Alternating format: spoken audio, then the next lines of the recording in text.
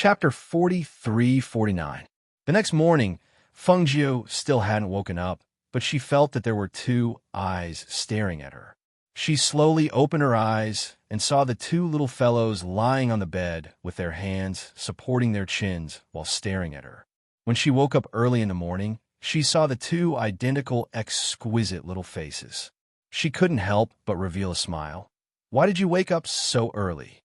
"We were worried that Mother would disappear when we woke up, but when we woke up this morning, we saw Mother sleeping beside us." "Mother, you were snoring like a little pig just a moment ago," Yu said with a beaming smile.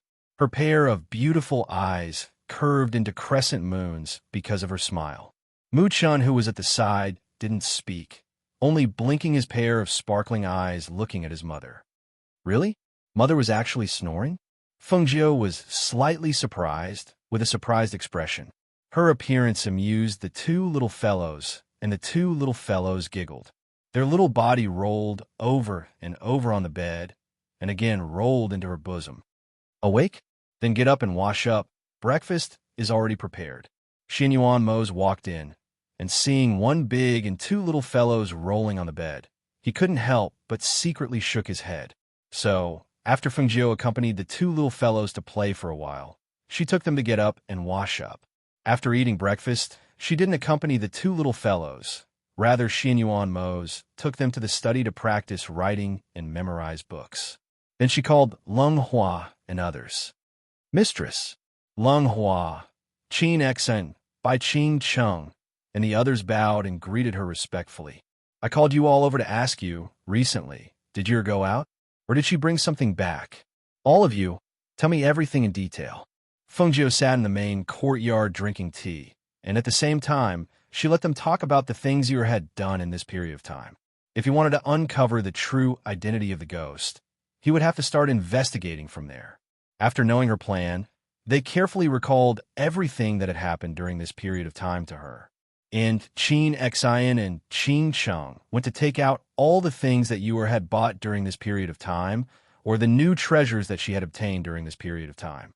Early in the morning, Fengjiu had been investigating, but until noon, there was no clue. She put all the little trinkets and pearl-like treasures back and handed them to Qing Cheng. "Take these back and give them to Yu. There's no problem with that." As she spoke, her brows furrowed slightly. She couldn't figure out what was going on. Since he didn't touch anything dirty, why would he be haunted by ghosts? "Are you sure you didn't leak out the things that happened during this period of time?" Fengjiu looked at Leng Hua and asked. "No, some time ago, Miss was very naughty and even sneaked out. Later, she was grounded by the Yama Lord, but nothing happened. Only that day when she fell down, the bleeding from her wound was a little strange, but later, after applying medicine and bandaging, it was fine. After a few days, that thing happened," Leng Hua said truthfully. Hearing this, Fengjiu pondered. She played with the lid of the teacup with one hand, and then gently put it down and picked it up again. She always felt that she seemed to have overlooked something, but what was it? For a moment, she couldn't find the thing that she had overlooked. Chapter 43-50. When the others in the courtyard saw this, they quietly followed behind her and left the courtyard. Fengjiu walked slowly in the courtyard and happened to meet the two children who came back with Xin Yuan Mose. When the two children saw her, they smiled and ran towards her. "Mother!" The two little guys shouted and quickly came to her side. Each of them took one of her hands. Yu looked up like a little sparrow and excitedly said, "Mother, Yu practiced writing today. Father said Yu's writing has improved." "Mother, Chun memorized a book today," the little guys said, unwilling to fall behind. "Mother, Yu can write Mother's name." Mu Chen looked at his sister and then looked at his mother and quickly said, "Mother, I can write too." Good, good, good. You're both good and smart. You are both Mother's babies." Fengjiu smiled and held each one of her hands, looking at Mose, who was standing there with a helpless look in his eyes. "Since you came back, these two little guys didn't stick to me. After practicing writing, they always wanted to come and look for you." Xin Yuan Mo stepped forward and said, looking at the two little guys. Seeing this, Yu came to Xin Yuan Mo's side and pulled his sleeve, softly calling, "Father." Xin Yuan Mo squatted down and He saw the little one pouting her little mouth and kissing him. She also patted his hand with her little chubby hands. "You're also like father." Seeing this, Xianyuan Moses' deep eyes overflowed with gentleness and smile. He looked at the little one beside him and his heart warmed. Father knows. After saying this, he saw the little one smiling happily and quickly ran back to Fengjiu's side. He couldn't help but smile helplessly. This little guy, Mother, let's go to the garden to see the flowers. She held Fengjiu's hand and went to the garden. Slow down, don't walk too fast, Fengjiu said, holding their hands so that they wouldn't fall. The family strolled around the garden in the manner. Leng Hua and the others followed them from a distance.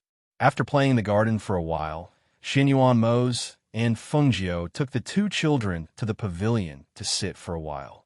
The originally sunny day was suddenly struck by lightning. A layer of dark clouds covered the sky, and it looked like it was about to rain. "It looks like it's going to rain." As Fengjiu spoke, he looked at the sky and stood up. "Let's bring the two children back. This morning, I asked all morning, but I didn't get anything out of her. I want to try probing Yuer's body again." As Fengjiu spoke, he saw Yuer, who was originally chasing the butterfly in the garden, chasing it to the rockery. He said, "You take Shun-er back first. I'll take Yuer." Xianyuan Mose responded and stood up. After looking at the sky, he called out, "Chun-er, follow me back to the courtyard first." Little sister went that way. Mu Chan said, pointing to the rockery. "It's okay. Mother will take her back.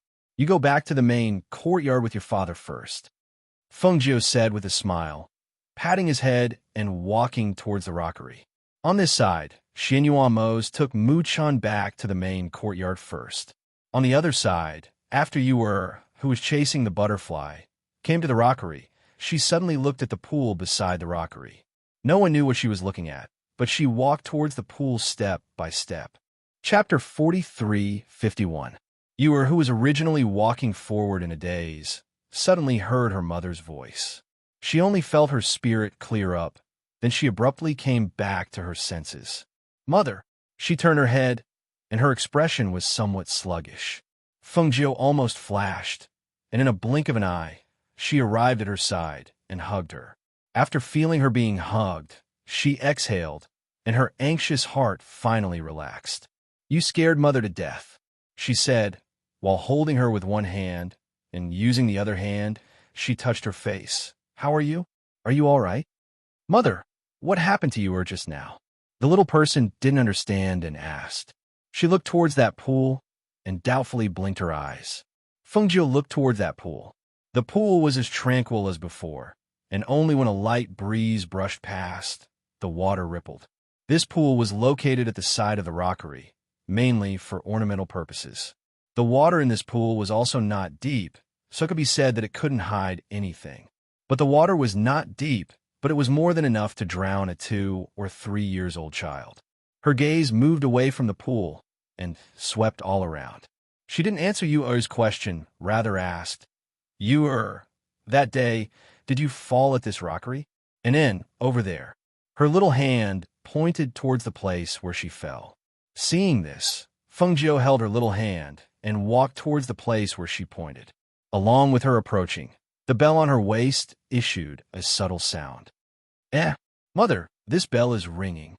Yuer curiously looked at that small pendant on her waist. Fengjiu lowered her head and took a look. This was given to her by her big sister, Wanyan Qianhua. Only when evil approached, this bell would issue a sound, but now she stopped her steps and swept the ground of the rockery with her divine sense. She saw that under the ground, something seemed to be in the process of quietly moving towards the depths. Immediately, she signaled Yuer to withdraw, then condensing her spiritual power, she attacked towards that underground. Shio! Bang! Swift and fierce sound of airflow came, and with a bang sound, the ground exploded. At the same time, sand and soil splashed, and something seemed to fly out from the ground, and almost without stopping, it wanted to escape far away. Trying to escape? Fengjiu coldly snorted. With a wave of his hand, a talisman flew out and wrapped around the object. With a hiss, the object fell from midair to the ground. Faintly, a sharp and mournful sound could be heard. The commotion attracted Xinyuan Mose and the others. They hadn't gone far yet and quickly turned back, just in time to see Fengjiu throwing out the talisman. "What happened?" Xinyuan Mose asked as he came to their side. "That thing has been pulled out," Fengjiu said as his gaze fell on the front. Seeing this, Du Fan quickly stepped forward and picked up the item wrapped in the talisman. Upon closer inspection, he saw that it was a pitch-black pearl. Thus, he said to Fengjiu and the others, "Master, Yama Lord, this is a spiritual pearl. However, this spiritual pearl has Ein's spirit attached to it. Give it to me. Later, I will use heavenly fire to refine it," Fengjiu said as he took that unremarkable pearl from Du Fan's hand. When the pearl entered her hand, she felt a trace of blood on it. Chapter 43:52. Hearing that, the crowd nodded. That was the only explanation that made sense. The people living in this residence weren't ordinary cultivators. If the residence wasn't clean, they would have known long ago. Moreover, even if there was, ordinary Ein spirits wouldn't be able to stay by their side. After all, putting aside the fact that Yama Lord and their master were the lords of heaven and earth, just their pressure and aura alone made it so that Ein spirits wouldn't dare to live in this place. Moreover, their cultivations weren't low. Even the most brainless Ein spirits wouldn't dare to take such a big risk to stay in this place. The only possibility was that, as their master said, the wisp of Ein's spirit hidden in the spiritual pearl was originally sleeping, or was on the verge of dissipating. It was coincidentally awakened by Yu-Er's blood, and thus entangled with Yu-Er. Xinyuan Mose lowered his head and glanced at his daughter beside him. He patted her head and asked, "Yu-Er, are you all right?" "I'm fine. Mother is here." She raised her face and revealed a smile. "That's good." Seeing this, Xinyuan Mose's lips also curled up. Fengjiu turned around and looked at Xinyuan Mose and the two children beside him. She said, "You two go back to the courtyard first. I'll go back after I deal with this place." Xinyuan Mose was very confident in her work, so he didn't ask any more questions. Instead, he brought his children to the main courtyard. After they left, Fengjiu said to Leng Hua, "Fill in this place and rebuild it." "Yes," Leng Hua responded. He watched as she turned around and walked to the side of the pond. She took out the black spiritual pearl and threw it. A cluster of flames flew out from her palm and wrapped around the pearl. When a mournful cry sounded, Fengjiu waved her hand and formed a soundproof barrier to prevent the sound from scaring her two children. At the same time, she increased the intensity of the flame. As her flame grew bigger, pieces of black ashes fell from the bead and were blown away by the wind and fell into the pool. "I don't dare. Let me go. Please let me go." The sound of begging for mercy was accompanied by shrill screams. However, Fengjiu's face was cold, and there was no expression at all. "You've touched my reverse scale, and you want me to let you go? Huh. Don't worry. My natal heavenly fire can burn your remaining soul into ashes and make you disappear from this world. You won't even be able to enter hell." Her cold voice rang out from her mouth. With a flip of her palm, a flame burned with a hoo-hoo sound. As time passed, the voice of the Ein spirit hidden in the spiritual bead grew weaker and weaker. Its soul was devoured by the flame bit by bit until it was burned to ashes and disappeared from the world. Bang! The spiritual pearl exploded and turned into ashes that scattered in the pond. The fish in the pond scrambled to devour it. As the spiritual pearl exploded and dissipated, the flame in Fengjiu's palm also disappeared. As she withdrew her hand, she removed the soundproof barrier in the air. Then, she turned around and walked back. When she passed by Du Fan and the others, she paused and said, "Pack up and prepare in the next few days. We'll find a time to go back." Hearing this, everyone was stunned. Then, their eyes overflowed with surprise. "Master, you're going back?"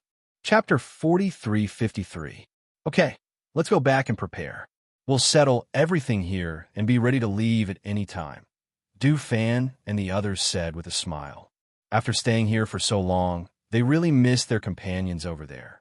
Fengjiu said a few words to them and then went to the main courtyard.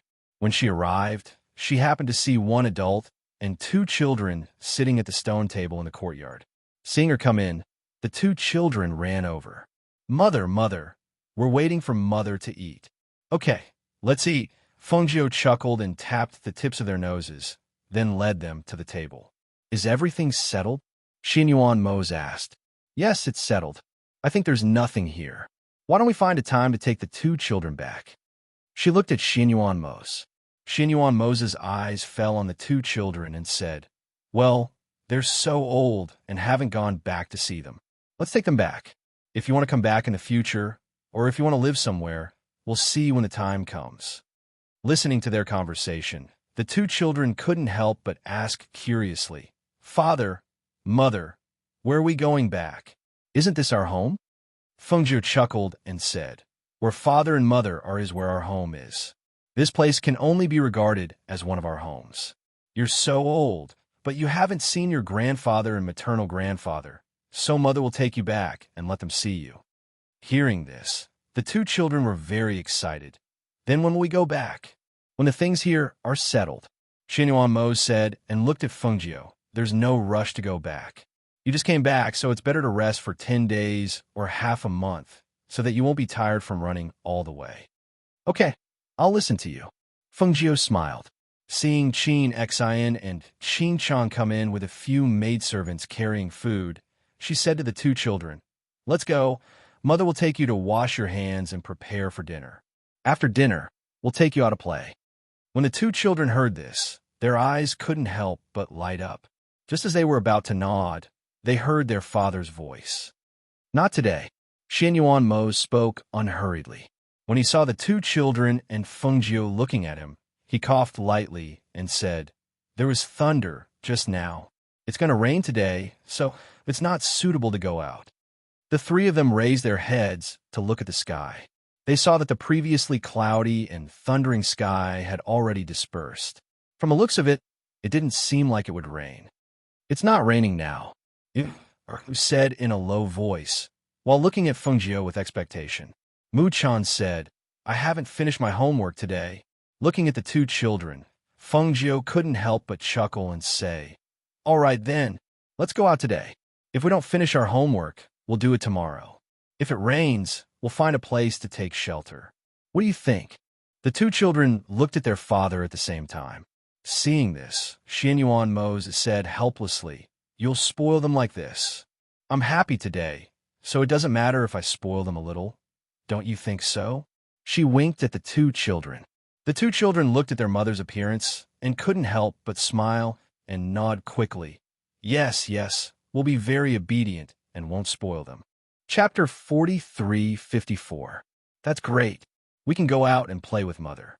The two children were so excited that they danced with joy. Seeing the two children so happy, Xinyuan Mose didn't say anything, only saying, "Hurry up and eat. After eating, we'll go out and play." The two hurriedly responded, their faces brimming with happy smiles. Regarding Fengjiu's return, the people in the city didn't know. However, when people saw the family of outstanding appearances strolling through the streets, they couldn't help but be secretly surprised. The red-clothed ghost, Dr. Fengjiu, wasn't unfamiliar to the people in the city. The only unfamiliar thing was the pair of pink and jade-like children they were holding hands with. Fengjiu and that Yama Lord's outstanding appearances didn't need to be said. However, they didn't expect that the pair of children would also be so good-looking that people couldn't take their eyes off them. The two children had the same appearance, but the little girl in the pink dress looked more lively and lively, while the little boy in the white robe looked like a little adult. His serious appearance almost made the young women on the streets want to go up and hug him. Isn't that the ghost doctor and Yama Lord? It's so rare to see them come out. Speaking of which, it's been almost a year since the ghost doctor appeared in the city. The two children they're holding hands with are their children, right? I've always heard that they have two children, but I rarely see them go out. I didn't expect to see them on the streets today. They're so good-looking. That's right. Yama Lord and the ghost doctor's appearances are so outstanding. It's normal for their children to be good-looking. Hearing the whispers from the people on the streets, Fengjiu looked at the two children with unconcealable pride in her eyes. These were her and Moses' children. They were so good-looking. When they grew up, they would charm a large number of young men and women. At this moment, she couldn't help but think, what kind of man and woman would be worthy of her children in the future? What are you thinking about? Xinyuan Mose saw her lips slightly raised, revealing an inexplicable smile, and could not help but raise his eyebrows and ask. Fengjiu glanced at her and chuckled. I'm thinking, what kind of man and woman will be worthy of our son and daughter in the future? Upon hearing this, Xinyuan Mose glanced at the two children, and the corners of his lips curled up slightly. He said, as long as they like it. That's true. As long as they like you, there's nothing to be worthy of. Fengjiu chuckled. She thought that their children's standards would naturally not be low in the future. The person who could catch their eye and fall in love with would naturally be extremely outstanding.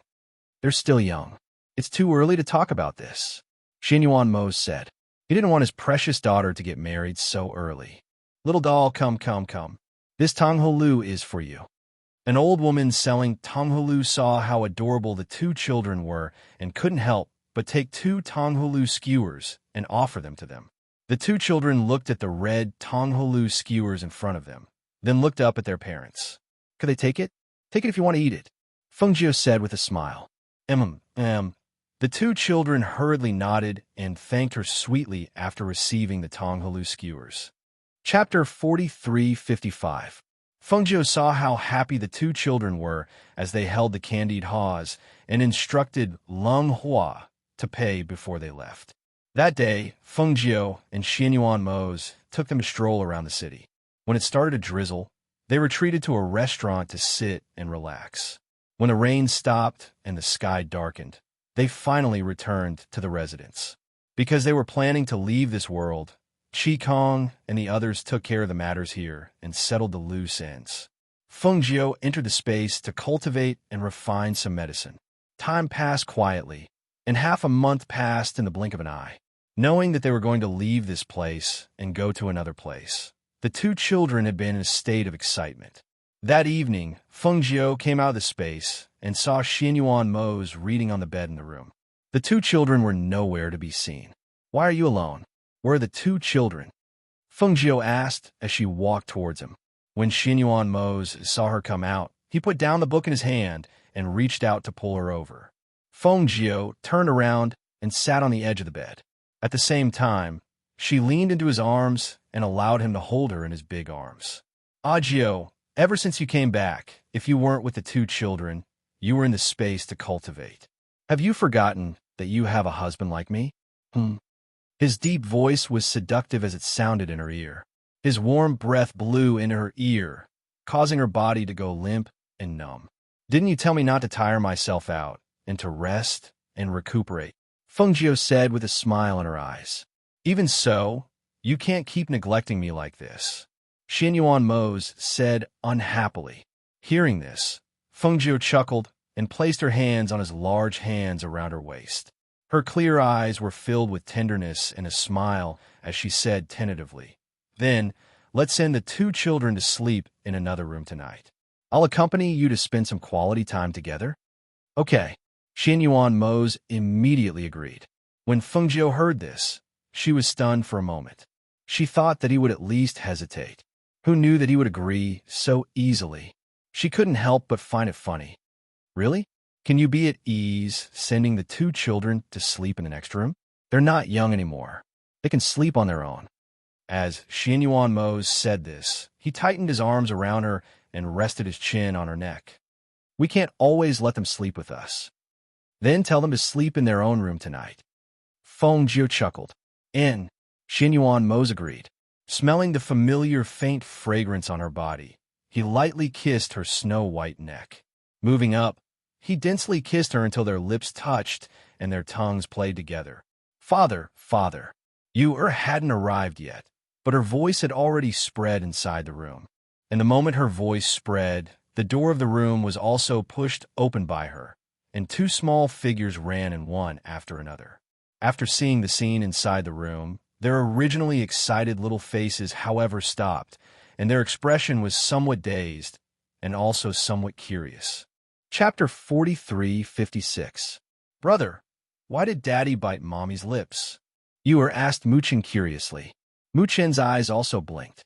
He tilted his head and thought for a while. Finally, he said seriously, Daddy must be hungry. Daddy's hungry? But he can't eat Mommy's lips. No, I'm going to call Enchanting and ask them to prepare some food for Daddy. Daddy's starving. The little one ran out like a gust of wind, shouting as he ran.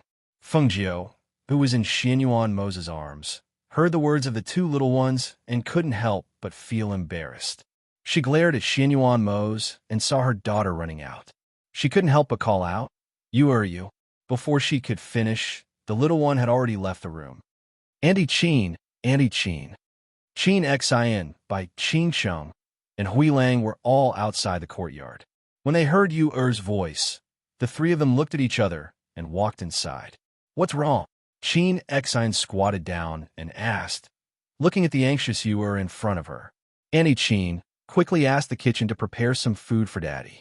Daddy's starving, Yu said anxiously, grabbing Qin Xin's hand and asking her to quickly ask the kitchen to prepare food.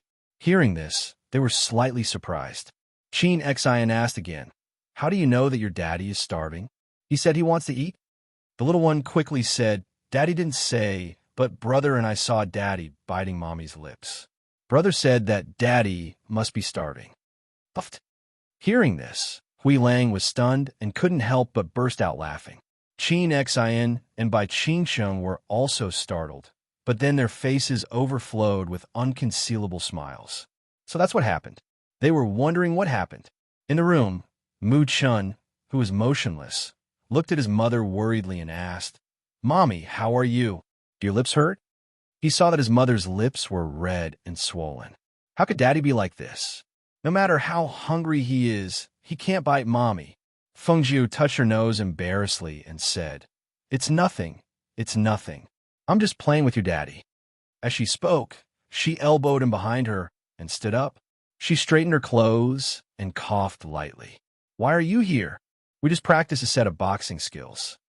Then it's the same for Mother to see. Let's go. Let's go outside and let Mother see how you're doing.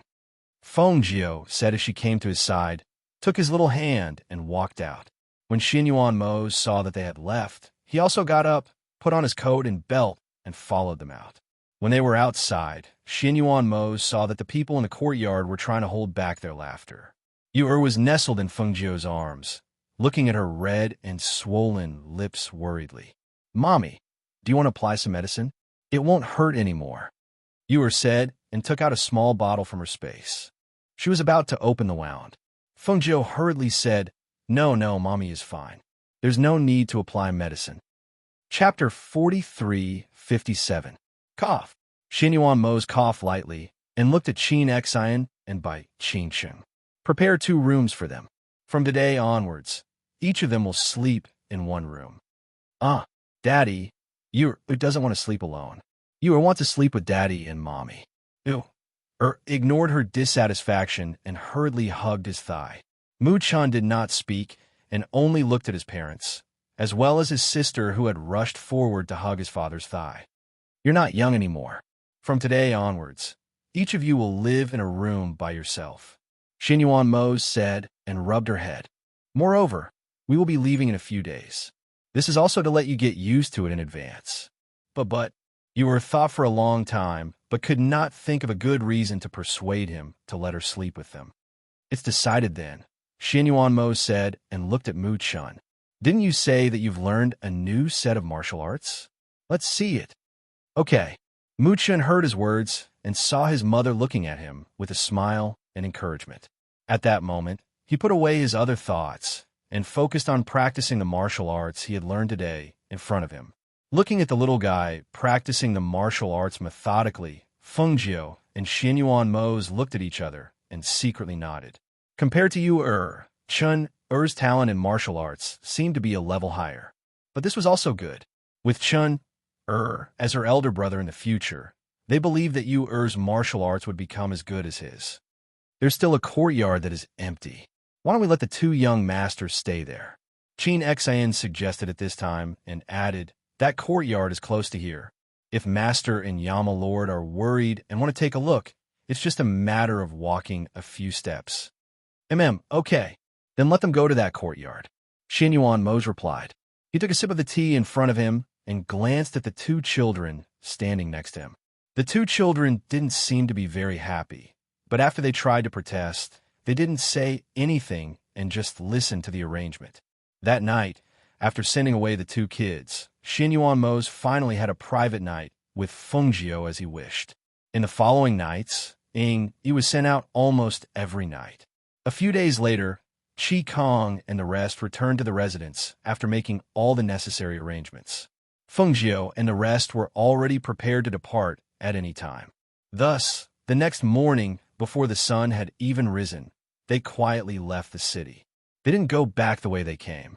Instead, after leaving the city, Qi Kong tore open a hole in the sky. The group of them gathered their qi and sat on the flying ship. From the flying ship, they passed through the crack in the sky and headed in the direction of the Phoenix Imperial Court. On this day, the people in this world didn't feel anything wrong. They didn't know that Fengjiu and Xianyuan Mose had already left this world. A few days later, in the Phoenix Dynasty. Chapter 4358. Mother, this place is so beautiful. There are so many peach blossoms. Yu'er's eyes shined brightly as she looked at the large peach blossom forest in front of her. It was difficult to conceal the excitement in her eyes. Fengjiu faintly smiled and said, This place is very beautiful. Mother used to frequently come here to live. This time, after rushing back, we will first rest here for a day or two. After that, we will bring you to see your maternal grandfather and the others. Did you tell them that we arrived at Peach Blossom Cove? Xianyuan Mose asked. Fengjiu looked at him and said, I was thinking of resting here for a day or two. At that time, we will return to the Foam Manor. For now, there is no need to tell them, so as to avoid them all running over here. Xianyuan Mose slightly nodded and said, it should be like this. If the people in the manor knew that they had returned, it was estimated that a large number of people would come over here. Father, I want to compete with Big Brother to see who can go up the mountain the fastest. Pulled on Xianyuan Mose's sleeve and said. Her eyes were filled with excitement. Go. Be careful, don't fall. Xianyuan Mose nodded and looked at the two children beside him. Following the two children going up, Fengjiu looked at Qin Xian and by Qin Sheng and hinted for them to follow. After the two received the signal from Fengjiu, they raised their spirits and chased after the two little masters. Seeing the two children leave first, Xianyuan Mose curled his lips and held Fengjiu's hand. While walking up, he chatted with her. What about Guan Shilin?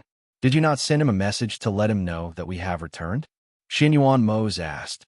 Fengjiu's footsteps paused and said, I thought that we wouldn't leave so quickly this time, so I didn't tell him. Let's wait until after we return to the manor. After her voice fell, she continued. This time, we directly came here. We still haven't gone to your father's place to stay for a few days. So I was thinking that after staying in the manor for a few days, I will bring the two children to see your father. Xianyuan Mose walked up the mountain. It was unknown what he was thinking, but he asked, How is Mo Chun now? Has he still not formed an immortal body? Fengjiu didn't expect him to ask about Mo Chun. She stopped in her tracks and said, She hasn't appeared since the last time. However, the aura of the golden lotus in the space is getting stronger and stronger, and she's being nourished by the pure spiritual energy in the space. I think it won't take long for her to condense an immortal body. She paused and looked at him, asking, Why are you suddenly talking about Mo Chun? During this time, the Devil Lord has been making a lot of movements. I can see that he is ready to make a move again. If the Black Lotus was not in his hands, it would be easier to deal with him. But with the Black Lotus in his hands, I don't know how much his strength has improved in these 2 years. The longer we delay, the harder it will be to deal with him in the future. So I was thinking that after returning this time, we will have to deal with the Devil Lord and take back or destroy the Black Lotus. Xianyuan Mose slowly explained his plan. Now, if there was anything in this world that he was afraid of, it should be the fact that the Black Lotus of Destruction had fallen into the hands of the Devil Lord. He had experienced it personally and naturally knew how dark and powerful the Black Lotus was. Especially now that they had a pair of children, he was even more worried about when things would explode out of control. Chapter 43:59. They were tired from running all the way, so they chose to have a good rest in this Peach Blossom Cove for 2 days before going home. In their opinion, there was no need to be anxious. This was the first time the two children had seen such a beautiful place. The whole peach blossom forest was so real in front of their eyes. Looking at the scene of petals flying in the wind, Yor couldn't help but pull Chin Xin beside her and asked, "Aunt Chin, will this peach blossom tree bear peaches?" "Yes." Chin Xin smiled. "But now is the time when the peach blossom is in full bloom. It will only bear peaches after the flowering period." "Wow. Then won't there be big peaches hanging on this tree in the future?" Yor wants to pick them personally. Her little face was filled with excitement and anticipation. At that moment, she smiled and ran forward, shouting, big brother, come and chase me. Come and chase me." At this time, somewhere in this peach blossom forest, Xian Yuan Hao, who was wearing a fitting blue robe, was sitting between the branches of a peach tree. He looked at this familiar peach blossom forest and thought of his father and mother in his heart. Since he was brought back by his biological father, he hadn't seen his father and mother for several years. He didn't know how they were now. Did they miss him? Although he had returned to the side of his biological parents, but in his heart, he always remembered that pair of parents who were strict and loved him dearly. Even if they were not his biological parents, but in his heart, their position was far higher than his biological parents. Because he missed his mother, every year when the peach blossom was in full bloom, he would quietly come here to stay for a few days and then go back. This Peach Blossom Cove was his mother's place. But the peach blossom was in full bloom every year, but he couldn't see his mother every year. Brother, come and chase me, come and chase me." Not far away, the sound of laughter pulled back his thoughts. He looked at the direction of the sound and saw a chubby little girl wearing a pink dress running in the peach blossom forest with a pair of short little legs. From time to time, she would turn her head back and waved her hand while shouting. About 10 meters behind the little girl, a little boy in a white robe was walking at a leisurely pace. The little boy had the exact same face as the little girl, which made him feel surprised. Brother, come quickly." Yor was running, and seeing that she was about to be tripped by a branch on the ground, Hauer, who was sitting on the top of the branch, immediately jumped down and caught her. "Sister," Mu Chun shouted as he ran forward. Chin Xin and Bai Qin Chong, who were following behind, were slightly surprised. Looking at the familiar figure, they couldn't help but look at each other. "How are you? Are you hurt?" Hauer hugged the little meatball that had fallen on his body. He realized that when he hugged her like this little person's body was soft and meaty. It was very comfortable. Yor blinked her beautiful eyes. Then, looking at this handsome and unfamiliar little brother before her eyes, she stood up, then politely thanked him. "Yor, thanks, little brother. Yor didn't hurt," she said with a beaming smile. Then, standing up, she patted the leaves stuck on her body. "Sister." Mu Chun came to you, sighed, and shielded her behind him. He looked at this boy who was much taller than them. Chapter 43:60. "Thank you for helping my sister. I'm her brother."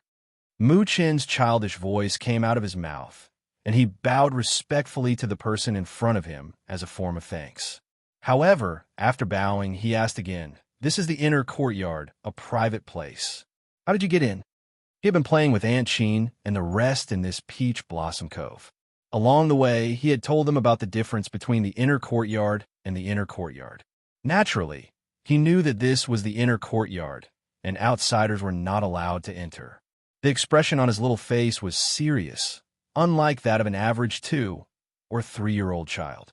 Especially his soft voice, it was not threatening at all, but it made people want to laugh.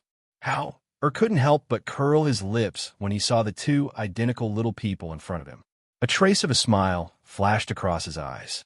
These two little guys were so small, so short, and two identical little faces. One had a straight face, looking like a little adult, while the other had a pair of curious and beautiful eyes, quick-witted and sly. He couldn't help but want to pinch those pink and tender little cheeks. Yes, back then his mother liked to pinch his face. Who are you? Why did you come in? You can't come in here. Quickly get out. Mu-chan said, his gaze fixed on him. How?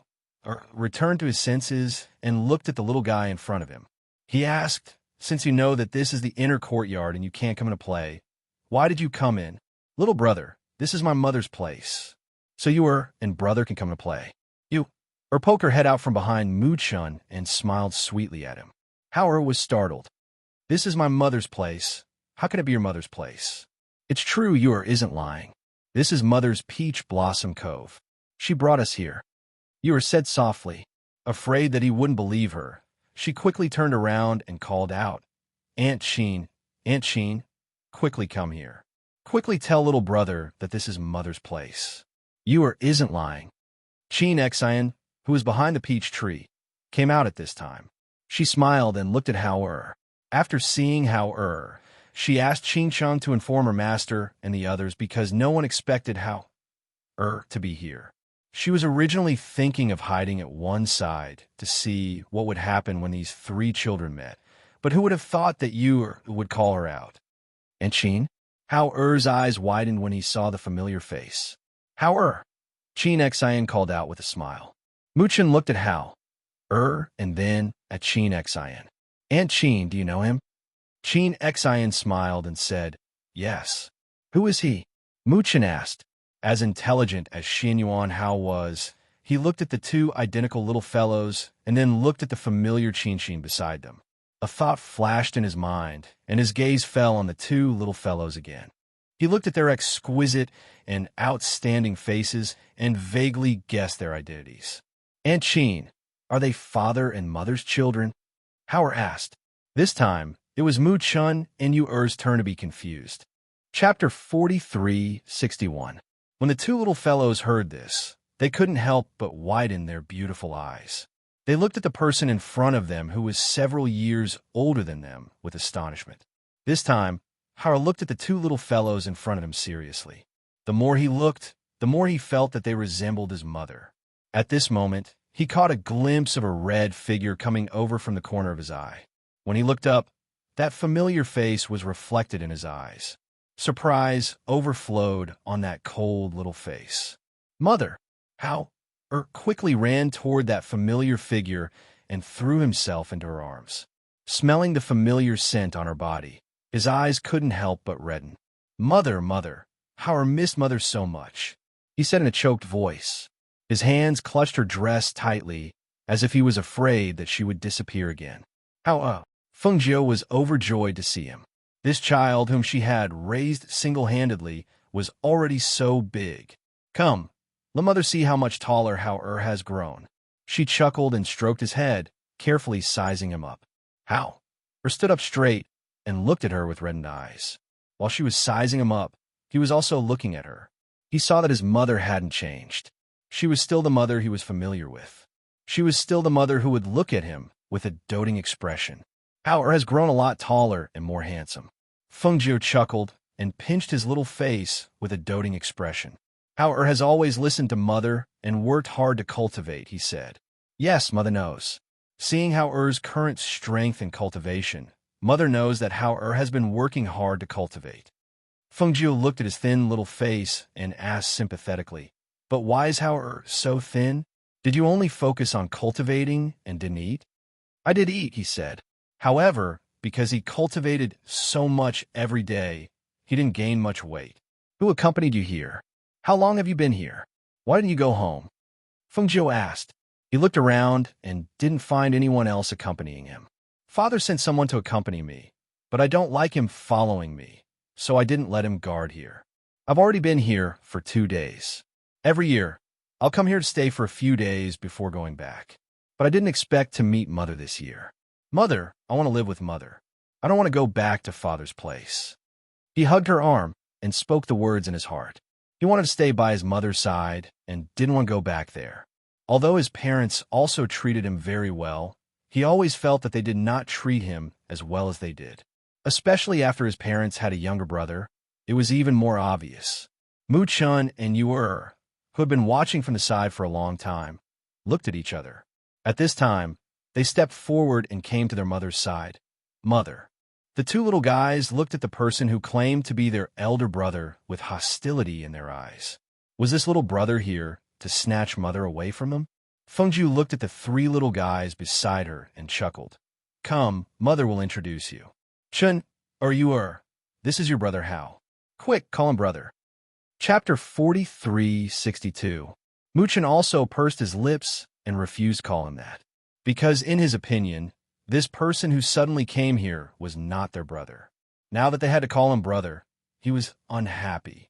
Moreover, this person called their mother mother. It was obvious that he was here to snatch their mother from them. This made him feel a strong sense of danger, so he stared at him warily like a little hedgehog. Fengjiu was stunned. She thought that the children would be very happy to see each other, but she did not expect Mu Chun and Mu Yu to feel so repulsed by Hao. For a moment, she was a little surprised and did not understand. What was going on? Hao was already sensible. He knew that he was not his parents' biological child. Now that his parents had a biological child, would they still treat him as before? For a moment, his little face was a little pale. He stood there with his lips pursed and did not speak.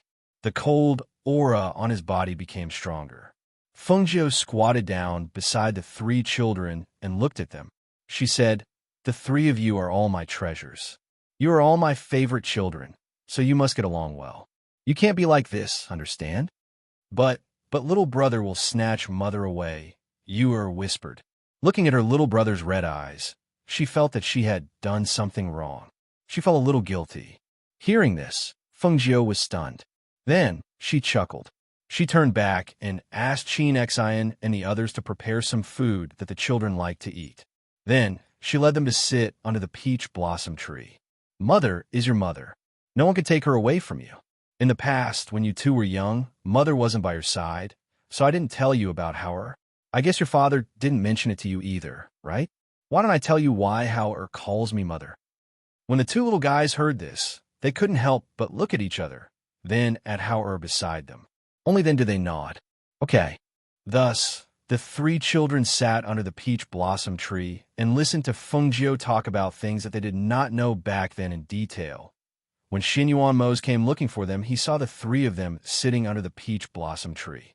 The peach blossom and the people under the tree set off each other. The scene was extremely beautiful. He slowly walked forward and listened to their whispers. He listened to the two little ones' cries of surprise until they stood up when they saw him. Father, Yu happily rushed forward and said, Father, we are listening to Mother talk about Big Brother Hao's childhood. Father. Muchen also called out, but he did not step forward. Hao greets Father. Seeing him, Hao smiled and bowed respectfully. Yes, I heard that Hao was here, so I came over to take a look. Your mother originally wanted to send you a message when she got home, but she didn't expect you to be here. Xinyuan Mose said as he carried you, and walked forward. Looking at the three children, he said, It seems that you all already know each other. We know each other. Mu Chan said as he looked at Hao and said, From now on, he will be you and my big brother. Although he was young and not very sensible, after hearing those things from his mother, he gradually recognized him in his heart. Even if he was not their father and mother's biological son, in the future, they would still call him Big Brother. Chapter 43:63. Hearing this, the two children looked at each other and nodded. Yes, we understand. Qin Xian and the others have already prepared the children's favorite food in front. Let's go together. Xinyuan Mose looked at Fengjiu and said. Then he reached out to Hao. Hao, let's go. Yes. Hao looked at the big hand reaching out to him and reached out to take it. Feeling his father's big hand holding his small hand tightly, he couldn't help but look up at him with a happy smile in his eyes. Father, I don't want to go back. I want to be with you. Is that okay? Hao asked as he walked with him. Fengjiu held the two children's hands and followed behind while listening to the two people in front of them talk. Why don't you want to go back? Don't your father and the others treat you well? Xinyuan Mose asked and lowered his head to look at him. Hao shook his head and said, No, they treat me very well. They never treat me badly when it comes to food and things. Since that's the case, Why don't you want to go back? Xinyuan Mose asked again. I want to be with father, mother, and brother and sister, he said in a small voice and lowered his head slightly. Fengjiu saw this and said with a smile, this matter isn't urgent. Let's talk about it later. But now that we're back here and you're here, then come back home with us tomorrow and stay for a few days. I'll send someone to inform your father. Hearing this, he was happy and a smile appeared on his cold face. Thank you, mother. He looked at the two identical siblings beside his mother and said, I'll take care of them. Fengjiu couldn't help but shake his head and chuckle. You're still a child yourself. How can you take care of these two little devils? You just met them and don't know. Once you get familiar with them, you'll know that these two little fellows are extremely naughty, especially you. Fengjiu glanced at her daughter beside her and saw that the little one was smiling with an innocent and harmless face. She couldn't help but secretly shake her head. This year was really weird. The family went to the pavilion in front and ate while admiring the peach blossoms. Fengjiu saw that the three children had gradually integrated from the initial rejection of strangers. Fengjiu smiled and said to Xinyuan Mose, stay with them for a while. I'll be back soon. Xinyuan Mose replied, then glanced at her. His gaze once again fell upon the three children playing in the peach blossom forest. Fengjiu got up and left. At the same time, she indicated for Du Fan to follow her. When they reached a place where there was no one, she stopped and said to Du Fan, go to the Black Tortoise Monarch's side personally and tell him that Mose and I have returned. We haven't seen Hao for a long time and missed him. Hao just happened to be at the Peach Blossom Cove, so let him stay with us for a while. Okay, Du Fan responded and didn't leave. Instead, he looked at her. He believed that Master still had things to tell him. Fengjiu paused and said, when you go over, find out how Hao has been with his father these past few years. Remember, don't alarm them. Just quietly ask around. I want to hear the truest news. Chapter 43-64. All right, I know what to do. Du Fan replied before turning to leave. Fengjiu walked forward and watched the three children chase and play in the peach blossom forest. Waves of laughter spread through the peach blossoms. She could not help but slightly raise the corners of her lips, revealing a smile. If the future could continue to be this beautiful and happy, that would be great. The next day, the Feng Manor began to get busy early in the morning. Everyone's faces were filled with smiles of joy and anticipation. There was no other reason other than that they had received news from Fengjiu that they would be returning home today. Quickly, clean the place up. See if there's anything missing from the yard. Quickly prepare it. Has the kitchen maid gone to buy groceries? Call a few people to go with her and buy some more groceries. Because Feng Sanyuan knew that Fengjiu and the others were returning, he was so excited that he could not stop smiling. He ordered the manor's servants to begin preparing. Arrange some flowers in the vase in the room. Go to the garden and pick some. How can these things be placed here? No, it has to be like this. As Feng Sanyuan spoke, he saw that the servants were not doing things to his liking, so he wanted to do it himself. However, he was stopped by Feng Xiao, who had rushed over. Father, just go sit in the front for a while. They know what to do. Also, we will be watching. Feng Xiao helplessly said as he pulled him outside.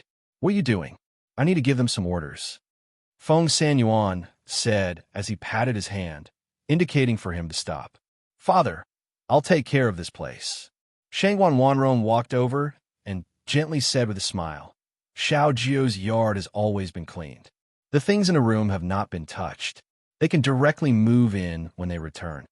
They haven't been back for many years, and no one has lived here for many years. It lacks a bit of human activity. That's why. Have a maidservant go to the garden and arrange some flowers in the room. Feng girl will like them. Feng Sanyuan ordered. All right, I know. Wanrong replied with a smile and said, Father, go sit in the front yard for a while. Maybe Xiao Jiu and the others will be here soon.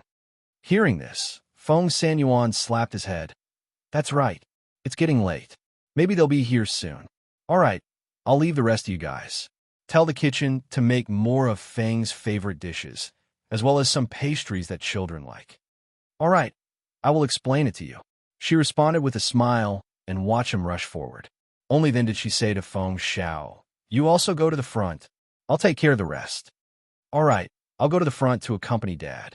He's been so excited since last night when he found out that Xiao Jio and the others are coming back today. Feng Xiao said with a smile and patted her hand before walking forward. Although the Phoenix Dynasty was still called the Phoenix Dynasty, it was the only country that did not have a monarch. It was formed by the various family forces, and the Feng family was the leader of the various family forces. The people of the nearby countries did not dare to make a move against this unremarkable little country. Instead, they tried to befriend them. Thus, over the years, the people of the Phoenix Dynasty lived better and better lives. Although no one said it, they all remembered the good of the Feng family. Chapter 43:65. Before the steward could speak, Feng Xiao, who was walking behind him, quickly stopped him. Father, if you run to the city gate and wait, the people in the city who don't know will think that something has happened. You just wait at home. When they arrive, they will naturally come home. I'll be waiting at home and waiting outside. If I go outside, I'll be able to see them faster. Also, they brought 3 children back. I don't know if they can take care of them, Feng Sanyuan said, feeling a bit worried. After all, Feng Girl's twin children weren't even 3 years old yet. Adding on if these 3 children were to run around, how could they take care of them? In my opinion, just let them go. Sushi walked out from behind with a smile on her face, saying, It's not like you don't know your father's temperament. If he knows that Feng Girl is back, can he still sit at home? Just let him wait at the city gate. But Feng Xiao was a bit hesitant. What's there to but? Feng Girl's return is a good thing. It's not like it's something shameful. That's why I said we can't let the people in the city know. All right, let's leave it at that. You look after the manor. I'll go to the city gate and wait for them, Feng Sanyuan said. Without waiting for Feng Xiao to say anything else, his figure flashed and rushed outside. Father, Feng Xiao called out. Sushi smiled and said, Let him go. I'll go to the kitchen to take a look. Saying this, she turned and left. When the people in the city saw Feng Sanyuan arrive at the city gate, they all had astonishment on their faces. This old master Feng's cultivation was getting stronger and stronger. His current appearance was also the same as when he was at his peak. He looked even younger than the Feng family's head, Feng Xiao. Normally, he rarely went out. Why did he come to the city gate now? Old Master Feng, why did you go out today? A middle-aged man greeted with a smile. Ha ha, today's a good day, so I came out for a walk. Feng Sanyuan laughed in a clear voice. After arriving at the city gate, he didn't leave. He just walked around the city gate. The city guards guarding the city gate couldn't help but become nervous. Old Master, what's the matter? The captain of the city guards hurried to his side when he saw him. It's fine. You guys do what you need to do. Don't worry about me. Feng Sanyuan waved his hand, indicating for them to ignore him. Yes. The captain of the city guards replied. He could only signal with his eyes for the city guards to stand properly and not make any mistakes. Sanyuan, what are you doing here so early in the morning? Gung family's old man was preparing to go outside the city early in the morning to stretch his muscles. Unexpectedly, he saw Feng Sanyuan walking back and forth at the city gate. He was looking around as if he was waiting for someone. When Feng Sanyuan heard this voice, he glanced at him and said, Why are you here so early in the morning? Ha, don't you know? Recently, I've been meeting a few old friends outside the city every morning to talk about cultivation. I usually go in the morning and come back at noon. Old man Gung smiled and said, Do you have nothing better to do? Do you want to join the fun with me? Not going. What's there to talk about with you? You can't beat me. Feng Sanyuan proudly raised his chin. His eyes were full of smiles. Chapter 43:66. Hearing his question, Feng Sanyuan glanced around. Then, he stepped forward and put his arm around Old Man Gung's shoulder. He whispered in Old Man Gung's ear, I only told you because I saw it was you. Little Feng and the others are coming back. I'm waiting for them here. Oh, they're coming back? Old Man Gung was very happy when he heard this. Speaking of which, I haven't seen them for many years. Yes, last night, when I heard that they would be here today, I came to the city gate early in the morning to wait for them. Let me tell you, you still don't know that they gave birth to a pair of twins, right? They're almost 3 years old. I heard from little Feng that they're very cute. When Feng Sanyuan talked about this, he was like an old urchin. His eyes were full of excitement. This kind of thing made him happy and proud. He wanted to share it with everyone. After all, the happier something was, the happier it was to share it with others. Since they're coming back this time, let them stay longer so that the children can accompany you. Old Man Gung said and patted his shoulder. I won't get involved with you. Today is their first day back. You should have a good family gathering. In a few days, I'll visit your house again. Okay, no problem. You still have things to do. Go ahead. I'll be waiting here. Feng Sanyuan said and patted his shoulder. Come home in a few days. I'll prepare some good wine for you. Ha, okay. Old Man Gung cupped his hands and stepped out of the city gate. Feng Jiao and the others in Peach Blossom Cove had a good rest and got up early in the morning. They also knew that they told their families last night that they would be looking forward to their return early today. So, they didn't want to stay up too late. Early in the morning, they sat on the purple gold spirit deer and went to the city. Lung Hua drove the carriage while Qi Kong and the others followed beside the spirit deer. Before they arrived at the city gate, they saw a familiar figure looking around from afar. When Feng Jiao saw the figure, he smiled and said to the three children, Look, your great-grandfather is waiting for us there. Where? Ur, who was originally leaning against the window, hurriedly asked. Looking towards the direction her mother was pointing at, she didn't see any old man with shining white beard, so she couldn't help but ask in confusion, Mother, where is great-grandfather?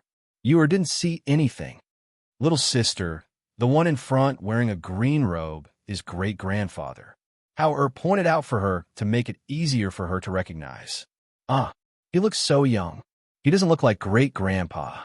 Doesn't great-grandpa have a white beard? She asked doubtfully. He's your great-grandfather. No mistake. Feng Jiao chuckled, seeing her grandfather waiting for them to come back. His heart could not help but warm. When Feng Sanyuan saw the familiar spirit deer carriage, he couldn't help but show a happy smile. Ha! It's here. He waved his hand and shouted. The spirit deer carriage approached from afar. When it arrived at the city gate, the spirit deer carriage also stopped. Feng Jiao got off first. Seeing the familiar grandfather, he couldn't help but walk forward and hug him. Grandfather, I'm back. Chapter 4367. Are these two little guys Mu Chun and Mu Yu? He couldn't help but quickly step forward and came to the side of the spirit deer carriage. Great-grandfather. The two little guys softly called out and showed him a sweet smile. Good, very good. Quickly let great-grandfather take a good look at you. Feng Sanyuan picked up one in each hand and hugged the two chubby little guys in his arms. At the same time, he said to Feng Jiao, You are quite heavy, Time flew by so quickly. You're already so big. Great-grandfather. Howard also poked his head out and looked at him. Howard, you have also grown a lot taller, but why are you so thin? Did you not eat? It's fine. Great-grandfather has already asked the kitchen to make your favorite dishes. Feng Sanyuan said with a smile. Looking at these three great-grandchildren, he was very happy in his heart. Thank you, great-grandfather. Howard's face showed a smile, and his eyes were full of joy. Grandfather. Xianyuan Mose came down from the spirit deer carriage and saluted him. It's good that you are back. Feng Sanyuan smiled and nodded. Grandfather, these two little guys are heavy. Put them down and let them walk on their own. Feng Jiao said and looked at the two children in his arms.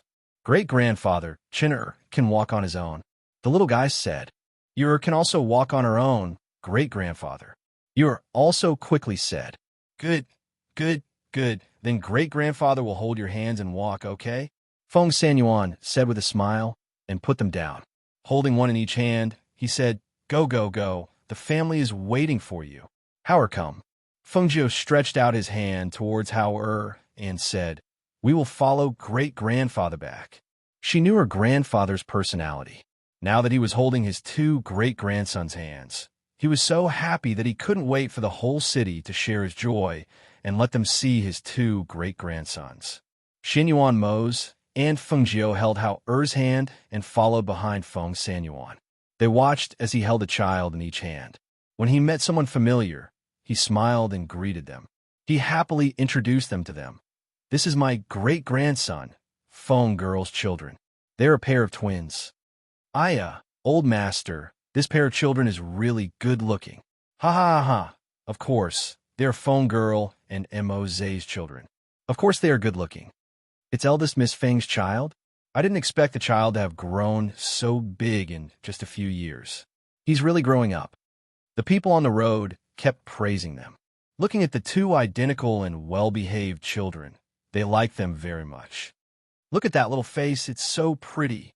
Old master, you're so lucky to have such a pair of adorable great-grandsons. Xinyuan Mose and Fengjiu held Hao Er's hand and watched from behind. They watched as all the familiar people they met along the way introduced them to the pair of children they were holding with a smile. Hao Er followed behind and watched. Although his parents were holding his hand, when he heard those people say that his younger brother and sister looked like his parents, he couldn't help but hold their hands tightly. He wasn't his parents' biological child. He didn't look like them. If only he was his parents' biological child. Chapter 4368. Hearing this, he raised his head and looked at his mother. Seeing the smile and doting in her eyes, his heart warmed, and he solemnly nodded, "And Hao will protect my younger siblings." Hao is so obedient. Fengjiu praised while leading him forward. Behind them, the spirit, deer carriage, and Qi Kong and the others unhurriedly followed. Looking at them in front, their faces overflowed with smiles. Because they walked back to Feng residence, it could be said that on this day, everyone in the city knew that they had returned. Even some people from aristocratic families came out to see them after hearing the news. They're here. They're here. Yi Jing held the child's hand and looked at the group of people coming from afar. Her face was full of excitement. Ever since they got married, they settled here. It's just that Guan Shilin would occasionally go out. This time, he was invited by the black market and had yet to return. If he knew that Fengjiu and the others had returned, he would be very happy. The two children who were led by Feng, San Yuan, saw so many people in front of the door. Yuer couldn't help but blink. She looked up and curiously asked, "Great-grandfather, who are they?" "Ha ha ha ha. Come. Great-grandfather will tell you who they are one by one." Feng San Yuan said with a smile and led the two forward. However, before he could speak, Wan Rong and Su Shi impatiently stepped forward.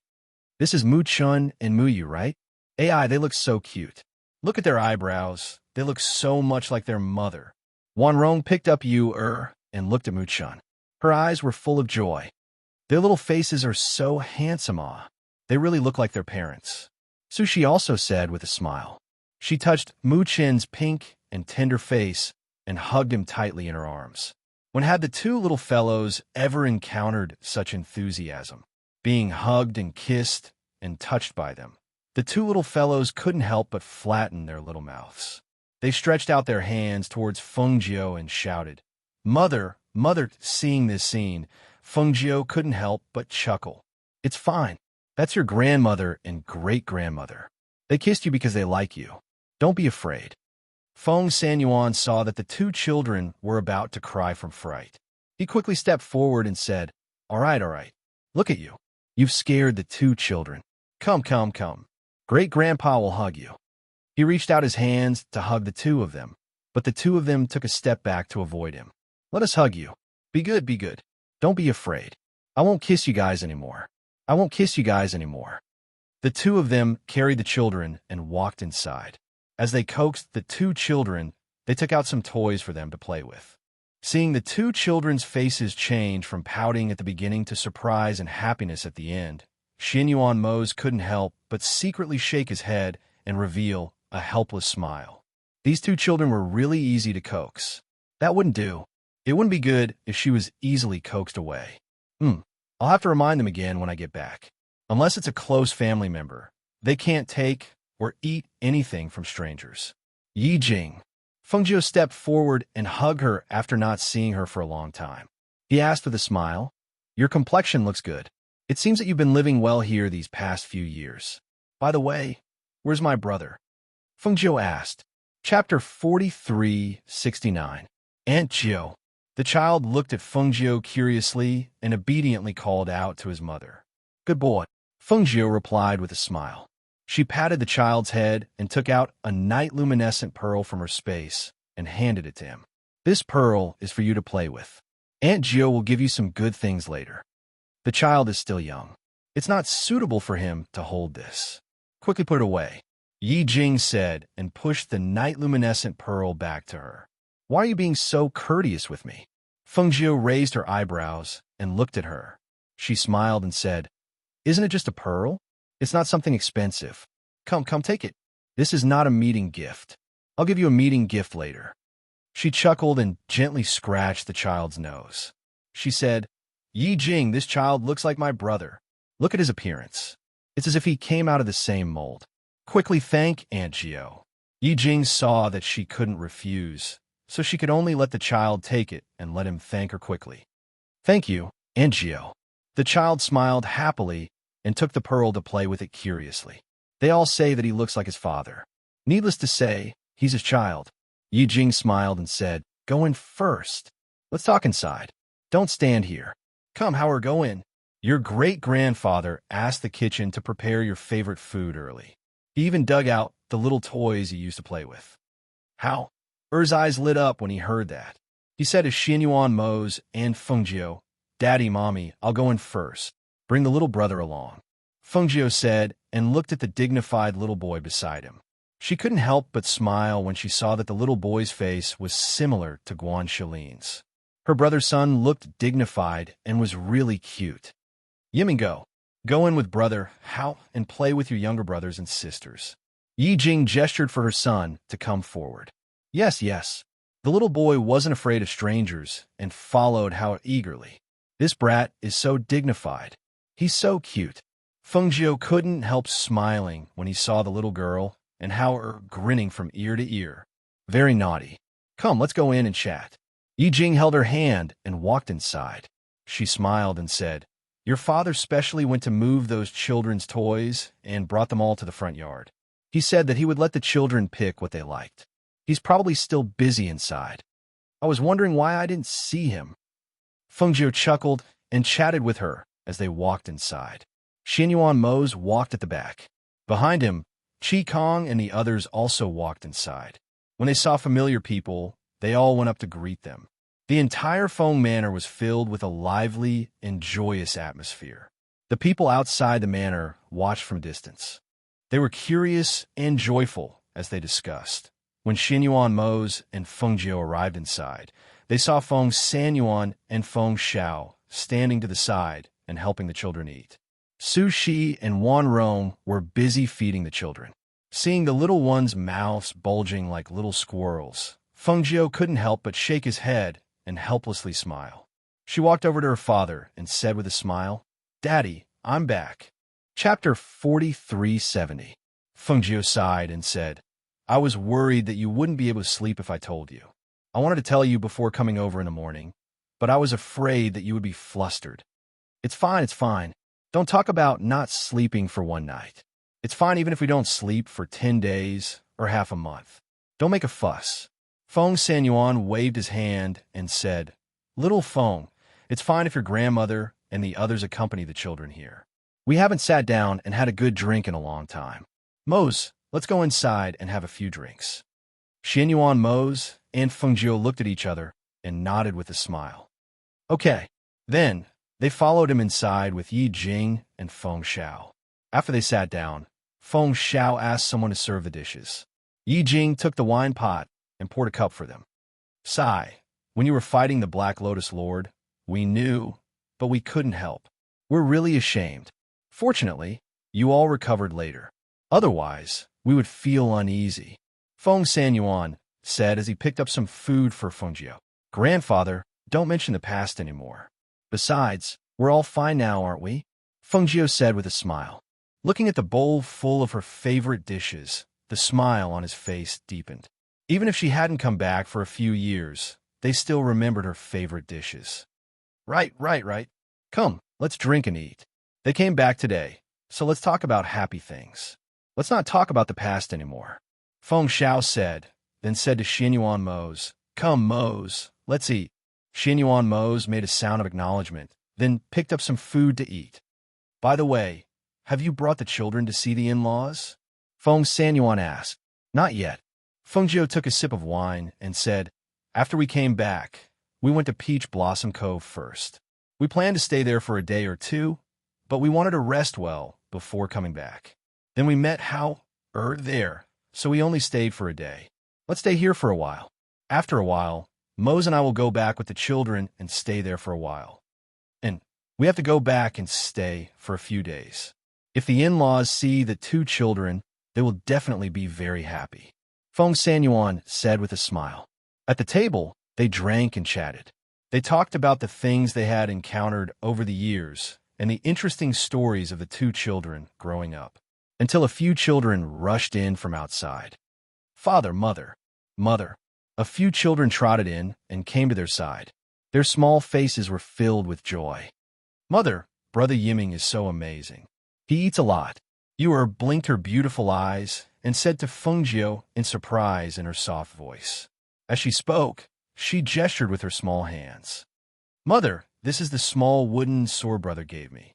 Mu Chun took out a new small wooden sword and handed it to Feng Jiu to look at. Guan Yiming, on the other hand, lay beside Yi Jing and stared at Mu Chun and Mu Yu's identical little faces.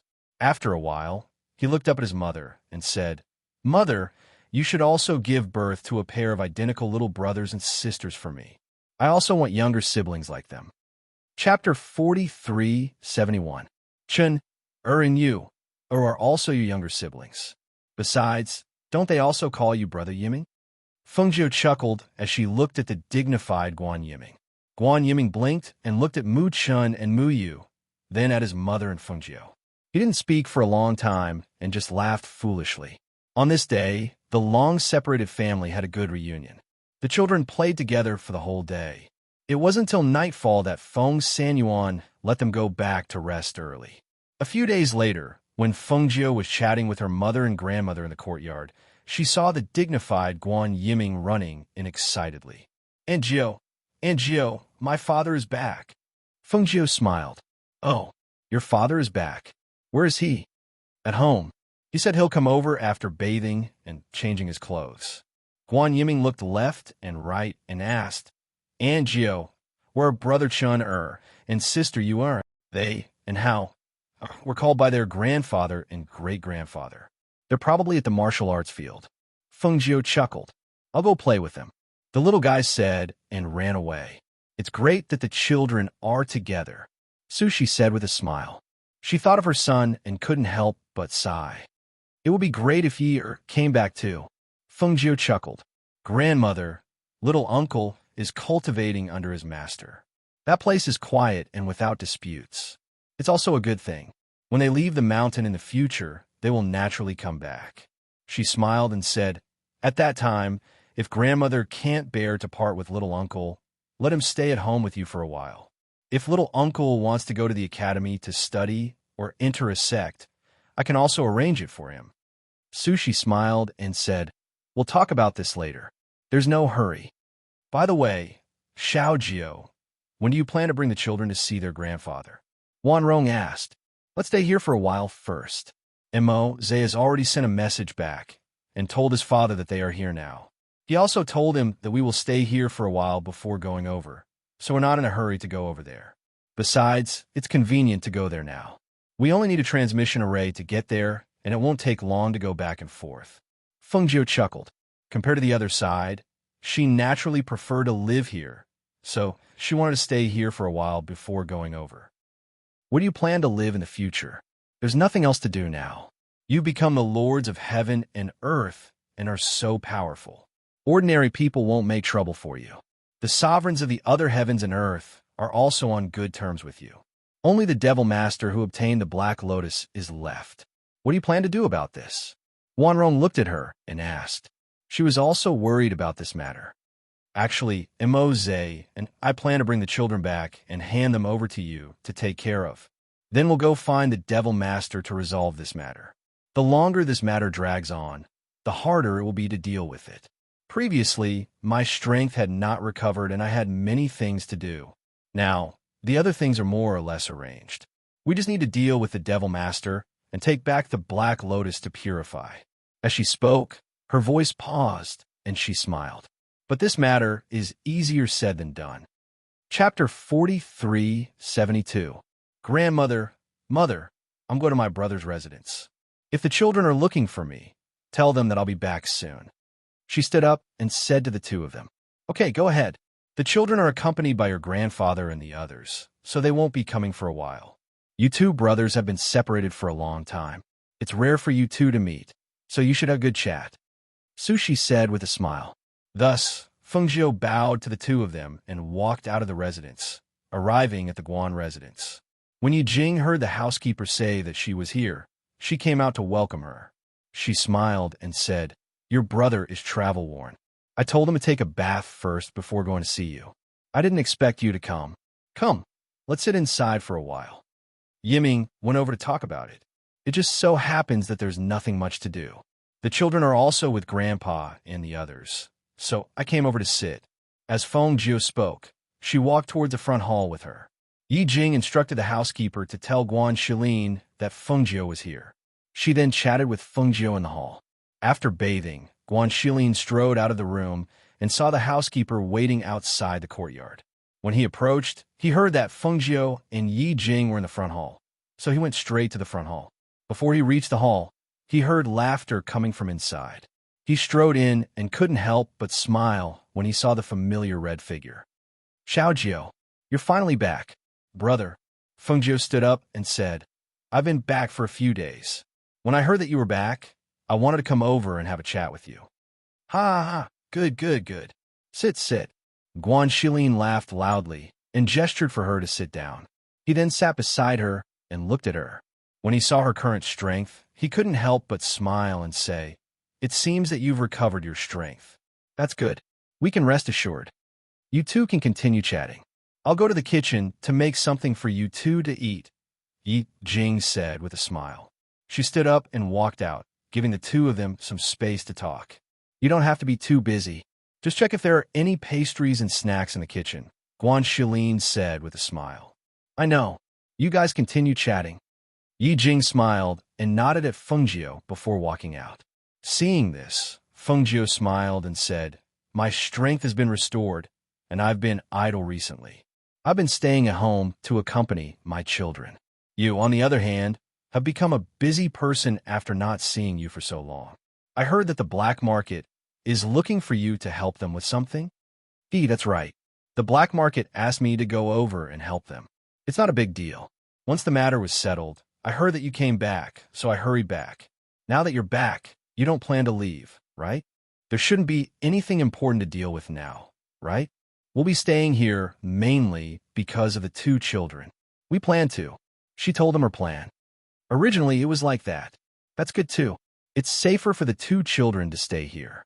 You don't know this, but after living here for a few years, I've realized that it's more peaceful and comfortable than here. So look at me now. Unless there's something special, I usually don't leave this place for too long. Moreover, Yi Jing and the children are here, so I can't bear to go too far. At this point, Guan Shilin revealed a smile. His smile exuded a sense of happiness, and anyone who saw it would be able to feel his happiness. Chapter 43:73. Where the family was, that was where the home was. Where the home was, that was where the heart would be at ease. The brother and sister had not been together for a long time. The two chatted for a while and forgot about the time until the children came to find them. Come, Aunt Gio and my father are in the front hall. Guan Yiming felt as if he was in his own territory. He walked in front and took care of Mu Chun and Mu Yu, who were younger than him. Brother Chun, let brother Hao hold your hand. I will hold sister Yu, so that she won't fall. The little guy said and held Yu's little hand with a simple and honest smile on his face. I will take you to see my father. Let me tell you, my father's very powerful. When the little guy heard this, he hurriedly said, Yu's father is the most powerful. My father is also amazing. My father can move very, very big stones. Moreover, my father can lift me up high, Guan Yiming said proudly. However, when they heard this, not only Yu was stunned, even Chinner was at a loss. The two twins looked at each other as if they had a tacit understanding. Yu curiously asked, Brother Yiming, what is lifting high? Ah. The little guy seemed to have not expected that they would ask this.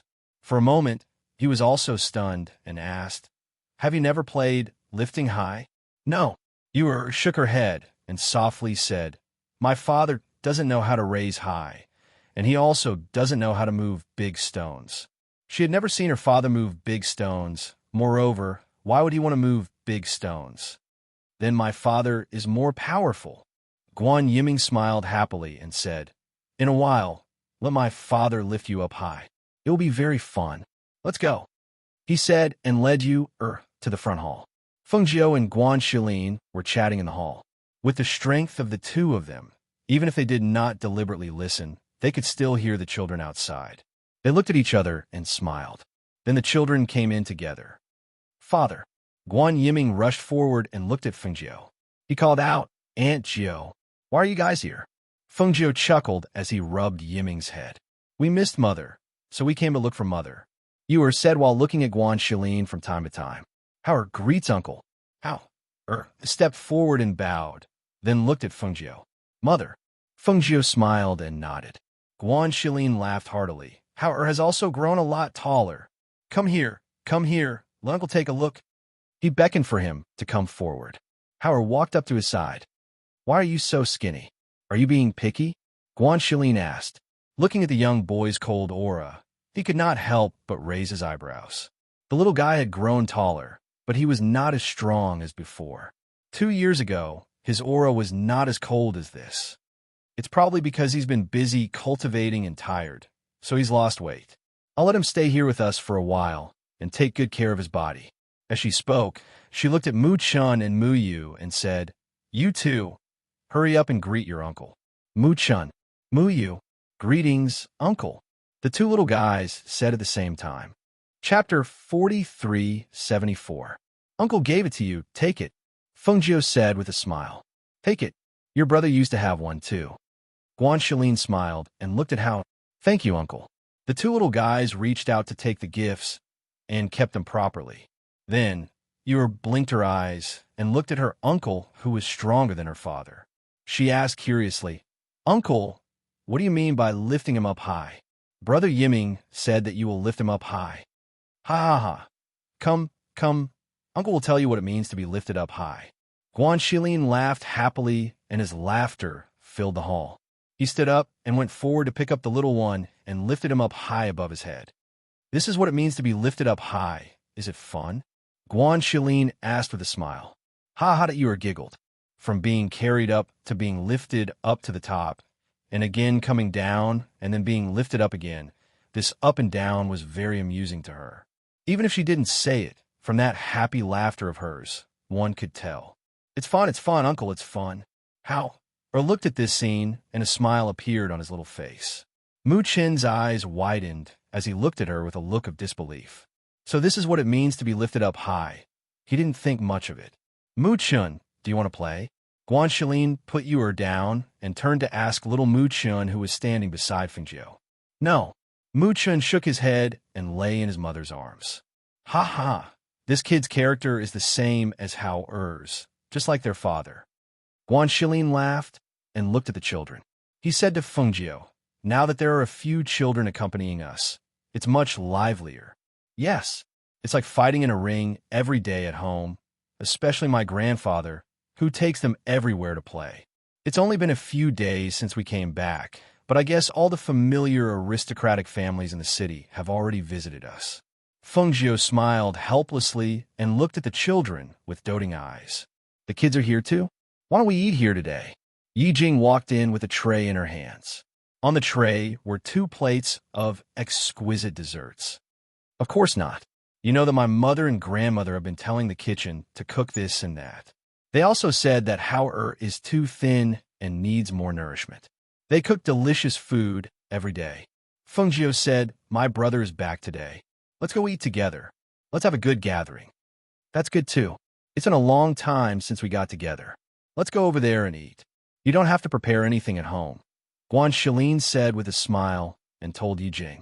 When Yi Jing saw this, she only smiled and did not say anything. After sitting there for a while, Feng Jiu brought the children back to the Feng Manor. Upon entering, he saw Lung Hua walk over. "Master," he called out, but did not say anything. He only looked at the children with a gentle smile on his face. "Hao, take them to find your father. Mother will be there in a while." Feng Jiu said to Hao, and let him bring the children in first. "Okay." Hao nodded and led them in first. After they left, Feng Jiu asked, "What's wrong?" "Du Fan is back." "Oh, where is he?" Feng Jiu asked. "In the pavilion in front." Chapter 4375. Du Fan walked slowly in the pavilion with his hands behind his back. When he saw Feng Jiu coming, he walked forward and called out, "Master, sit down and talk." Feng Jiu gestured and sat down with him in the pavilion. Then he asked, "How did it go?" "When I arrived there, I personally told Monarch Black Tortoise that Hao was staying here. He asked me to stay there for a few days, so I stayed there. At the same time, I secretly inquired about Hao situation over there these few years." Du Fan paused and continued. "Monarch Black Tortoise and his wife have another child. He's almost 3 years old. It's a boy and they like him very much. Although Hao went back these few years, he was raised here by Master and the Yama Lord. When he went back, he was sensible. Although he was close to them, he was not as close as he was to Master and the Yama Lord. In addition, Hao personality is similar to that of the Yama Lord since he was young. Therefore, as time passed and they had a younger son, they did not care about Hao as much as before. However, they did not treat him badly in terms of food and accommodation. They just neglected him a little. As a result, he buried himself in cultivation all day long and became colder and colder. As Du Fan spoke, he looked at Feng Jiu, who was frowning slightly, and said, "Master, according to what I heard, Monarch Black Tortoise and his wife did not treat Hao badly. However, he was not raised by them since he was young, so there would be a sense of unfamiliarity. In addition, they had a younger son who was raised by them. In comparison, there would naturally be a difference in closeness after a long time. Hao was a sensitive child since he was young, so he should be aware of this." After saying these words, he did not say anything more. He just looked at her and let her make her own decision. To the Black Tortoise Monarch and the others, Hao was their biological son after all. Naturally, they would not say that they had mistreated him or that their subordinates had bullied their masters. However, the kindness of raising him was greater than the kindness of giving birth to him. Hao was brought up by their master and the Yama Lord. Naturally, he would be more dependent and close to them. Naturally, he could not treat his biological parents the same way as his master and the Yama Lord. If the child was like this, the parents would gradually lose interest in him after a long time. With another son by their side, they would naturally lose interest in him. This was not their fault. "All right, I got it. You just come back. Have a good rest," Feng Jiu said as he got up and slowly walked away. It was enough to know that Hao was not bullied there. As for the rest, since he was unhappy at his father's place, she would bring him over to her side. It just so happened that the children would have company. After making up her mind, she planned to talk to Mose at night and let him talk to the Black Tortoise Monarch. She believed that the other party would agree with their decision. At night, because of Guan Shilin's return, everyone gathered again. They had not seen each other for a long time and seemed to have endless topics to talk about. After half a month of peaceful and warm days, Xianyuan Mose and Feng Jiu took the 3 children and said goodbye to Feng Sanyuan and the others. They only took Lung Shuang, Lung Hua, Hui Lang, Ying Yi, and a few others with them. They left through the teleportation array and headed to the Empire. As early as when he knew that they had returned with the 2 children, the Xianyuan monarch had been waiting for them. If it was not because he had to deal with the Empire's affairs, he would have wanted to go to the Feng family to see his 2 grandsons. Chapter 4376. Mother, does Grandpa live in such a big place by himself? Yura looked at the magnificent palace curiously and excitedly. There are many people here, not just your grandpa. Feng Jiu smiled and rubbed her little head. He held her little hand and walked forward slowly beside Xianyuan Mose. It was a familiar place. Thinking about it, it had been a long time since he came here. This place was still the same. It was different from the Feng family's place. In this palace, power and authority were the rulers. Hao or had been here before and was no stranger to this place. In addition, his biological father's palace was even more magnificent. Therefore, he didn't feel anything when he came here. Mu-chun was young and knew that this palace was where his grandpa lived. It was also where his daddy used to live. Therefore, he looked around curiously. Their family walked in the front while Lung Shuang, Lung Hua, and Grey Wolf walked behind them. As they walked along the road, the guards and maids in the palace all bowed and saluted them when they saw them. Some clever ones had already entered the palace and reported the news of their return. Monarch, His Highness, and the others are back. The monarch of Xianyuan Kingdom, who had just sat down, immediately stood up. His eyes were filled with excitement and joy. They're back? Where are they? They are coming to this palace, the guard reported. Hearing this, he immediately walked out. When he arrived outside, he saw 3 children walking in front of him from afar. One of them was a little girl in a pink dress who was skipping along. Beside her was an identical little boy in Hao-er, who had grown a lot taller. Behind him was Mo-ze, who was dressed in a black robe, and Feng-jio, who was dressed in a red robe. When he saw them, an excited smile appeared on his face, and he strode forward. "Why didn't you tell me that you were coming today? I would have let the people prepare." He smiled and walked forward. Looking at the pair of little children looking up at him, he couldn't hide the excitement in his eyes. "This must be Mu-chun and Mu-yu. Father, this is Mu-chun and Mu-yu." Feng-jio bowed to him and said with a smile, then looked at the 2 children. "Quickly, greet your grandfather." "Grandpa." The 2 children called out sweetly, looking well-behaved. "Ha ha ha, good. He happily laughed. Then bending over, he stepped forward and hugged Yu-er. Hao-er greets Grandpa. Hao-er also saluted at this time and called out. Hao-er has grown up and taller. It's good that all of you are here. It will be more lively with all of you around. He smiled and glanced at Hao-er and Mu-chun. He said to them, "Grandpa's palace is big, and there are many places to stay. You guys should stay here for a few more days and keep Grandpa company." "Father, we'll be staying here for a while. We won't be leaving anytime soon," Xianyuan Mose said. Hearing this, Emperor Xianyuan nodded. "This is good. It will give me a chance to spend more time with the children. In the past, when you came, you only stayed for a few days. Since there is nothing important now, you can stay for a while." He paused and said, "If you're not used to living in the palace, your residence outside the palace is still there. You can also stay there. In short, stay for a few more days." Chapter 4377. Hearing that Xianyuan Mose would be staying in the palace, the emperor of the Xianyuan kingdom was very happy. He immediately took them to the palace and ordered the imperial kitchen to prepare a sumptuous banquet. Then, he took the 3 children to the national treasury and let them pick their favorite gifts. While they were living in the palace and enjoying the joy of a family reunion, the news of them returning to this place spread out quietly. Feng-jio's friends knew that they had returned to the Phoenix dynasty, so they put down the things at hand and specially rushed to the Feng family to have a good gathering with them. The Demon Master, who had been avoiding Feng-jio and Xianyuan Mose for a few years and had been using the Black Lotus to improve his strength since he obtained it, also began to have ideas after receiving the news. So, they have left the Feng family and gone to the Xianyuan Empire. The Demon Master played with 2 black beads in his hand as he listened to the demonic cultivator kneeling in front of him report the latest news.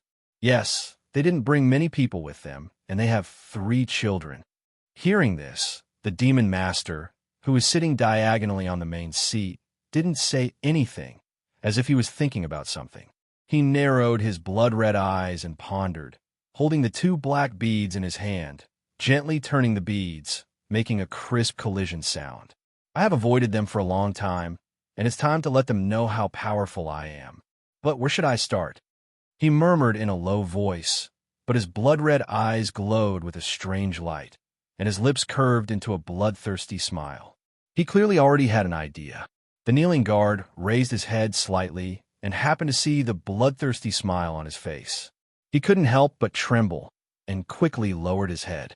"The demonic cultivators below have been idle for a long time. Go, let them make some noise." His sinister voice revealed a hint of excitement, and he waved his hand to signal the kneeling guard to leave. "Yes, I will take my leave." The demonic cultivator responded and quickly left. After the demonic cultivator left, the two demonic cultivators on his left and right asked, "Master, do you want us to go and make some noise? When the time comes, the two of you will follow this monarch to secretly do something." He smiled sinisterly, twirling the two black pearls in his hand, and said, "Compared to dealing with Fengjiu and Xianyuan Mose, don't you think it would be more interesting to deal with their children?" Hearing this, the two of them looked at each other, hesitated for a moment, and said, "It is said that their two children are not even 3 years old, and they are always by their side. I am afraid that it will be difficult to make a move. That's why I plan to go there personally. I'll start with their children first and mess up Fengjiu and Xianyuan Mose's minds. Then it'll be easy to deal with them." His voice was filled with excitement. His hands slowly rotated and finally clenched into a fist. It was as if he was completely confident in this plan and was only waiting for him to personally make a move. The two demonic cultivators didn't dare to say anything and just stood respectfully behind him. They faintly felt uneasy about the demon master's decision to make a move on Fengjiu and Xianyuan Mose's children. If this matter didn't succeed, then it was one thing. But if it did, they were afraid that they wouldn't be able to bear the ghost Dr. Fengjiu and Xianyuan Mose's torrential anger. Chapter 4378. Fengjiu and Xianyuan Mose were completely unaware of the Devil Lord's plans. During this period of time, they stayed in the palace. The children accompanied their grandfather every day, enjoying the happiness of a family reunion. Because they were in the palace and their grandfather was accompanying them, Xianyuan Mose did not stay by their side. These days, if he was not reading in the library, he was sitting cross-legged and cultivating. Fengjiu spent a few leisurely days here. Seeing that the children were close to their grandfather, he entered the space to cultivate. During this period of time, she faintly felt that the green lotus in her body was growing stronger. At the same time, she also felt that the aura of the golden lotus in the spiritual spring was growing stronger. This was not only helpful to the growth of the green lotus, but also helped it grow stronger. In the space, she sat cross-legged and looked at the dazzling golden light emitted from the golden lotus. The light was as dazzling and beautiful as the sun, and the light seemed to carry a rainbow of colors. The sacred aura emitted by the golden lotus grew stronger and stronger, so much so that her green lotus was also affected by the aura and light and became stronger day by day. She closed her eyes and meditated. Time passed day by day. On the first day, she could feel the growth and changes of the green lotus in her body. She didn't know how much time had passed. On this day, she was still meditating. The golden lotus in front of her swayed gently. In the dazzling and sacred golden light, a shadow seemed to be condensing bit by bit. Fengjiu did not notice, but the contract beasts in the space all saw it. They saw the familiar immortal-like person, Emo Chun, who had disappeared in front of them. His body was condensing bit by bit in the golden light, like a shadow and like an illusion. In fact, this was not the first time they had seen Emo Chun come out of the golden lotus. Early on, when their master moved the golden lotus in, she had told them that Emo Chun's soul was attached to the golden lotus and had become one with it. It was only a matter of time before he condensed an immortal body. However, after his soul fell into a deep sleep to recover, he had not awakened until today. They were excited and could not help but look at their master. However, they saw that she was still meditating, so they did not disturb her. In the golden lotus, Emo Chun, whose immortal body was gradually condensing, stood at the heart of the golden lotus and quietly looked at Fengjiu in front of him. His expression was indifferent, but there was a gentle and elegant smile on his lips, as always, as if it had never changed. He looked at her with the same gentle gaze, but there was no longer any affection in his gaze. There was only relief after letting go of everything. "Adieu," he called out gently. His voice was as pleasant as the spring breeze. Fengjiu slowly opened his eyes when he heard the name Adieu. At first glance, he saw the white figure in the golden lotus. However, The figure in the golden lotus was only the size of a palm, but his eyes and expression were still as familiar as before. Emo-chan, you've condensed an immortal body? Fengjiu was overjoyed. He quickly stood up and walked forward. Chapter 4379. Because I have been in your space for the past 2 years and have been nourished by the golden lotus, my immortal body has made some progress. Now the form has been formed, but I have yet to condense my real body. He spoke slowly, his voice as gentle as the spring breeze. The day my immortal body is fully formed, the golden lotus will disappear and become one with me. At the same time, I will disappear from your space. If you can't see me then, don't panic and don't worry. Hearing this, Fengjiu was stunned. She hurriedly asked, disappear? Then where will you go? He looked at her and saw her slightly startled expression and the worry in her eyes. His heart warmed, and he gently said, my body has already disappeared from this world. Once the soul residing in this golden lotus condenses a celestial body from the ancient golden lotus, this golden celestial will become one with me. At the same time, as the golden lotus disappears, my celestial body will also return to where my teacher is. His gentle voice paused, and he said slowly, the heavenly mountain is where I cultivated and grew up. When my immortal body is formed, it will naturally return to that place. Fengjiu's anxious heart was relieved by his words.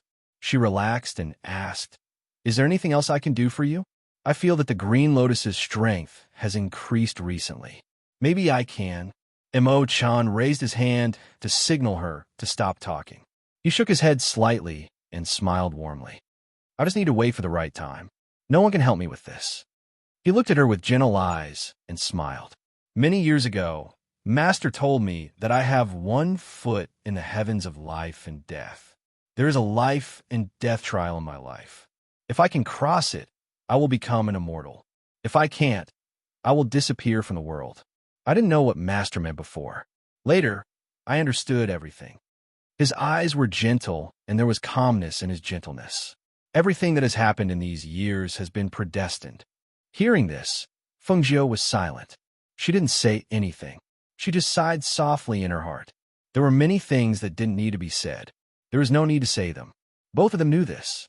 In her heart, even though she loved Xianyuan Mo's deeply, Emo-chan would always be a special existence to her. If she could help him, she really wanted to do something for him. However, he had always been the one who contributed. As if he knew what she was thinking, Emo-chan smiled and asked gently, how have you been these past few years? Tell me about it.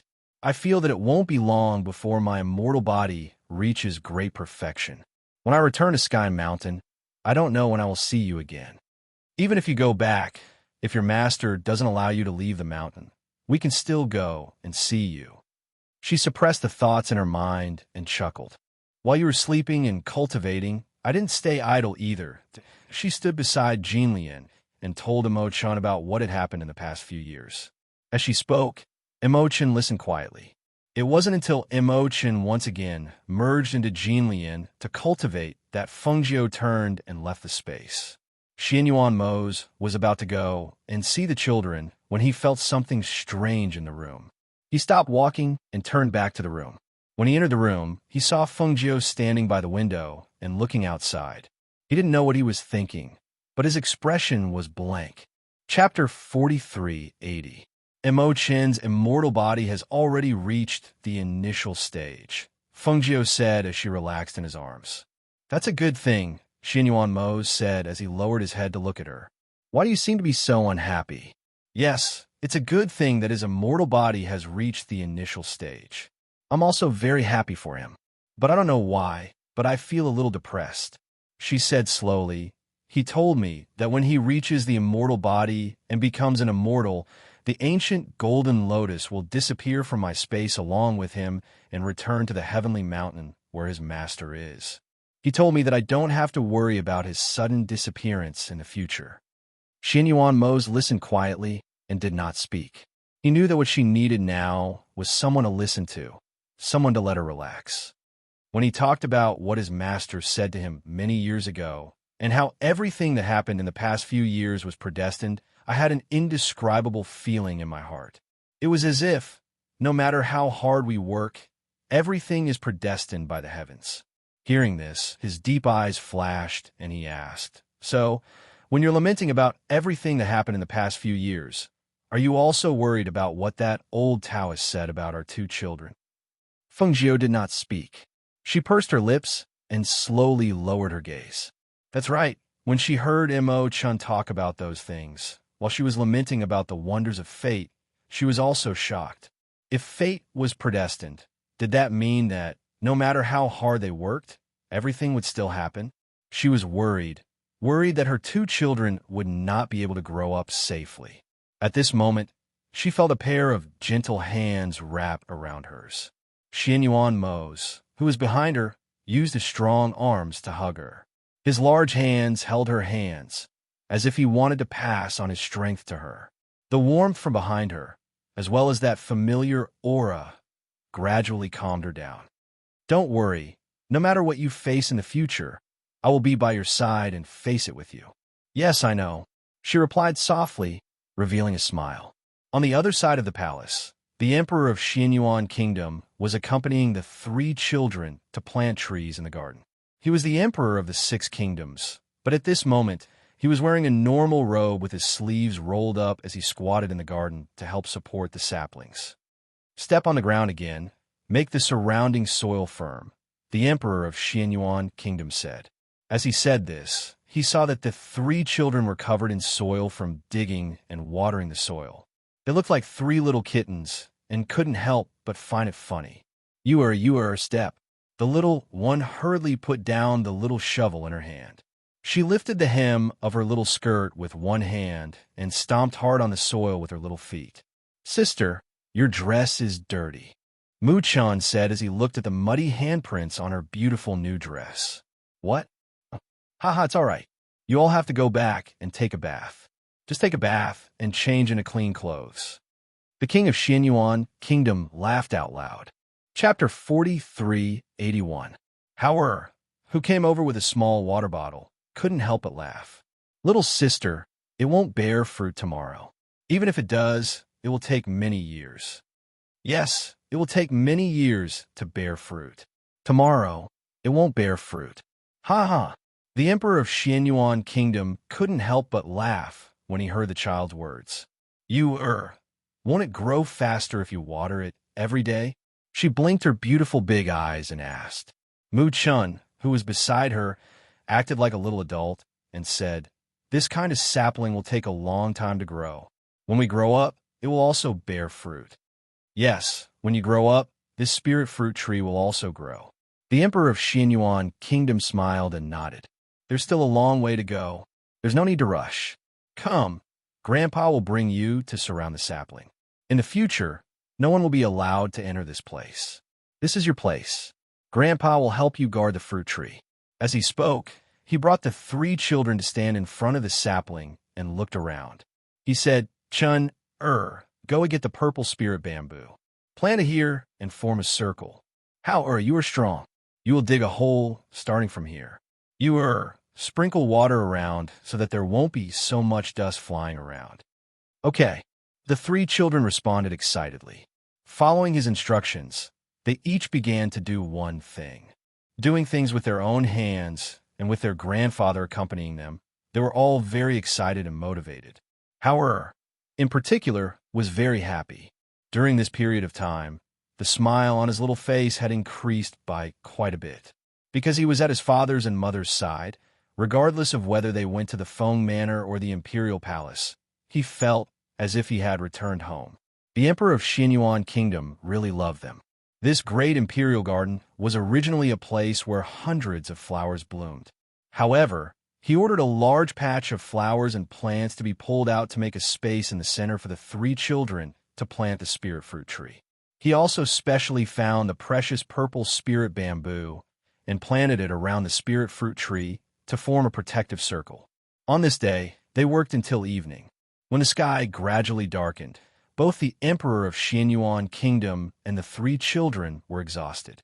Only then did they return together. Grandfather, tomorrow morning I will come to water them. I will come to water them every day.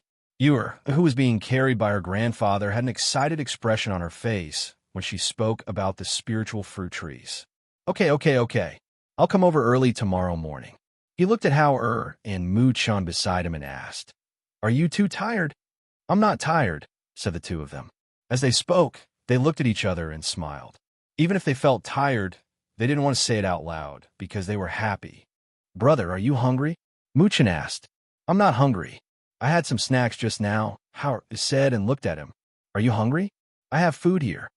I'm thirsty. I'm not hungry, Mu-chan said. I have water. Hao hurriedly took out a water bag from his space. Mu-chan took it and asked curiously, Brother, why do you still have a water skin in your space? Chapter 43:82. They chatted as they walked. Not far behind them, Lung Hua and Hui Lang were following them at a leisurely pace. Hui Lang couldn't help but smile as he looked at them. The monarch really dotes on the three of them. Look at all those precious flowers and plants in the Imperial Garden. He actually plucked them just like that. And man, I can see that. Lung Hua nodded with a smile. Let me tell you a secret. In the past, the monarch didn't even treat Master this well. Even when the father and son met, they didn't talk much. But now, the monarch actually accompanied the three children to plant trees and bamboos for an entire day. I really didn't expect the monarch to be this kind of person. Hearing this, Lung Hua looked at him with amusement and said, Is there anyone who praises people like you? Aren't you afraid that the monarch will hear you? This is nothing. Besides, you see, the monarch is now wholeheartedly focused on the three golden grandchildren. How could he care about what we are talking about? Hui Lang grinned and waved his hand carelessly. Lung Hua shook his head with a smile and didn't say anything. Just as the two of them walked, they kept looking at the people in front of them. When they came to a bend, they heard Yer curiously calling out in a low voice. Grandpa, look, what's that? They raised their heads and looked at the sky. At this time, the sky was gradually darkening. The stirring of the clouds in the sky didn't seem very obvious. What's going on? Hui Lang frowned and said from behind. Then he saw flames on the other side of the palace. Moreover, the sound of swords clashing could be faintly heard. Something's wrong. Lung Hua's expression turned cold. He quickly went to the side of the monarch of Xianyuan and the children. It must be demonic cultivators. Hui Lang also reacted and said with a cold face, In the past few days, I heard from the people of Yandian that demonic cultivators have been causing trouble outside. I didn't expect that they would dare to have ideas about this place. They must be tired of living.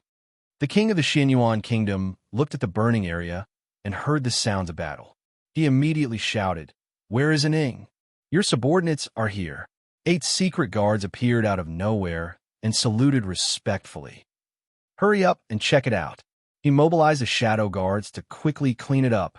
Anyone who dares to trespass the palace will be killed on the spot. The emperor of the Xianyuan kingdom's voice was deep and cold. The aura of a superior being burst forth at this moment. Yes, 4 of the 8 shadow guards left. The remaining 4 stayed close to the emperor of the Xianyuan kingdom, forming a protective circle around him and the 3 children. Hui Lang and Lung Hua, take good care of Hao and Mu-chan. Quickly send the 3 children back to their parents, the emperor of Xianyuan said as he looked at the 2 of them. Yes. Lung Hua went forward and carried the younger Mu-chan. Hui Lang held Hao-er's hand. The 2 of them took the children and followed the emperor of Xianyuan kingdom to send the 3 children back to their parents' palace. In the palace, Xianyuan Mose and Fengjiu were also the first to sense the commotion in the palace. They came out of their rooms and saw thick smoke coming from the place where the flames were flashing. The sound of swords clashing could be heard. They couldn't help but frown. Only those demonic cultivators would dare to fight in this palace. Chapter 43:83. They should be in the Imperial Garden, Xianyuan Mose said as he rushed out with her. As they walked towards the Imperial Garden, the Emperor of Xianyuan and the others were also walking towards them with the children. Therefore, it didn't take long for them to meet halfway. Daddy, Mommy, waved her little hands and shouted. She was very happy to see them. When Fengjiu saw that the 3 children were all there, his anxious heart finally relaxed. He hurriedly went forward to take you. You came at the right time. Bring the children back and take good care of them. I'll go over there to take a look, the Emperor of Xianyuan said as he handed the 3 children to them. Huilang, Leng Hua, you two go with him to help, Feng Jiu instructed. Okay, the 2 of them replied. By the way, I don't know what's going on with the clouds in the sky. They have been stirring since just now, the Emperor of Xianyuan said as he walked a few steps away, indicating for them to look at the clouds in the sky. Hearing this, Xianyuan Mose and Feng Jiu looked up and saw that the clouds were stirring like a whirlpool in the sky that had already darkened. The speed was not fast, as if something was brewing. Let's go. Let's go back to the palace first, Xianyuan Mose said. Seeing that his father and the others had left, he carried Chen and planned to send them back to the palace first. Okay, Feng Jiu replied. He carried Yu in one hand and held Hao in the other as he followed Mu Chun to the palace. However, after taking a few steps, they felt that something was wrong in the air. They immediately stopped in their tracks and saw that in the night, dozens of demonic cultivators had appeared out of nowhere. They formed a circle and faced each other with their swords. The demonic cultivators knew who they were, so they didn't dare to step forward. They only held their swords with fear in their eyes, as if they were waiting for others to attack first. What are you all standing there for? Attack! When the leader of the devil cultivators saw the fear in their eyes, he couldn't help but feel annoyed. He shouted sternly, "Don't forget the devil lord's orders." As soon as these words were spoken, the hearts of those devil cultivators trembled, as if they had thought of something. Without any hesitation, they clenched their teeth and flew up, attacking Xianyuan Mose and Feng Jiu. They knew that with their strength, going against Xianyuan Mose and the ghost Dr. Feng Jiu would be like throwing eggs against a rock. However, if they disobeyed orders and did not attack, what awaited them would be a fate worse than death. Kill! A loud shout rang out, and dozens of devil cultivators quickly rushed forward, attacking the 2 of them. Looking at this scene, Xianyuan Mose's eyes flashed with a cold light. He said coldly, "You overestimate yourself." As soon as he finished speaking, he raised his hand, and a powerful aura that was visible to the naked eye formed a half-arc of sharp air current and attacked them. Whoosh! Whoosh! A sharp wind blade slashed past, and with a whoosh, those demonic cultivators who rushed forward groaned and were sent flying one after another. One by one, they fell from a high place and crashed to the ground. Blood spurted out from their mouths, and their eyes were filled with horror. They knew that Xianyuan Mose and the ghost Dr. Feng Jiu were very strong, but they didn't expect that with their strength, they couldn't even get close to them. Chapter 4384. Sensing that terrifying ancient might pervading in the air, and sensing the powerful and terrifying airflow in the hollow of his palm, the pupils of the leading devil cultivator shrunk, and he immediately shouted, "Quick! Set up the formation." That sinister voice carried urgency, and pressure woke them up. Those devil cultivators who fell on the ground looked towards the leading devil cultivator, then clenching their teeth, they bit their middle finger, and at the same time, blood flowed out. They pressed the blood on their forehead, then one by one, they quickly sat cross-legged and condensed their hands in front of them to form a seal. Seeing this scene, Xianyuan Mose and Feng Jiu looked at each other. The former frowned, while the latter's eyes flashed with contemplation and alertness. They instinctively protected the 3 children behind them. But in the next moment, they saw a black aura gushing out from between their eyebrows, and gradually, it rapidly condensed between them. Not good. It's the aura of ancient black lotus.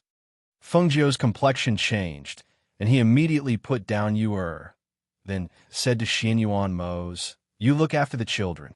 The world-destroying aura of ancient black lotus was basically not something that Mose could resist. But she was different, as the cyan lotus within her body was even more powerful, so she could contend against it. Seeing this, Xianyuan Mose took the 3 children and retreated to one side, then looked at Feng Jiu, condensing his hands, and a flame carrying the aura of cyan lotus advanced towards those devil cultivators. But at this time, The aura of Black Lotus that was drawn out by the blood of those devil cultivators formed into a black figure. Seeing Fengjiu's flame carrying the aura of Cyan Lotus, that black figure dissipated in front, but in a flash, it scuttled through the flame and pounced towards Fengjiu. Mournful, blood-curdling screams, accompanied with the aura of death, spread in the air. The flame of Fengjiu pounced towards those devil cultivators, and the raging flame instantly engulfed those devil cultivators, and the blood-curdling screams came from within the flame. However, that black figure condensed from ancient Black Lotus was not affected in the slightest. It did not care about the life and death of those devil cultivators behind it, rather swept through the flame and directly pounced towards Fengjiu. "Be careful," Xianyuan Mose reminded her. He watched as Fengjiu quickly dodged the attack of the black shadow, only to be caught up in it again. The two of them exchanged blows, and the other party was not afraid of her ancient might and powerful aura. This made him a little worried. Looking towards the other side of the palace, the battle there seemed to have not ended. The sounds of fighting could be faintly heard from afar. Could it be that there were only these demonic cultivators tonight? Would the Devil Lord appear? If he did, where'd he be now? He furrowed his brows in deep thought as he looked at the burning scene while covering his daughter's eyes. The little girl was not even 3 years old, and she was also a girl. Such a scene would prevent her from having nightmares at night. However, he still underestimated the endurance of the 3 children. When the 3 little guys saw this scene, there was no fear in their eyes. They just watched nervously, worried about their mother. "Father, what is that black shadow? Will Mother be able to defeat it?" Yu worriedly asked. Then she reached out her little hand to remove the big hand covering her eyes. Chapter 43:85. Just as they were talking, they saw that the black figure in front of them was hit by Fengjiu's green lotus chi. That attack seemed to hit Cotton, but in the next moment, that black chi dissipated in the air. A few drops of blood fell from that black chi and dripped to the ground, disappearing into the soil. Fengjiu looked at the dissipating black figure and again looked at his palm. His eyes flashed. He heard Yuer's excited and joyful voice coming from behind him. "That's great. Mother won. Mother is so powerful." Fengjiu turned around and saw his daughter's little face brimming with a happy smile. He couldn't help but reveal a smile. However, in the next moment, she was startled by the dense black lotus chi that pervaded the air from a distance. Xianyuan Mose saw her expression change. When he followed her gaze, he saw the palace on fire. He didn't know when, but a powerful black lotus chi had condensed in the air and was surging over there. Could it be the Demon Lord? He opened his mouth and said, frowning, if it was the Demon Lord, then even if his father and others were there, they wouldn't be able to do anything. Even if it wasn't the Demon Lord, with such a powerful black lotus chi, if the black lotus chi entered their body, the consequences would be unimaginable. "Let's go and take a look," Fengjiu said. He knew that it was impossible to let Mose bring the 3 children back. After all, the person there was his father. Even if it wasn't his father, it was impossible for a man like him to hide in the palace and let her go alone. They wouldn't feel at ease leaving the 3 children in the hands of others to protect. Moreover, she didn't bring many people with her this time. Therefore, the best way was to go together. Even if something happened, they could take care of each other. At that moment, Xianyuan Mose carried Mu Chun and Mu Yu, while Fengjiu rushed forward and carried Hao. However, when they arrived, they only saw a floor full of corpses, splattered blood, and surging black aura. They didn't see a single living person in the surroundings, whether it was a demonic cultivator, a palace guard, or a shadow guard. "Grandfather is there," Yu shouted while pointing at the fainted Xianyuan monarch in the corner. "Uncle Hua and Uncle Hui Lang are there, as well as Aunt Shuang." Hao looked at the figures that had fallen in a few corners on the other side. He was worried and wanted to go forward to take a look, but was held down. "Stay by Mother's side and don't run around." Xianyuan Mose instructed them to follow Fengjiu closely. Then, he quickly went to his father's side and helped him up. At this moment, his body was covered in blood, and there was a faint black aura lingering around his body. He fainted there and did not move at all. For a moment, his heart was in his throat. If the Black Lotus death aura invaded his body, Xinyuan Mose helped his father up and called out, "Father, father." Yes, father, father, father. Mose. Several panicked voices suddenly sounded. The three children and Feng Jiu looked at this scene in shock, and their expressions changed drastically. Chapter 4386. And that pair of hands seemed to want to stab deeper into that chest, but they were caught by Xianyuan Mose's hand, making them unable to go any further. But even so, this hard blow, moreover, it was such an unguarded blow, and also such a fatal blow, already made Fengjiu and the three children so shocked that their hearts were about to jump out. Demon Master. Xianyuan Mose's forehead was soaked with cold sweat, and his complexion was also pale. Staring at the person in front of him, he said with certainty. And also at this time, that pair of eyes that were originally closed lifted up, revealing blood-red eyes. It was precisely that pair of bloodthirsty eyes of the Demon Master. At this time, his eyes were filled with madness and excitement, as if looking at the person in front of him, he was already a dead person. Bang! At this moment, Xianyuan Mose saw that pair of blood-red eyes and struck out a palm. But his palm didn't hit him, because at the moment he struck out, the Demon Master had already quickly retreated and, at the same time, pulled out that palm that couldn't go any further. Ha ha ha! Mose. When a savage and sinister laughter spread in the night, Fengjiu took the three children and quickly rushed towards Xianyuan Mose. That Demon Master didn't stop them, and a faint light flashed through his blood-red eyes. No one knew what he was thinking. Father. The three children's eyes were red, and they worriedly looked at their mother's palm that condensed a cyan-colored aura and covered their father's chest. Ewer gritted her teeth and hatefully stared at that Demon Master. This bad person, who had turned into her grandfather's appearance, injured her father. Mu Chun also angrily stared at that Demon Master. Seeing that there was a knife at the side, he wanted to pick it up and hit that Demon Master, but he was held down by Hao-Er. Don't run around, don't move, quietly stand there, and don't cause trouble for Mother. Hao-Er said, staring at that Demon Master, and calmly said, "We can't beat him." Fengjiu used the healing power of the Green Lotus to help Xianyuan Mose heal his wounds. If Mose had not avoided the fatal blow to his heart at the last moment, she was afraid that even if she used the healing power of the Green Lotus to heal him, it would not have been effective. Don't bother. I won't die. Xianyuan Mose's forehead was drenched in cold sweat. His voice was weak as he said, "He wants you to exhaust the power of the Green Lotus so that he can catch all of us in one fell swoop. Don't fall into his trap. You're heavily injured. I can't just leave you be," Fengjiu said through gritted teeth. When his cold gaze landed on the Devil Lord in midair, his eyes overflowed with killing intent. Today, she was going to destroy this Demon Lord. After all, he had once been defeated by them. Being stared at by Fengjiu's murderous gaze, the arrogant smile on the Demon Lord's face faded a little. His bloodthirsty eyes were filled with hostility as he stared at her. With a cold snort, the black aura on his body surged, and even the black aura in the air surged. Boom! A rumbling sound suddenly rang out, like a sudden clap of thunder coming from the clouds.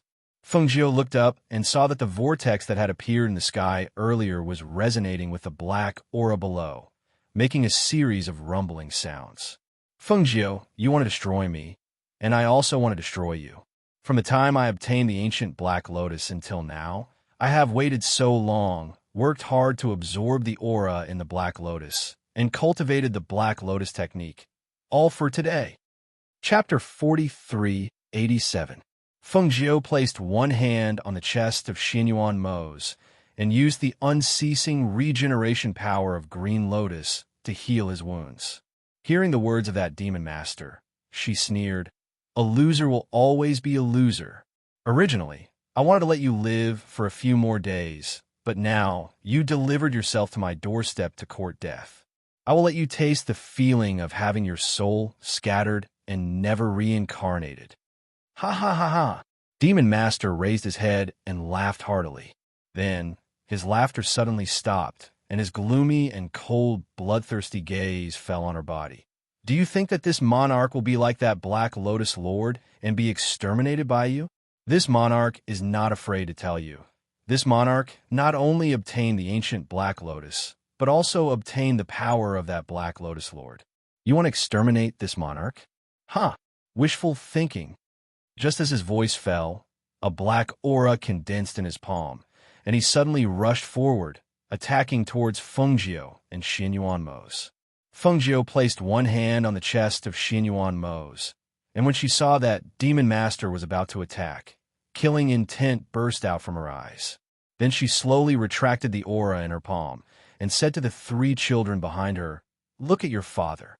Finished speaking, she raised her aura, and with a flash of cyan light in her hand, Qing Feng's sword appeared in her hand, and she faced Demon Master in front of her. Hu, Xiao, Peng Peng Peng. One red and one black figure fought in midair, and the powerful aura fluctuation made the aura of the entire atmosphere become oppressive. Because Xianyuan Mose and the three children had powerful contract beasts within their body, they didn't feel anything under this oppressive might. Merely, that chaotic airflow was like a blade, making them somewhat worried that those airflow would injure their father. "Father, are you in pain?" Yura looked at him with red eyes, and her small mouth flattened, and tears were spinning in her eyes. "Father is not in pain. Yura is obedient, don't worry." Xianyuan Mose's complexion was pale, and he said in a weak voice, it was all his fault for being careless. He thought that his father was unprepared, but he didn't expect that Demon Master could already transform into such a real and difficult-to-distinguish person. His palm moved, and a pill appeared in his hand. He struggled to raise his hand and swallow the pill. Howard, who was beside him, hurriedly lifted the pill and brought it to his lips. "Father, medicine." "How?" said, then quickly took out a mouthful of water. After he took the pill and fed him a mouthful of clear water and nervously looked at him. "Father, you'll be fine. Mother's medical skill. She is very good. She will cure you." He smiled and comforted them. Of Xianyuan Mose and Xianyuan Mose. His Mose to Xianyuan Mose, and leave his heart demon, hiss, and Mose, his heart Mao, leaving his Mose Zi, and left A.M. Mose. If he hadn't narrowly avoided the position of his heart at that critical moment, perhaps his entire heart would have been taken out. Even if he was strong, but with such an injury, he could only sit here powerlessly. At this time, he saw a stream of airflow coming towards them. Fengjiu was fighting with the Demon Master and didn't pay attention to this side. When he was about to raise his hand, he heard a childish voice coldly shout, "Qilin, Silver Wolf, Awu." Mu Chun and Hao shouted coldly, and the ancient mythological beast Qilin and the snow-white silver wolf jumped out from their bodies, blocking in front of them, blocking the danger in front of them. Chapter 43:88. Blinked her eyes as she looked at the two majestic Qilin beasts and the snow-white silver wolf in front of her. She had the little fox. Forget it. With the protection of her brother's contracted beasts, she wouldn't let the little fox come out. The Demon Master who was fighting with Fengjiu caught a glimpse of this scene from the corner of his eyes, and his blood-red eyes flashed. "You actually found the ancient Qilin beast." He stared at those children, and a faint light flashed past his eyes, as if he was thinking of something. The sword in Fengjiu's hand was like a green light, attacking towards the Demon Master's chest, but the Demon Master dodged it. Therefore, that sword turned in her hand, and a biting cold light slashed across his waist. The sharp sword blade cut open the black robe on his body, and the wound on his waist was so deep that his bones could be seen. Hiss! The Demon Master sucked in a breath of air. In just a moment of distraction, the side of his waist was cut by the Qing Feng sword. If he hadn't dodged that attack quickly, it was very likely that he would have been cut into two halves. "You dare to have ideas about them. This is your end." Fengjiu's cold voice resounded. The attack in her hand didn't stop, and every move was ruthless and full of killing intent. Her strength had recovered to its peak, and the Qing Feng lotus in her body was also a lot stronger, so she wasn't at a disadvantage. However, as the Demon Master had said, he had inherited part of the Black Lotus Lord's ability, and now his strength had increased greatly. If she wanted to take him down in a short period of time, it was really a bit difficult. But when she thought of the injured Xianyuan Mo's, and then thought of the faint light in the Demon Master's eyes when he stared at those children, she knew that today, no matter what price she had to pay, she had to kill him here to prevent future troubles. Thinking of this, she threw the Qing Feng's sword into the air, and at the same time her body soared into the air, her hands quickly formed a seal in front of her, and, at the same time, she shouted in a low voice, "Fire Phoenix!" As soon as she finished speaking, a light flashed, and the Fire Phoenix soared into the sky. It spread its wings and flew a circle before arriving at her feet and allowing her to stand on its back. Fengjiu's spiritual aura surged little by little, and a green light appeared between his eyebrows. Then, a small green lotus emerged from between his eyebrows. With the appearance of the green lotus, the aura of the green lotus spread in the air and gradually expanded. In Fengjiu's space, Mo Chun, who was meditating in the golden lotus, seemed to have sensed the commotion outside. He opened his eyes and looked outside through the space. The ground was littered with corpses and blood, as well as the injured Xianyuan Mo's and the 3 children. Looking up, Fengjiu was fighting with the Demon Master, who was emitting the aura of the ancient Black Lotus. Seeing the powerful aura of the Black Lotus on the Demon Master's body, he slowly sat down cross-legged in the golden lotus and looked at Fengjiu. A gentle voice sounded from the space and entered Fengjiu's ears. "Ajiu, I'll help you with the power of the golden lotus." With just one sentence, Fengjiu did not have time to react. She felt a pure and holy aura fuse with the green lotus between her eyebrows. In an instant, she could feel the power of the green lotus growing stronger. At the same time, she raised her eyes and looked forward. She saw that the light of the green lotus was faintly mixed with bits of golden light. Wherever it passed, the aura of the ancient Black Lotus in the air disappeared bit by bit. "No, this is impossible." Chapter 4389. Fengjiu looked at him coldly. As her hands moved, a stream of energy gradually formed between her hands. It was a stream of energy that was formed from the green glow of the green lotus and the golden glow of the golden lotus. It was like 2 sides of a Tai Chi diagram that rotated in her hands and gradually condensed. Since ancient times, evil has never triumphed over good. No matter how strong you are, your final destination is only death. A clear and cold voice slowly came out of her mouth. The Fire Phoenix under her feet let out a cry and flew towards the demon lord in front of it. It used its body of flames to break through the Black Lotus aura that surrounded the demon lord like a protective shield. Ayo, Xiao. Wherever the Fire Phoenix passed, the black stream of energy would scatter to the sides. The black stream of energy that had condensed in front of the demon lord also let out a bang and quickly dispersed because of the unexpected attack. It was also at this moment that Fengjiu's eyes moved. The energy ball that contained the powerful stream of energy in her hands flew towards the demon lord at a speed that was too fast for the ears to cover. At the same time, she shouted, "Fire Phoenix, dodge!" The Fire Phoenix flapped its wings and flew into the night sky to avoid the attack. In Fengjiu's space, Mo Chun transmitted the aura of his golden lotus bit by bit to Fengjiu. As he continuously released the power of the golden lotus, his body did not gradually weaken like before. Instead, a faint golden holy light appeared. The golden holy light enveloped him. He did not notice the changes in his body, nor did he notice the changes in the golden lotus he was sitting on. With his eyes closed, a golden light quietly appeared between his eyebrows. The golden lotus gradually weakened and disappeared.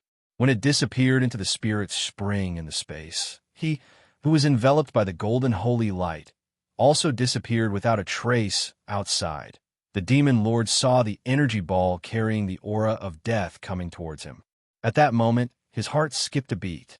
He felt the aura of death filling the sky, as if it wanted to devour him. Almost without thinking, He clenched his hands together, and the black lotus that had been hidden between his eyebrows also appeared at this moment. His hands quickly formed a powerful protective shield with the aura of the black lotus. When he saw that the energy flow was blocked by the aura of the black lotus, he finally relaxed and raised his head to laugh loudly. "You want to kill me? It's not that easy." Fengjiu's eyes flashed when she saw this. She flew up and gathered air currents in her hands and pushed them towards the energy ball. An endless stream of air flowed through her body and into the energy ball. She watched as the green and golden light in the energy ball grew stronger bit by bit, swallowing the black air currents bit by bit. She looked up at the Devil Lord in front of her. "Today, you have to die even if you don't want to." That voice, like a summons from hell, entered the Devil Lord's ears and crashed into his heart, causing him to widen his eyes in shock. This was because the protective shield formed by the aura of the Black Lotus was weakening bit by bit. It was as if his protective shield was going to shatter in the next moment. Looking at this scene, and then looking at Fengjiu's cold, murderous aura and monstrous aura, the Devil Lord's originally terrified heart gradually calmed down. He stared at her and revealed a strange smile. "I know why you can't wait to kill me." Chapter 4390. Looking at the strange smile on his face, Fengjiu frowned. He had a bad premonition. Immediately, he injected spiritual power into the energy ball in his palm again, wanting to break the Demon Lord's defensive shield as soon as possible and kill him. "Fengjiu." The Demon Lord stared at her, revealing an inexplicable smile. "This Lord has fought with you for so long, and I thought that I would kill you all. At that time, this Lord would become the supreme ruler of the 6 realms, but I didn't expect that you would come back again and become my stumbling blocks, hindering this Lord from becoming the supreme ruler of the world. Before this Lord obtained the Black Lotus of Destruction, I was no match for you. After this Lord obtained the Black Lotus of Destruction, obtained the power hidden in the Black Lotus, and cultivated the Black Lotus technique, this Lord always felt that this time, even if you and Xianyuan Mo's joined forces again, you would still be no match for this Lord. However, in order to prevent any accidents, this Lord decided to kill one of you first, but unexpectedly.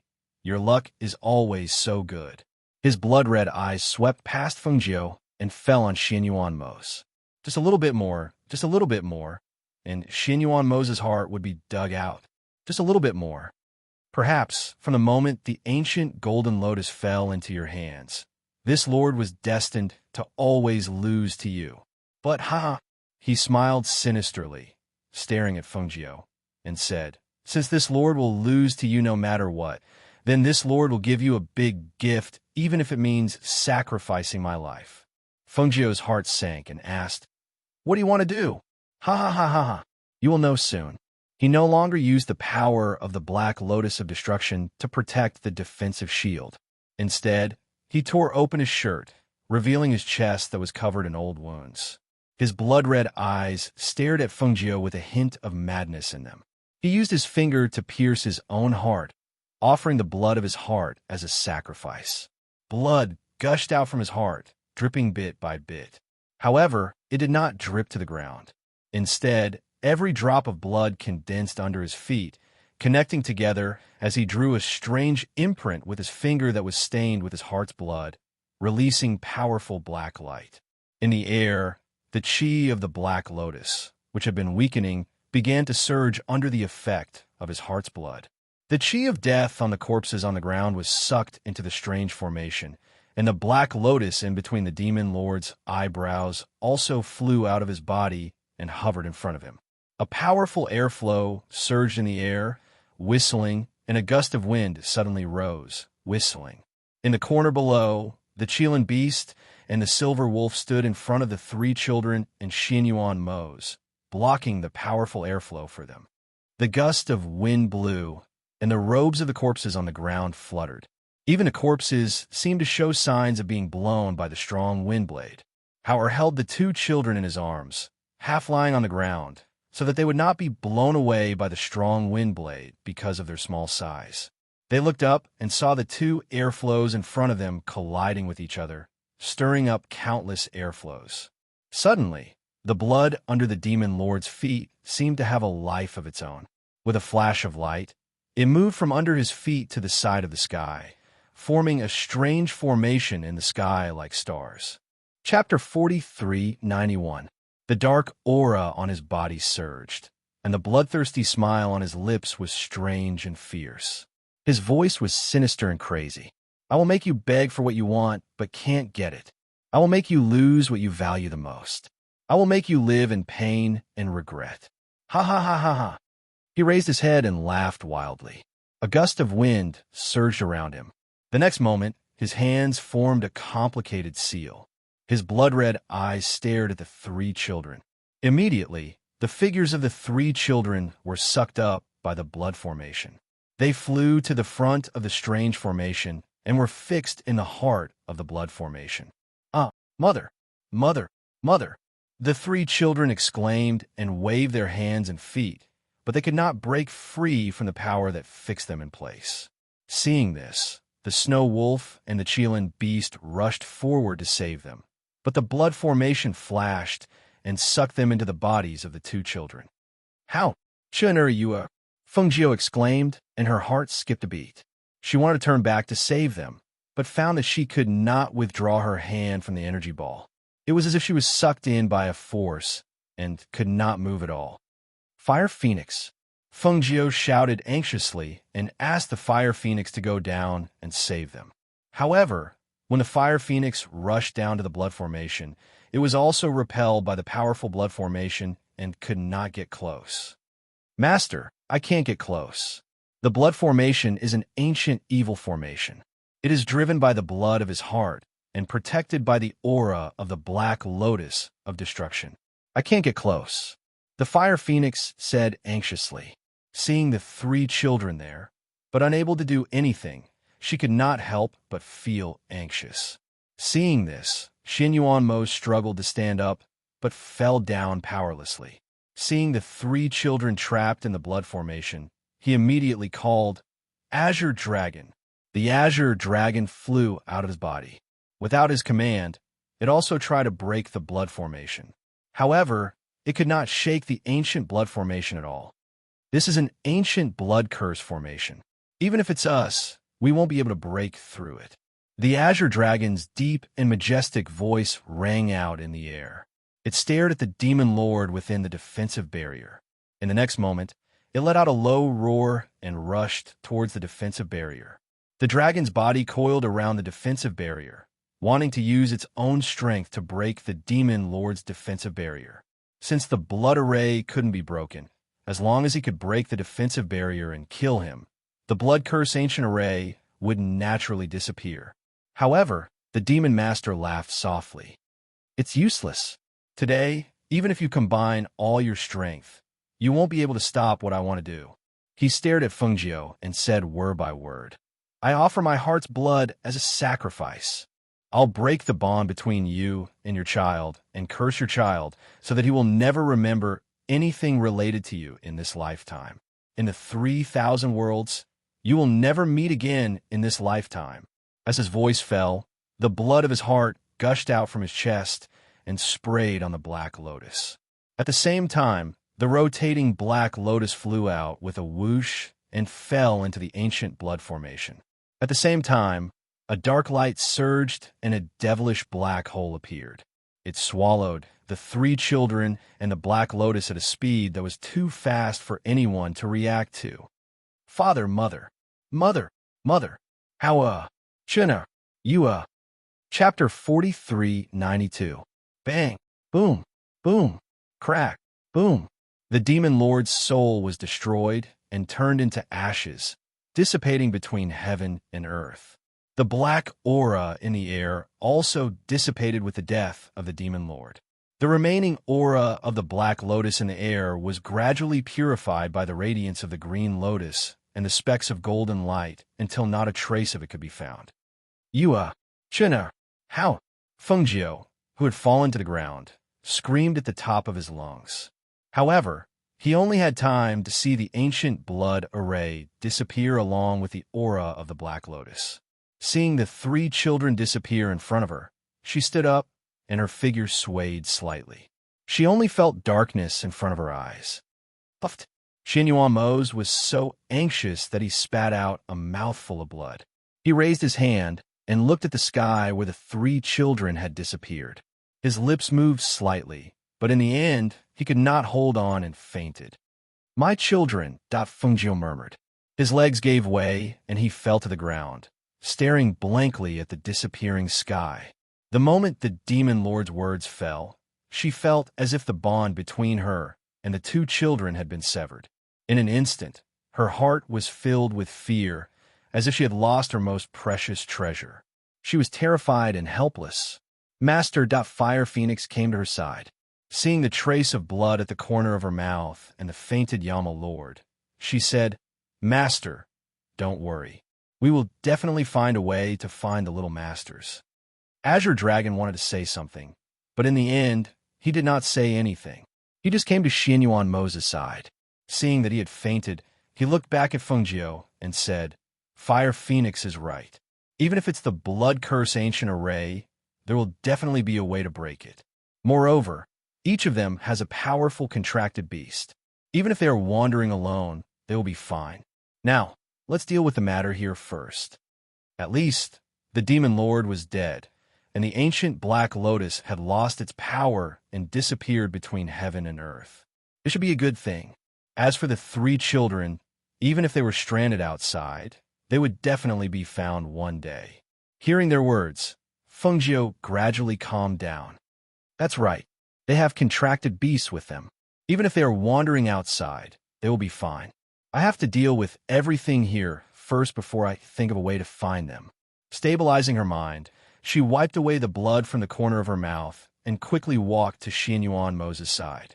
At this time, the sky was still rumbling, the powerful tremors shaking the entire world. Ing Yi, who had gone to carry out his mission, rushed back as fast as he could when he found out that something had happened in the palace. However, when he brought the people of Yandian back to the palace, he only saw the tragic scene. Master, madam. Ing Yi quickly stepped forward. When he saw Fengjiu helping his seriously injured master up, he hurriedly helped to support him. He looked around and saw that among the corpses on the ground, there were demonic cultivators and familiar shadow guards. He clenched his fists tightly. "Madam, I'm sorry I came back late. The devil cultivators were causing trouble everywhere." He was ordered by his master to carry out his mission in Yandian, but he did not expect to see such a scene when he returned.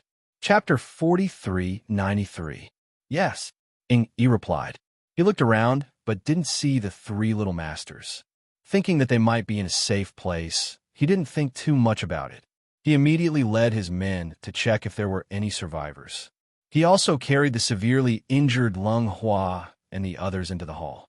Finally, under the bodies of several secret guards, they found the unconscious emperor of Xinyuan Kingdom. "Quick, take them all back to the hall," Ing Yi ordered. He quickly mobilized his men and sent a message to Du Fan and the others, asking them to come quickly. After everything was arranged, he saw the Azure Dragon and the Fire Phoenix perched on a roof of the hall. Seeing the 2 ancient mythical beasts silently looking at the night sky, he felt strange. He thought that they were worried about the chaos in the palace, so he said, "You don't have to worry. Now in all the realms, except for the evil spirit cultivators, no one dares to provoke Master and Madam." The Azure Dragon glanced at him and didn't say anything. The Fire Phoenix also glanced at him and didn't say anything. Perhaps because of the heavy atmosphere, Ing Yi asked, "Did the Devil Lord escape or die?" The situation in the palace was so tragic. Did the Devil Lord escape or die? The Devil Lord is dead. The power of the Black Lotus was used up, and it withered and disappeared. The Fire Phoenix said, squatting on the roof of the palace, watching the rumbling in the sky gradually calm down. The dark clouds dispersed, and a little starlight appeared in the night sky. She said, "The 3 little masters are also gone." Hearing this, Ing Yi's face changed. "What do you mean? Aren't the 3 little masters in a safe place? How could they be gone?" The Fire Phoenix knew that its master didn't want to talk about the disappearance of the 3 little masters, so it told him everything that happened tonight. Finally, it said, Only when Du Fan and the others came did you tell them to comfort my master, lest she be too worried. Seeing that there was no one else, Yi asked, but doesn't Madam have the space? Why didn't she send the 3 little masters into the space? If I had sent it into the space, maybe this wouldn't have happened.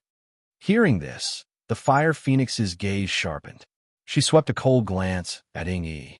Are you blaming my master? I don't mean to blame Madam, because I know that Madam cares about the safety of the 3 little masters more than anyone else. He lowered his eyes and sighed. He just didn't expect such an outcome. In his opinion, perhaps, such an outcome could have been avoided. Fire Phoenix coldly snorted and said, in this world, no one cares more about the safety of the 3 little masters than the master. However, under such circumstances, it was impossible for the master to send the 3 little masters into the space. He also didn't expect such a result. Now that it has happened, it's not time to look into the problem, but to find a way to solve it. Hearing that, Yi's eyes lit up. The 3 young masters all have communication jades. Maybe it won't be hard to find them. Saying this, he turned around and walked into the palace, saying, I'll go to the palace and have a look. When Du Fan and the others come, we'll try it together. Seeing him leave quickly, the Fire Phoenix didn't say anything. She glanced at Azure Dragon and asked, what do you think? Chapter 4394. The Fire Phoenix snorted in annoyance and said, I know that the ancient blood curse is not that simple. That's why I'm asking you if you have any ideas. No, the Azure Dragon said. Then can we find them and bring them back? The Fire Phoenix asked uncertainly. I don't know. The Azure Dragon narrowed his eyes. If you don't know, then why did you say that to my master? The Fire Phoenix's temper flared up and it roared at the Azure Dragon. The Azure Dragon glanced at it and said, didn't you also comfort her in the same way? Hearing this, the Fire Phoenix felt its breath stuck in its throat and it couldn't move up or down. It took a deep breath and its body flashed and it turned into a ray of light and flew towards the palace. Du Fan and the others arrived at the palace in the middle of the night. When they arrived, the first person they saw was Yi. When they saw Yi, they strode forward and asked, what happened? Why did you ask us to rush over in such a hurry? Yi looked at them and said, the demonic cultivators are causing trouble everywhere. I was ordered to go to the Hall of Hell to arrange a mission. When I came back, I found out. He told them everything that happened tonight and finally said, I didn't experience it and I didn't see it with my own eyes. What I know is what the Fire Phoenix told me. Hearing this, everyone gasped and their faces were full of disbelief. So not only are the Yama Lord and the others seriously injured and unconscious, but the 3 young masters are also missing? Yes, Yi replied and said, I just went to the palace to take a look. Madam is treating the master's injuries and the others are being taken care of by the palace's doctors. He looked at Fan Lin and Qin Xin and said, you have medical skills. It's best if you go and take a look at Lung Hua and the others. Their injuries are very serious, and I'm afraid that ordinary medicine won't be able to cure them. Take us to see them first. Fan Lin said to Yi and then said to Du Fan and the others, go and take a look at the master.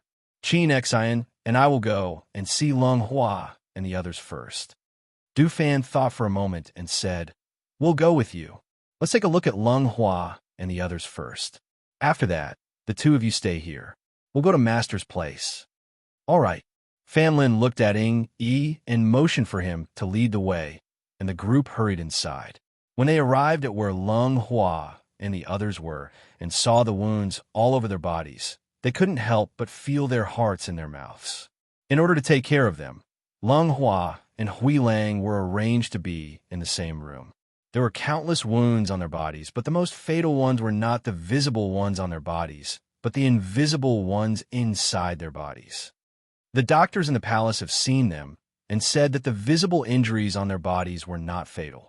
What made them on the verge of death were the invisible injuries in their bodies. I have already let them take the night in to preserve their life force. Yi said, retreating to the side. Fan Lin said to Qin Xin, go and check on Lung Xuan. Leave this to me. Okay. Qin Xian responded and went to the other room next door. The two of them had followed Fengjiu for a long time, so their medical skills were not bad. Most importantly, they had a lot of panaceas. Therefore, after checking the serious injuries in their bodies, they fed them a life-saving elixir. After checking on them, Du Fan and the others saw that Fan Lin and Qin Xian were there. They left first and went to the place where their masters were. However, when they learned that the three little masters had disappeared without a trace, their hearts were very heavy. Chapter 4395. On the other side of the palace, Fengjiu slowly retracted her hand and watched as the wound on Xianyuan Mo's chest healed at a visible speed. Only then did she let out a soft sigh and leaned against the headboard to rest. She stared blankly at Xianyuan Mo, who hadn't woken up yet. She closed her eyes to rest, and her body gradually relaxed. However, the moment she closed her eyes, she seemed to have sensed something and suddenly opened her eyes. "Emo-chun," she called out, but received no response. She then flashed into the space. When she saw that the golden lotus in the spiritual spring had disappeared, she was slightly startled, then relieved. He once said that when the golden body was completed, the golden lotus and he would disappear at the same time and return to his master's side. Although she did not know what had triggered him and caused his golden body to be completed earlier, at least this was a good thing. She turned and left the space. She heard the voices of Du Fan and the others outside, so she walked out and sat down in the outer room. She poured herself a cup of water and called out, "Come in." Du Fan and the others outside heard her voice and looked at each other before walking in. They pushed the door open and walked in. They saw their master sitting at the table drinking water. She had not had time to change her clothes, and she looked slightly tired. "Master, we are late." They all knelt down at the same time. "Get up," Fengjiu said as she put down the cup in her hand. She said, "Even if you are here, what can you stop? All of this will still happen." Hearing this, they looked at each other and stood up. "Master, we will definitely find the three young masters." Fengjiu did not speak. She poured another cup of water and drank slowly. No one knew what she was thinking. Seeing that she did not speak, Du Fan and the others were worried. Thus, Du Fan asked, "Master, how is the Yama Lord's injury?" "The injury is no longer serious, but he has not woken up yet. You can go and take a look," Fengjiu said. "Then let's go in and take a look at the Yama Lord." They walked inside and saw that the Yama Lord was lying on the bed. His breathing was calm and his wounds had healed. Only then did they turn around and leave. "Master, you should rest first. We'll take care of the rest," Du Fan said, looking at her. "All right, go ahead." Fengjiu didn't say anything else, or rather, he didn't have the strength to say anything else. Each of them was capable of handling matters. As long as they came over, they would know what to do without any instructions. Du Fan, Qi Kong, and the others retreated while Bai Qingsheng and Yi Feifei stayed behind. They saw that she hadn't changed her clothes or treated her wounds, so they prepared a bath for her. "Mistress, you should take a bath first. The wounds on your body need to be treated as well," Bai Qingsheng said as she looked at her worriedly. "I got it. You guys can leave now," Fengjiu said as she asked them to leave. She walked towards the big bathtub in the cubicle, took off her clothes, and sank her whole body into the water. Outside, Yi Feifei looked into the room worriedly and whispered, "Is Mistress really okay? She doesn't seem to be in a good condition." Bai Qingsheng sighed softly. "The three young masters are missing. How can she be in a good condition? But don't worry too much. Mistress will adjust." Chapter 4396. The sky was gray and the sun had not risen yet. In a mortal world far away from here, in a forest deep in the mountains, Mu-chun and Mu you were sleeping on the grass. Because of the hazy sky and the fact that they were deep in the mountains, several gray wolves noticed the three of them. They bared their teeth and drooled as they approached step by step. However, they seemed to have sensed something and suddenly stopped and howled. "Oh!" The wolf's howl rang out in the deep mountains and old forests, echoing in the air and dissipating with the breeze. Not long after, a wolf king leaped over and landed steadily beside the three children.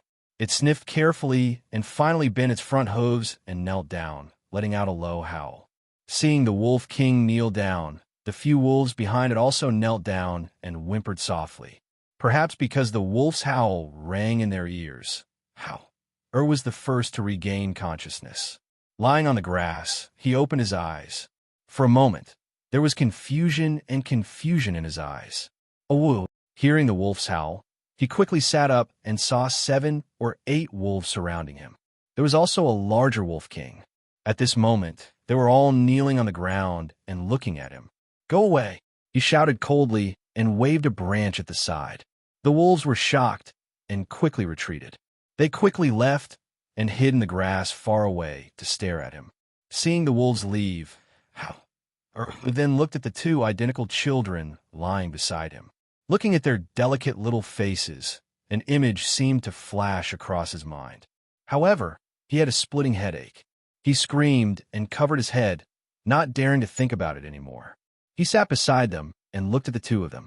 Seeing that they were still unconscious and could not remember who he was, why was he here? Thus, he rummaged through the things on his body.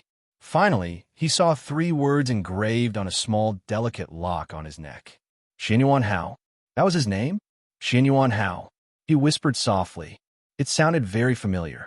He thought that this should be his name. His gaze fell on the 2 little ones. He glanced at their necks and saw that there seemed to be something similar to his, so he went forward and used his fingers to take a look. Xianyuan Mukin. Xianyuan Muyue? He looked at the small words engraved on it, and then saw that the 2 of them were wearing the same thing as him. He thought for a moment and nudged them. "Wake up! Hurry up and wake up." The 2 little guys slowly opened their eyes and sat up. They looked at each other and then looked at Hao, in front of them with a confused expression. "Do you still remember anything?" Hao asked with a glimmer of hope in his eyes. The 2 little guys thought about it and shook their heads. "I have a headache."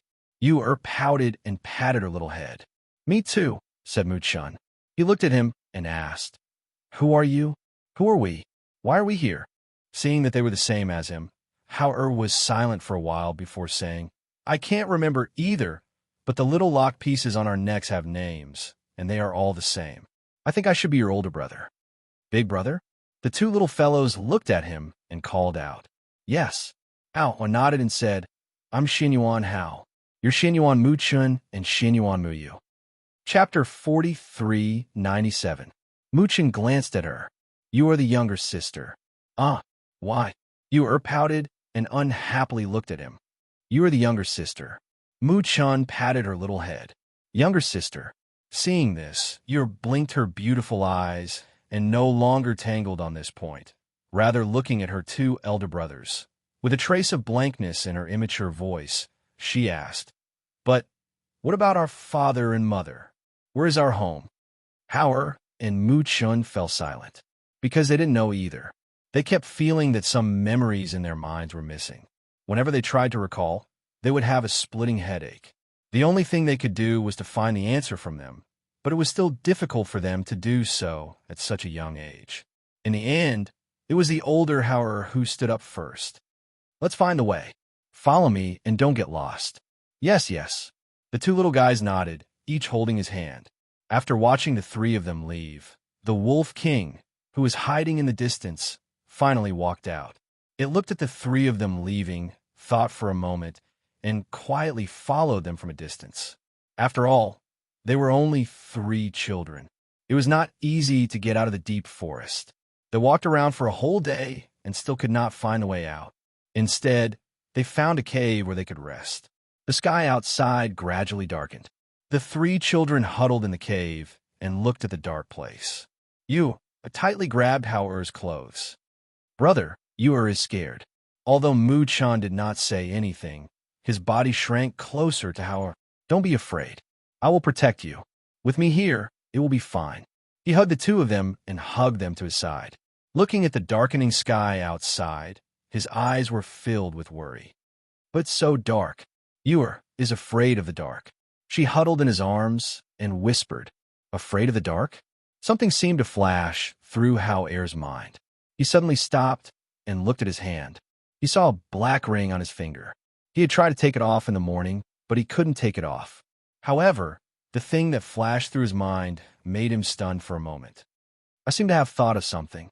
As he spoke, he touched the ring on his finger and suddenly said, "Night Pearl." As soon as he finished speaking, a fist-sized bead appeared in his hand.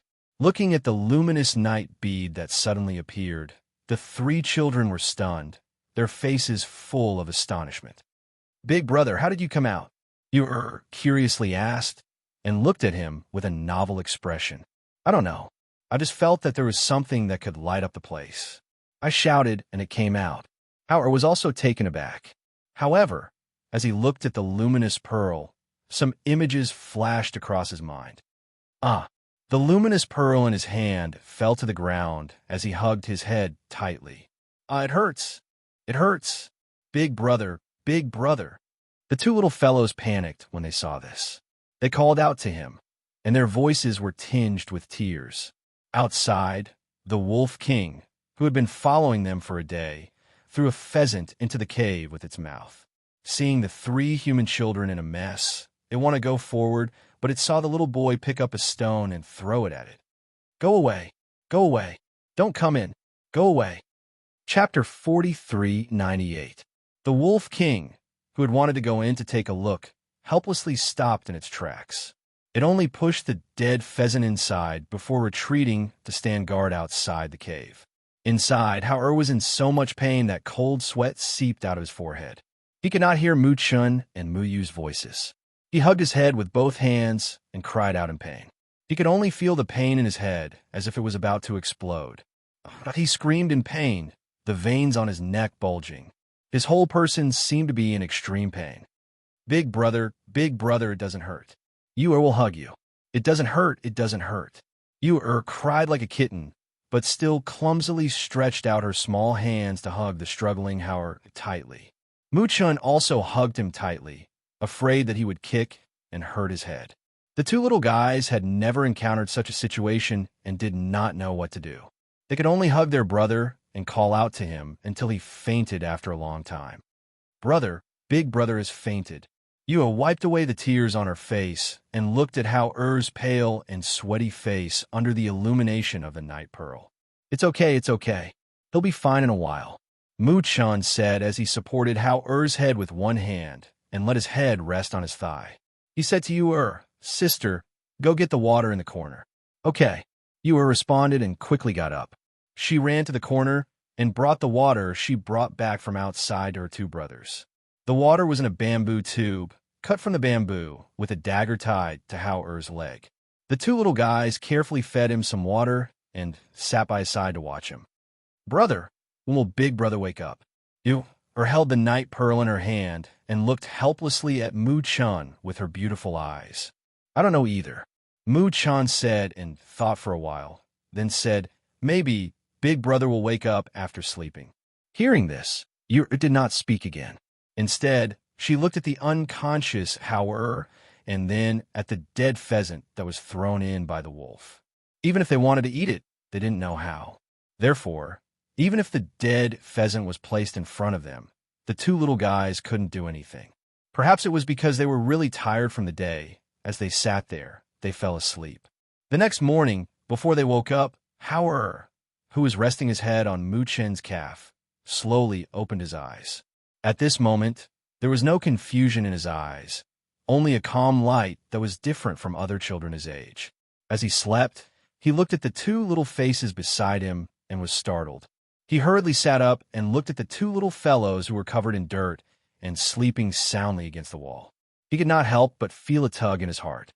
"Father, mothered in deep sleep," Yua murmured. This made Hao, who was about to stand up, pause for a moment as he recalled those scenes in his mind. No, father, mother." Yua cried out in alarm and jumped up. Opening her eyes, she saw Hao was standing in front of her. Seeing that he had already woken up, she happily threw herself forward. "Big brother, you're awake? Are you feeling better?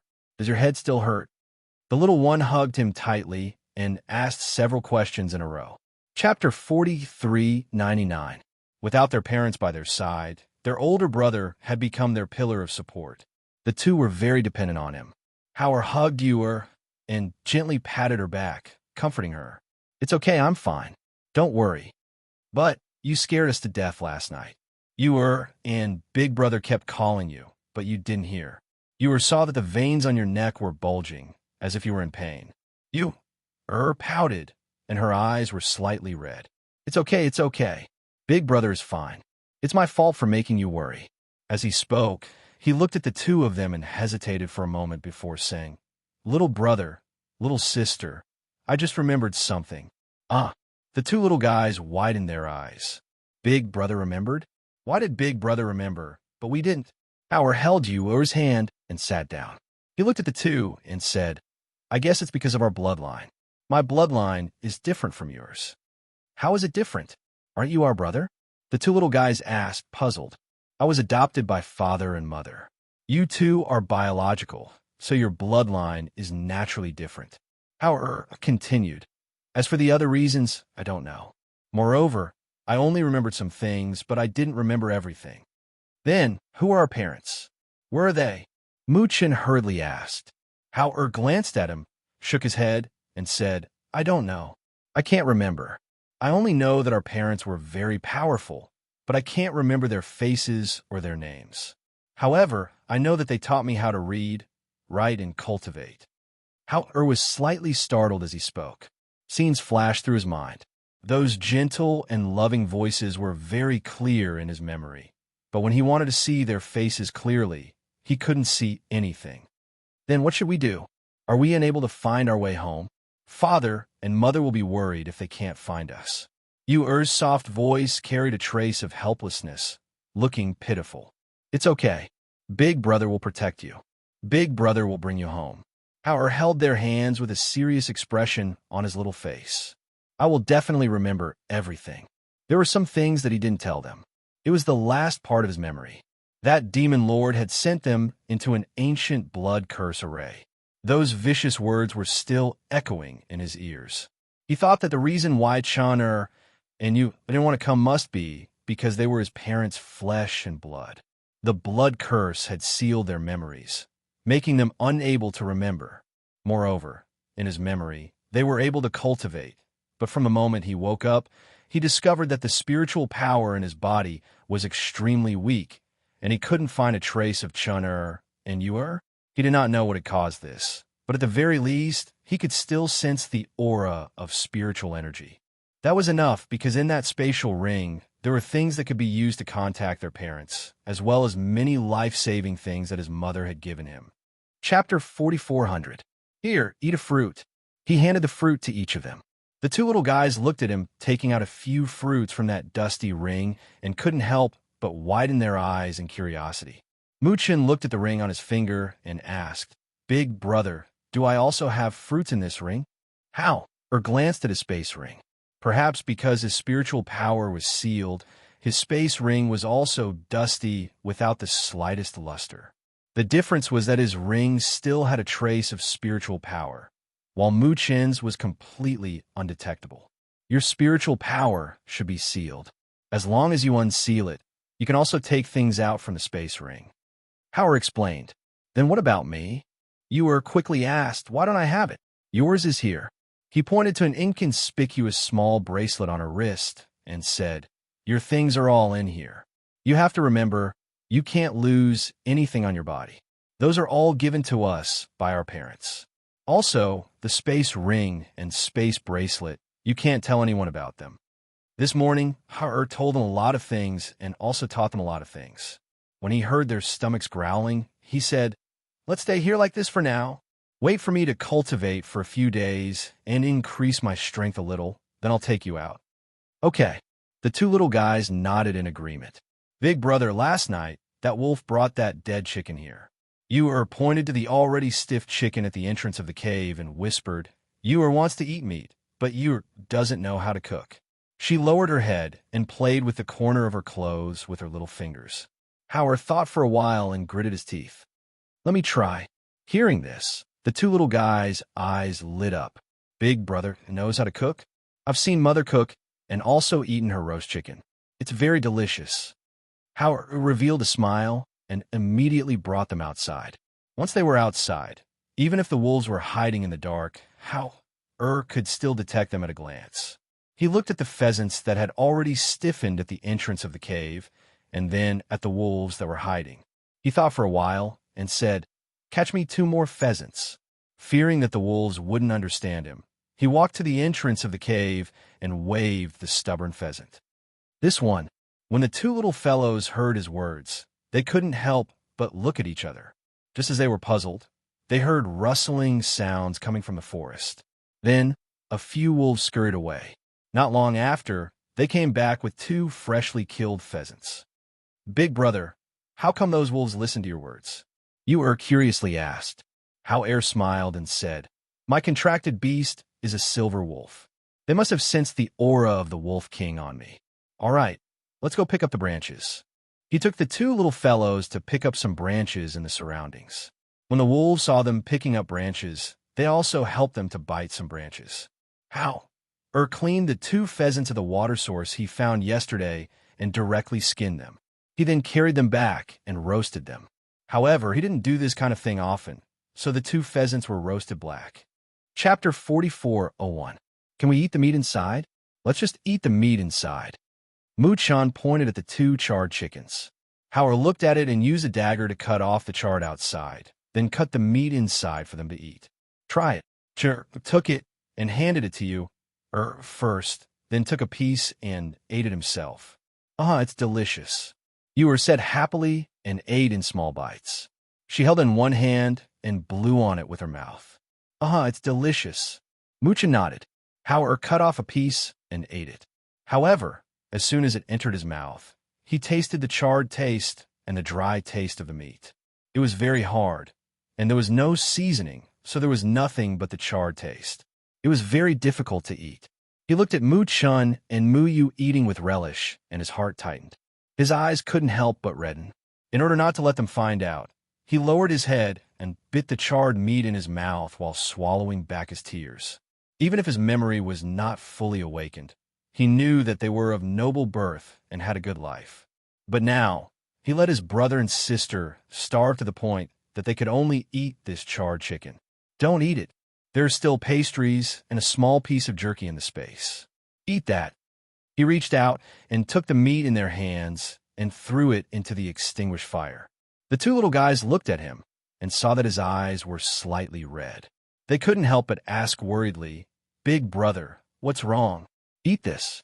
This can't be eaten. Throw it away and don't want it." He threw away the 2 burnt chickens and stuffed the pastries wrapped in paper into their arms, along with a small piece of jerky. Looking at the things in their bosom, the 2 little fellows hesitated for a bit. Then Yer softly said with her immature voice, "But we can't go out. Are we going to wait until we are very, very hungry to eat these?" "It's okay. Eat it first. We'll think of a way after eating," he said, and let them eat. Seeing this, the 2 little guys looked at each other. So, Chen divided the small piece of jerky into 3 pieces and handed 1 piece to Hao. "Big brother, you eat too." As he spoke, he took some pastries for him. "I don't eat jerky. I only eat few pieces of pastries," Hao said, then handed over the jerky to Yu.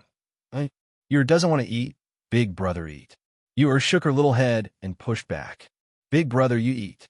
Let's share it." Chen looked at him and said. Hao shook his head and said, "This piece of jerky isn't ordinary jerky. It's spirit beast meat. Eating it will be good for your body." He divided his piece of jerky into 2 portions and handed it to the 2 of them. "Eat this and see if you can stimulate the spiritual power in your body. I'll give you some pills later."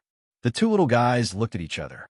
Seeing that he didn't want to eat, they took the jerky and asked, "Big brother, will we be able to go back to find father and mother after we have spiritual power?"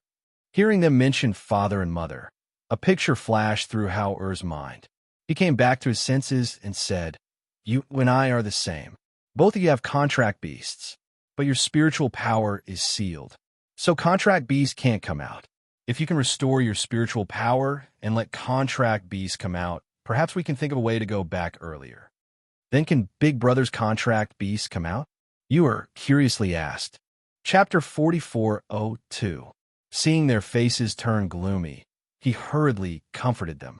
"But Mother gave me a lot of medicinal pills. Maybe some of them can come in handy." As he spoke, he hurriedly took out some small bottles from his space and rummaged through them. When the two little guys saw so many beautiful little bottles, they also went forward to take a look. Muchin picked up one and saw the words hemostasis powder written on the bottle. He picked up another one and found that these beautiful little bottles were printed with two words below them. Ghost Doctor. Muchin softly read it out. He recognized these two words, and when he said them, he felt an inexplicable sense of familiarity.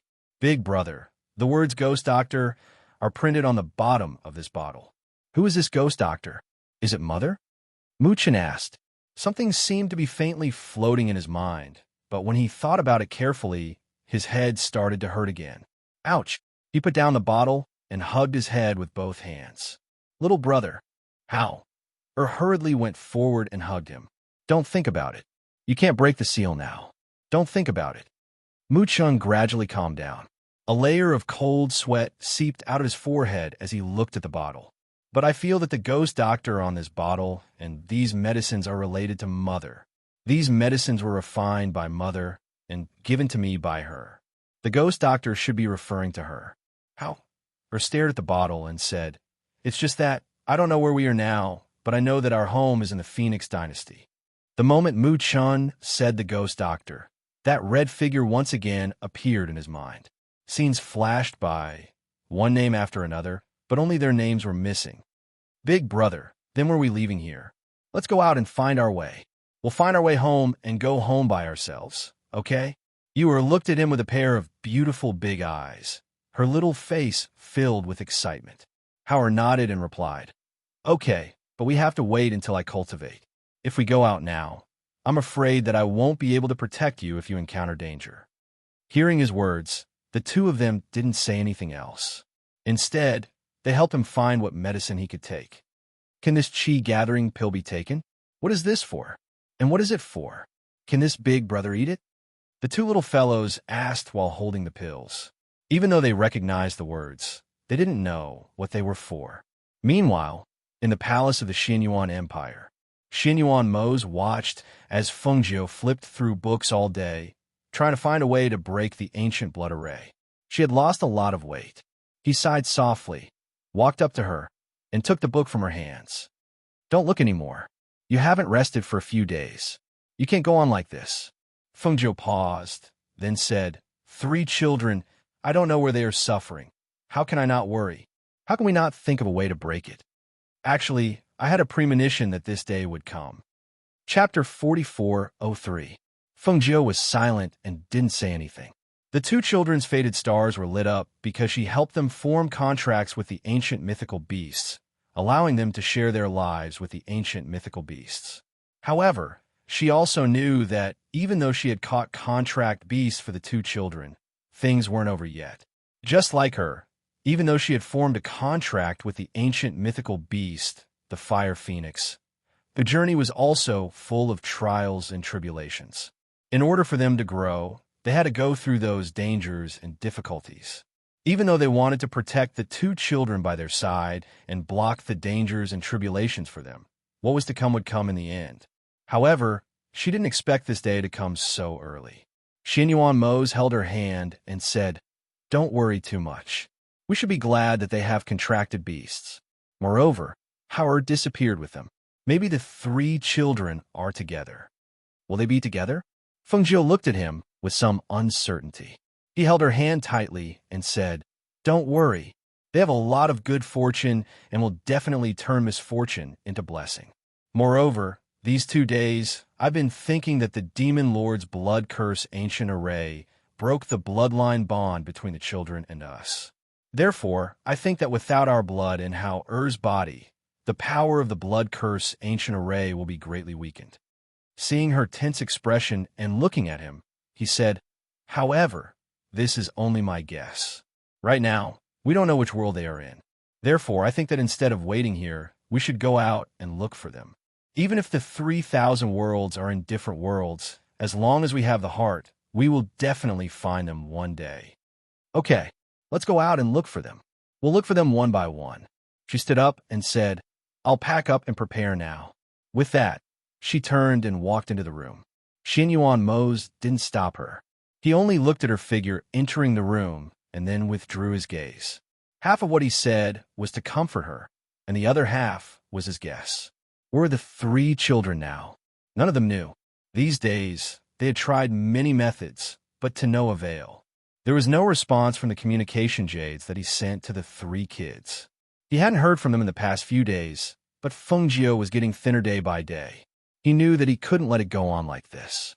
Instead of letting her stay here and wait, flipping through books all day long, it would be better to take her everywhere to search. At least this way, she would have a trace of hope and expectation every day. "Yama Lord." Du Fan walked in and bowed to him. "You came at the right time. I have something to tell you." As Xinyuan Mo spoke, he looked at him and said, "It's already been a few days since the 3 children's matter. The Feng Manor still doesn't know about it. Go back personally and tell them about it. As for the Black Tortoise Sovereign, Agio and I will go there personally. Also, Agio and I plan on going out to look for the children. There's no need for you to follow." Hearing this, Du Fan was slightly startled. "Yama Lord, do you only plan to leave with my master? Why don't you bring 1 or 2 people with you?" Chapter 4404. Okay, I know. Seeing that he had made up his mind, Du Fan didn't say anything more and retreated after giving a salute. On the other side, the 3 children were still in that deep mountain. They had already stayed here for several days and gradually got used to the environment here. It was worth mentioning that in these few days, had been practicing his barbecue skill. Although he couldn't make the barbecue taste like the barbecue his mother made in his memory, but compared to the first time, he had already improved a lot. They also didn't need to go hunting because that Wolf King would bring them prey. Because he was worried that he couldn't protect the 2 little ones, Hauer also taught Shun'er and Yer to practice these few days in addition to his own practice. However, their spiritual power was unable to recover, so he could only teach them some martial skills. "Big brother, I seem to have learned this before, I know it." Shun'er looked at the set of fist techniques he was making and felt very familiar. Immediately, he followed suit and made every punch just right. "Daddy should have taught you before. This fist technique was taught to me by Daddy." "How?" said with a smile on his little face. "Yer seems to know it too." Yer said with her little head tilted and also followed suit. "Well, you 2 practice by yourselves. I'll go over there and practice under the tree. You 2 don't go too far.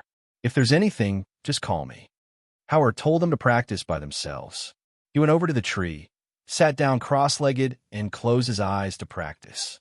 The 2 little guys also practiced seriously because these days their big brother told them that their daddy and mommy weren't by their side.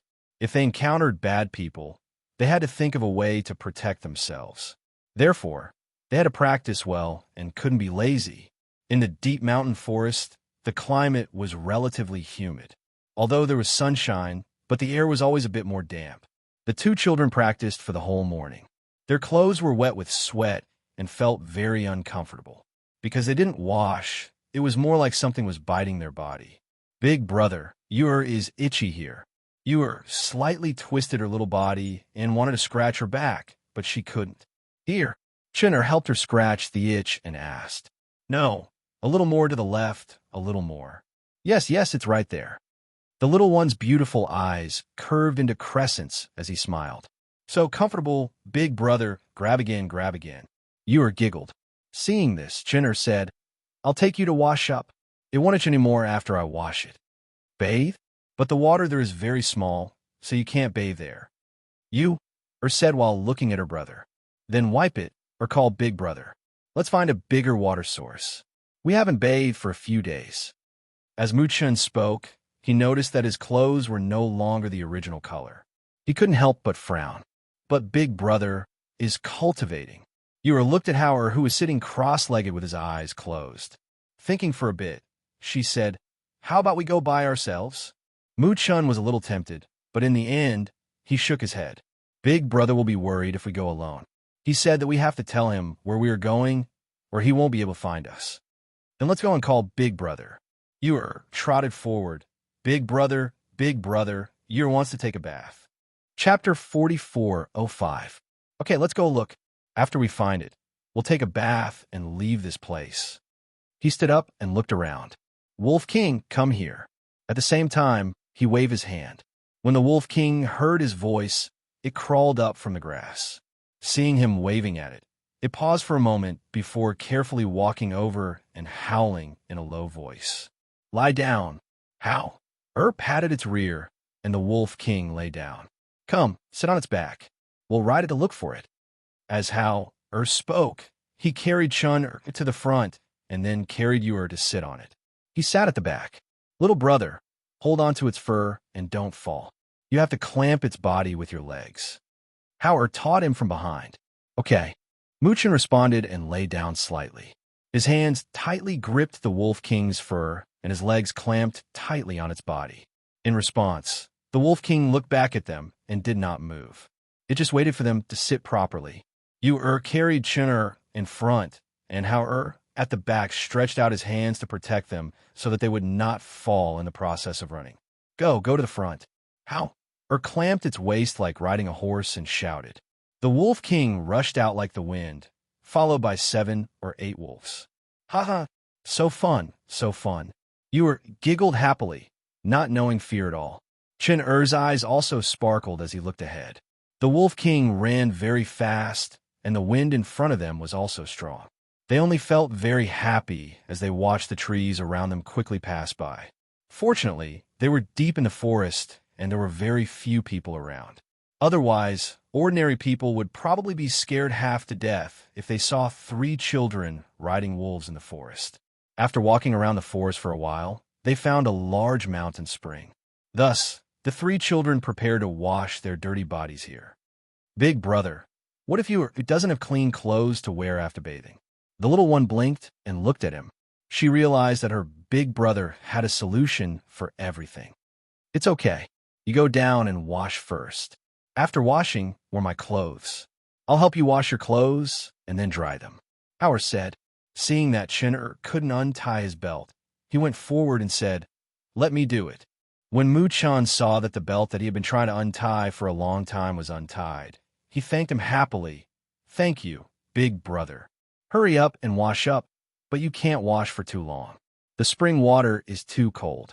You'll get sick if you wash for too long. How? Looked at the sun above.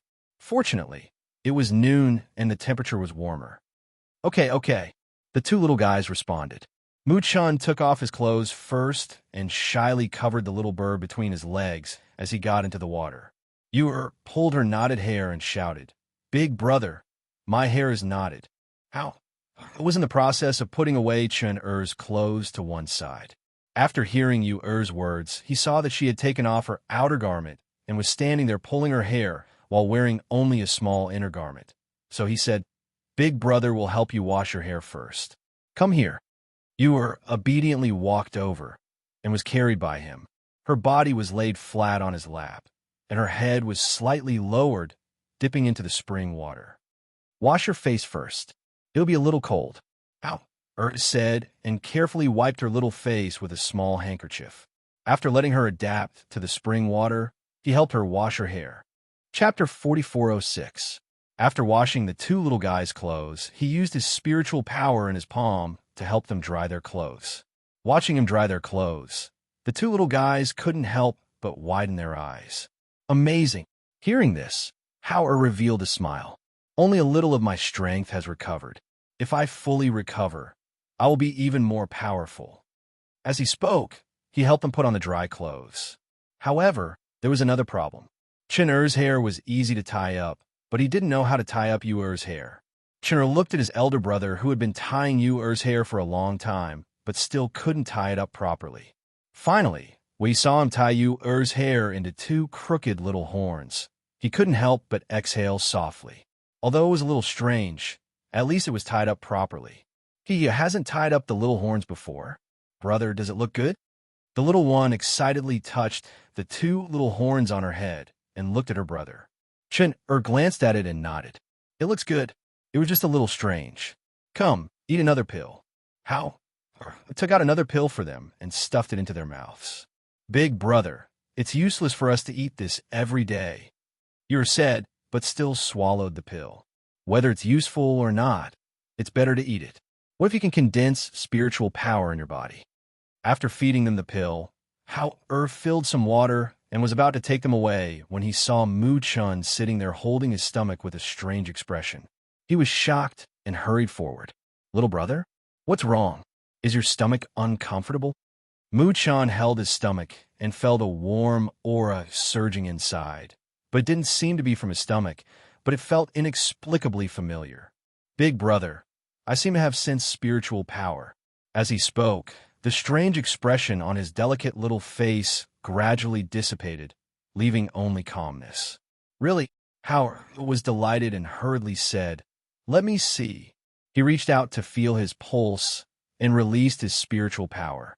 Sure enough, he felt a wisp of spiritual power flowing in his body. "Great, great." Howard's little face was full of excitement. "My stomach is also warm, as if something is walking around inside." You said with a pair of big eyes. She felt a little strange because this aura felt familiar to her. "Quick, eat another pill." Howard immediately took out a chi-gathering pill from his space and gave one to each of them. None of the three little fellows had thought that their spiritual energy would recover so quickly. However, it was their bodies that were regenerating their spiritual energy, not the seal being broken. If there was a reason, it could only be attributed to the two children's innate spiritual bodies and the effects of the energy-gathering pill. Originally, they planned to find a way to leave today, but because Mu-chun and Mu-yu sensed spiritual energy again, their journey was delayed again. Today, they didn't leave. Instead, under Hao-er's guidance, they re-practiced the most basic cultivation techniques. Chapter 44:07. The Wolf King looked at him and walked forward. With a low howl, it lay down in front of him. Hao-er patted the Wolf King's head and said, "Thank you for these days. This pill is for you." He stuffed the pill into the Wolf King's mouth. It wasn't a rare medicinal pill, but it was a medicinal pill refined by his mother. It could be considered as a reward for the Wolf King protecting them and hunting for prey for them these past few days. "Oh!" The Wolf King swallowed the pill and excitedly howled. It rubbed its head against his palm. Howard withdrew his hand and led the two little guys along the mountain path. The Wolf King watched from behind until they could no longer be seen. It howled 3 times and leaped back into the mountains. The 3 children walked along the mountain path until noon. The scorching sun above their heads made them sweat from time to time. Thus, the 3 of them rested under a tree by the roadside. "Little sister, drink some water." Hao-er took out some water from his space and handed it to her. After you finished drinking, she handed it back to him. "Big brother, drink too." "Little brother, drink some water." "Drink more." Hao-er passed the water to him. After he drank it, he drank some himself and took out some dried meat for them to eat. After resting, the 3 of them continued walking. However, after walking for a while, Hao-er noticed that Yu was walking with a slight limp. He stopped and asked, "Little sister, what's wrong with your foot?" Yu hesitated for a moment before whispering, "My foot hurts." "What does it hurt? Let me take a look." Hao-er said, and led her to the side of the road to sit down. He helped her take off her boots and socks. His little face tightened. He saw that there were 3 or 4 bloody blisters on her white and tender feet. Each blister was the size of a finger. Her toes were also red, but she did not make a sound. He couldn't help but feel sorry for her. He patted her head and said, "You be good. Big brother will help you remove the blisters. After applying some medicine, it won't hurt anymore." Mu-chan, who was at the side, pursed his little mouth tightly, and his eyes were filled with nervousness and worry. When he saw his big brother taking out something to help Yu to break the blood blisters, he walked forward and hugged Yu's little head to his bosom, while saying, "It won't hurt if you don't look, it won't hurt." Yu was lying in Mu-chan's embrace, her small hands clutching his clothes. Her legs were propped on her big brother's thighs. She couldn't see, but she felt a burst of pain and couldn't help but cry out. "It'll be fine after a while." Howard used clean water to wash her. After cleaning her, he applied the medicine and carefully tied her up with a small piece of cloth to prevent her skin from being scratched. "All right," Howard said. "Don't wear boots first. Big brother will carry you." Yu blinked her eyes, and with an adorable expression on her delicate little face, she blankly said, "But Yu is very heavy." Howard saw her little appearance and couldn't help but find it funny. He said, "It's not heavy. Big brother can carry you. Come." He turned his back and squatted down with his hands behind his back. He said to Moo-chun, "Little brother, take my boots. Don't lose them." Moo-chun responded and helped Ewer onto his back. Then, he took the boots and walked beside them. Chapter 4408. The little one smiled and squinted his eyes, obediently lying on his back. Along the way, he happily chatted with the two of them. After walking for a long time, he asked, "Big brother, are you tired? Ewer can come down and walk by herself." "Not tired, big brother can carry me," Howard said and shook his head. "Then you will help big brother wipe his sweat." She saw sweat on his forehead and used her sleeve to help him wipe it. Feeling the little one's clumsy little hand randomly wiping his forehead, Howard's eyes flashed with a touch of warmth. "If you are hungry or thirsty, tell big brother." "Yes, yes." The two nodded in response. They walked and rested all the way. When the sky gradually darkened, they saw a small village. "There is a small village in front." Ewer excitedly pointed to the front and said. Howard and Chun also showed a smile. After walking for a whole day, they had been walking along the mountain road until now when they saw people. "Let's go take a look and inquire about where this place is," Hao said, and carried Ewer and took Chun to turn a corner and walked along the mountain road to the small village. At this time, it was evening. In this remote mountain village, more than 10 families were cooking. Smoke rose from the chimneys, and the fragrance of the food also spread. Coming to the village, smelling the fragrance of the food from each family, the eyes of the 3 children who had been eating barbecued meat for several days could not help but brighten. "It smells so good." Ewer sniffed with her small nose and smelled the fragrance of the food with a greedy face. "Big brother, let little sister sit here for a while." Moo-chun pointed to a stone next to him and said, "Okay." Howard agreed and put her down. He said to the 2 children, "You two wait for me here. I will go ahead and ask." After telling them not to run around, he went to the front of the house. Where did the children come from? A woman in her 30s came out and splashed the water in her hand in front of the door. She saw the 3 children at the entrance of the village. This place was remote, and usually very few people came here. The more than 10 families in the village were familiar with each other, and at this time, hearing the woman's words, the people in the next house stretched out half of their body to look. "They're really children? Where do they come from? Why don't I see my lord?" Another woman in her 40s said. She walked out and looked around. Seeing that there were no adults, only the 3 children, she couldn't help but feel strange. Howard didn't have much contact with people in the past. Coupled with his cold personality, he looked indifferent at such a young age. However, he was handsome and had an outstanding temperament. At a glance, one could tell that he wasn't a child from an ordinary family. Among the villagers who gradually gathered around, there were women, men, and old people. Finally, an old man with a wooden walking stick in his hand stroked his beard and looked at Howard. He asked, "Child, where are you from? Where's my lord?" Howard's gaze swept across the crowd and finally landed on the old man. He cupped his hands and bowed respectfully. "Grandpa, my younger brother and sister were separated from our family. Can you let us rest here for the night?" Separated? Chapter 4409. The old man turned around and looked at the woman next to him. "Old woman, don't we still have an empty house? Tidy it up and let the 3 children rest." "Okay." The old woman in her 50s or 60s responded with a smile. Her face was full of kindness. "You can come to my house to rest. I am the village chief of this village. My house is behind there." The old man pointed to the house behind and said with a smile, "I have 2 grandsons at home who are about the same age as you." "Thank you, Grandpa Village Chief." Howard thanked him. As soon as his voice fell, 2 young voices came from the side. "Thank you, Grandpa Village Chief. Moo-chun helped move you over." He had already put on his boots, but he still walked with a limp. Good, let's go.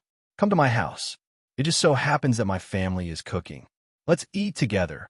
He looked at the 3 children with pity in his heart. Children of this age were about the same age as his grandsons, but they were wandering outside. It was really pitiful. The people of the remote mountain village were also simple. When they saw the 3 children wandering outside, they also felt pity for them. When they saw that the 3 children were so delicate and their behavior was so different from ordinary children, they were even more envious. They really didn't know what kind of people their parents were. They actually gave birth to such well-behaved and sensible children. Looking at the 3 children and then comparing them with their own brats, the parents could only shake their heads helplessly and bitterly. Originally, they felt that their children were well-behaved and sensible, but compared with others, they really couldn't be compared. Eating at the old village chief's house, watching the 3 children eat a big bowl of rice and drink a bowl of soup, the old village chief and his wife looked at each other and secretly thought that these 3 children were probably starving. Eat slowly. If it's not enough, there's still more, the old village chief said and gave them some vegetables and meat. Thank you, Grandpa Village Chief. You is full. You finished eating the rice and vegetables in the bowl. Touching her full stomach, she smiled and narrowed her beautiful eyes. Hee, it's good that you're full. You can't eat too much at night, otherwise it won't be easy to digest. The old village chief smiled as he looked at the cute little girl. He couldn't help but pat her head and said kindly, "In a while, you 2 go take a bath and then go to sleep. Have a good rest." You were answered with a beaming smile. You've just eaten, so don't take a bath.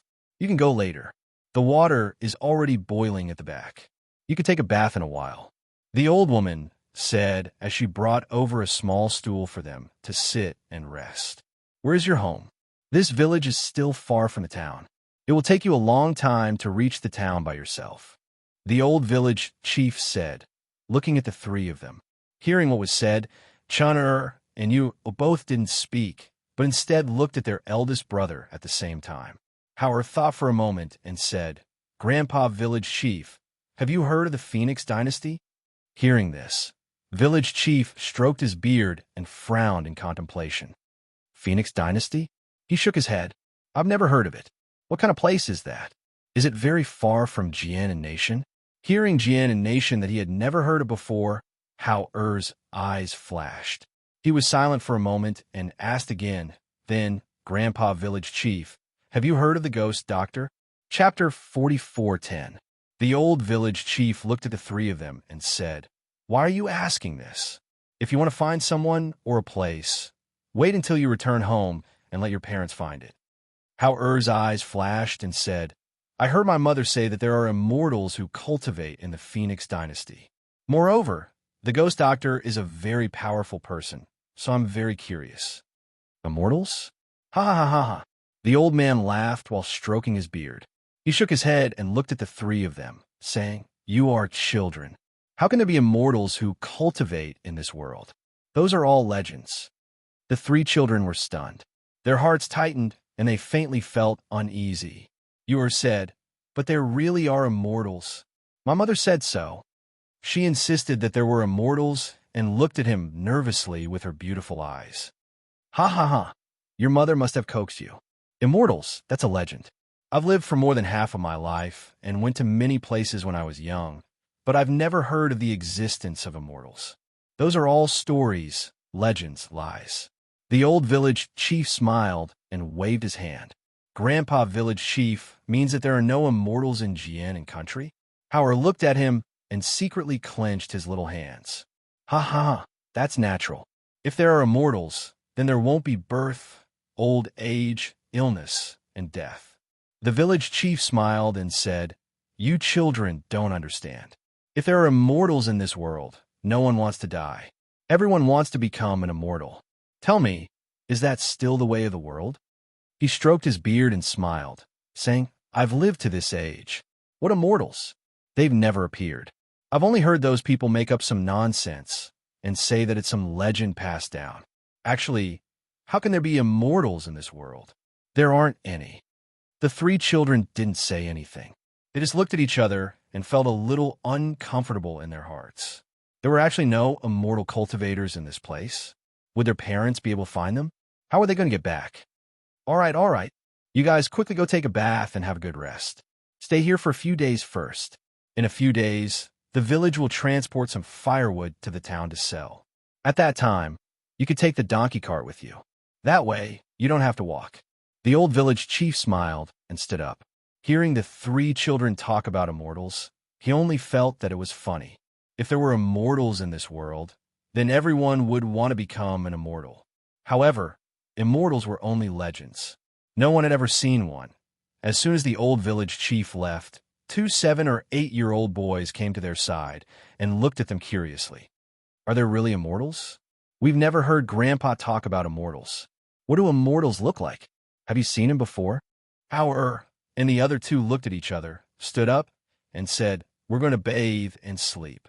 At night, 3 children were lying on a big bed, but all 3 of them were unable to sleep. They opened their eyes and looked at the pitch-black top of the bed. You were tossed and turned, and couldn't help but sit up, then softly said in a soft voice, Big brother, why did Grandpa Village Head say that there is no immortal? Can we still go back to find father and mother? Can we still go home?" Muchin also sat up and said, "There is, but they have never seen it." Chapter 44:11. Because you foot blisters had not yet healed, and the village head said that they would have a donkey cart to go to town in a few days, and the rest stayed here for a few more days. The folk customs in the village were simple. Seeing that the 3 children were handsome and delicate, they treated them well. Whoever had something to eat at home would give them some. On this day, the 2 grandsons of the village head came to the door of Hao Er's room with a few eggs. "Sister Yu, we brought you some food." Chun came out to open the door, and his gaze fell on the eggs in their hands. Yu poked her head out from behind. When she saw the 2 of them, she smiled and squinted her eyes. She was very likable. "Brother Wa, brother Wa. Here, these are the eggs that Grandma just cooked. We brought some for you." The 2 children handed the eggs in their hands to them and asked, "Do you want to go out and play with us?" Mu Chun and Yu took the eggs, thanked them, and shook their heads. "No." Hearing this, the 2 children were a little strange and said, "You don't go out every day and just stay in a room like this. Children should go out and play more often."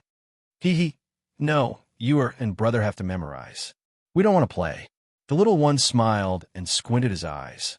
"Brother Wa, brother Wa, go and play. We're going in." "Okay then." Seeing that they were not going out to play, the 2 children did not say anything more and left after giving them the eggs.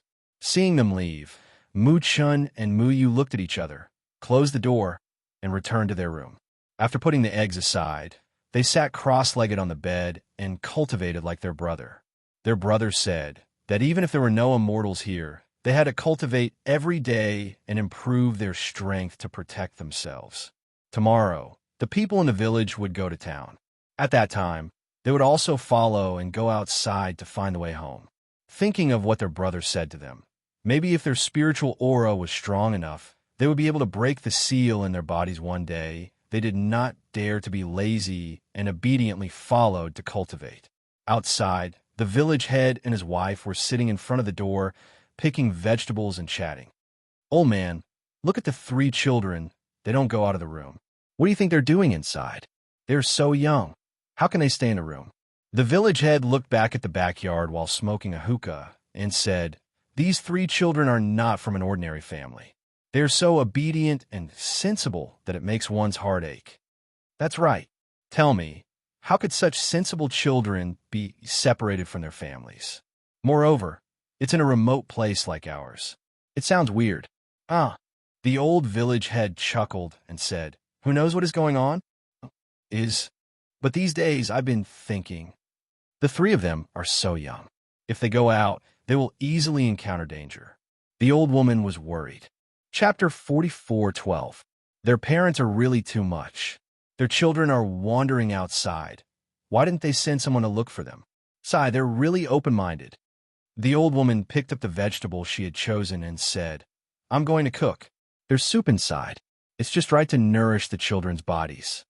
The next day, before dawn, several men were busy at the village gate, folding bundles of firewood and putting them on the donkey cart. Hao and the other 2 watched from the side. A man next to them smiled and said, "Village chief, why do you want to go to the town? If you want to buy anything, just let us know. We could buy it back. You don't have to run back and forth like this. Besides, because my legs and feet have been acting up these few days. I need to go to the town to have a look. Otherwise, I won't be able to sleep at night because of the soreness. The old village chief said and said to the old woman beside him, Okay, go back. We can make it back by night. Be careful on the road. Go early and come back early. The old woman said and stuffed the pancakes she had made into Er's hands for them to eat on the road. Come, sit up here. The man carried onto the donkey cart. When he was about to carry Chinur said, I can do it myself. With that, he climbed up by himself. Saw him climb up and also sat up. The old village chief and the man driving the donkey cart sat in front. Sit down, we're setting off. The man shouted and threw the target in his hand. He drove the donkey cart along the mountain path. After watching the donkey cart leave, the old woman returned to the house. The old woman couldn't sleep anymore, so she went to tidy up the house where the 3 children had stayed for a few days. However, she didn't expect to see a shiny gold coin on the table. This is... The old woman was startled. She picked it up and looked carefully. She couldn't help but be surprised. How could there be a gold coin? This gold coin was equivalent to 100 silver coins. For ordinary people like them, this was a lot of money. On the way, sat cross-legged in the back and cultivated. The old village chief and the man sitting in front knew that they were sitting in the back and didn't worry about anything else. They just chatted with them from time to time. At the back, and Mu Chun were eating pancakes when they heard the hushed voice coming from the front. Village chief, I heard from them that the road has not been peaceful these days. A few passers-by even died a while ago. Bandits again? Logically speaking, this area is a remote and desolate place, so there shouldn't be any bandits. I heard that he's a murderer who fled here to seek refuge. The terrain here is complicated, so it's not easy for the authorities to catch him. Look, he's now a scourge to the common people. The brother and sister ate the biscuits as they spoke in low voices. After an unknown amount of time, the donkey cart suddenly stopped. Immediately after, there was the sound of swords clashing against each other.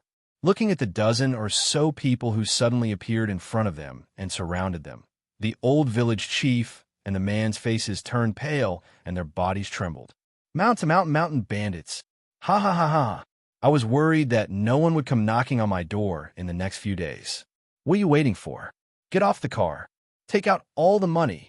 The man in the lead laughed loudly with his hands on his hips. He ordered people to drag the old village chief and the man off the donkey cart. Chapter 44:13. Hearing this, the old village chief panicked and hurriedly said, Sir, those are my 3 grandsons. Please be magnanimous. Get lost. The leader of the bandits kicked the village chief to the ground and gestured, Bring those 3 brats down. However, when the 2 bandits reached out to pull down from the donkey cart, Mu Chun, who was beside picked up a branch and hit the hand that was reaching for her. Whoosh! This! The bandit cried out in pain and retracted his hand. When he saw the brat hit him with a branch, his eyes flashed with murderous intent. Brat, you're courting death. His other hand viciously slashed at Mu Chun. Clang! At that moment, stepped forward and pulled out the dagger on his leg to block the knife that was slashing towards his younger brother. A hidden force surged in his hand, and at the same time, the dagger in his hand was slashed towards his younger brother's neck. Whoosh! This! The speed was so fast that the bandit didn't even have time to react. He only sucked in a breath of cold air before his eyes widened, and he fell backwards in fear. Thud! His body fell to the ground, and blood seeped out from his neck, staining the sand red. Everyone outside was stunned. However, Er's hand trembled as he held the dagger tightly. His small face was cold and stern as he stared at the dead bandit on the ground with determination and coldness in his eyes. He spoke clearly to his sisters-in-law, who were staring at the scene with wide eyes. Mother said to never show mercy to those who want to kill you. Before they can kill you, you have to kill them first. He took a deep breath and looked at Mu Chun and Mu Yu. Do you remember? Yes. The 2 little guys recovered. Although there was a trace of fear in their eyes, it was more of determination. The village chief and the leader looked at the bandit on the ground in shock. They watched him twitch on the ground until he breathed his last. In just a short while, they could not help but hold their breaths and look at the 3 children who came out from behind the curtain. When the leader saw his brother killed, he thought that there was someone powerful hiding in the donkey cart. He did not expect that there were only 3 children coming out from behind the curtain. Among the 3 children, the oldest was no more than 8 or 9 years old, and the youngest was no more than 3 years old. However, they looked very delicate and outstanding. With one look, one could tell that they were not the old man's grandchildren, as the old man had said. However, at this moment, the older child was holding a dagger in his hand and looking at him with a stern little face. That kind of gaze made him feel an inexplicable chill in his heart, but after he recovered, he felt a little embarrassed and angry. He was actually intimidated by an 8 or 9-year-old child. Damn it! What are you waiting for? Capture them for me. The man in the lead shouted as he waved his knife and ordered his men to step forward. Take care of yourselves. Ow! Said and held the dagger tightly in his hand. In the next moment, his figure flashed forward. Even if his cultivation hadn't recovered, with his body movements and the training he had received, his instinctive attacks were already unstoppable for those lowly bandits. Howard did not leave anyone alive and slaughtered the dozen or so bandits one by one. When the leader saw the dead people on the ground, his face turned pale with fright and he turned to run. Chapter 44:14. He's flying. The old village chief and the burly man were dumbfounded. They could only see a visible stream of air condensing under his feet. Then, with a tap of his foot, he flew more than 10 meters away. Just as the burly man was about to attack with his dagger, the bandit suddenly turned around and raised his hand. Shell! An arrow shot out from his sleeve. Whoosh! Howard quickly dodged. His body's instinctive reaction had already evaded when he sensed danger. At the same time, he attacked with his palm. The 8 or 9-year-old child hit the bandit several meters away. The bandit spat out a mouthful of blood and fell to the ground. He looked in horror at the child who was walking towards him step by step. Who are you? Howard didn't speak. Instead, he stepped forward and slit the bandit's throat. When the old village chief and the burly man saw this, their legs went soft and they fell to the ground. Their bodies were trembling. They didn't know if it was because they saw more than 10 bandits dead, or because they were frightened by Howard's ruthlessness, or because they saw something they shouldn't have seen. No one knew that Howard's hands were trembling. After he killed the last bandit, he didn't stand up for a long time, until the 2 little fellows trotted to his side. Big brother, how are you? Her soft voice was filled with unconcealable concern. 2 identical little faces looked at him worriedly. Hearing their voices, Howard took a deep breath and turned around. I'm fine. Grandpa Village Chief and the others seemed to be frightened.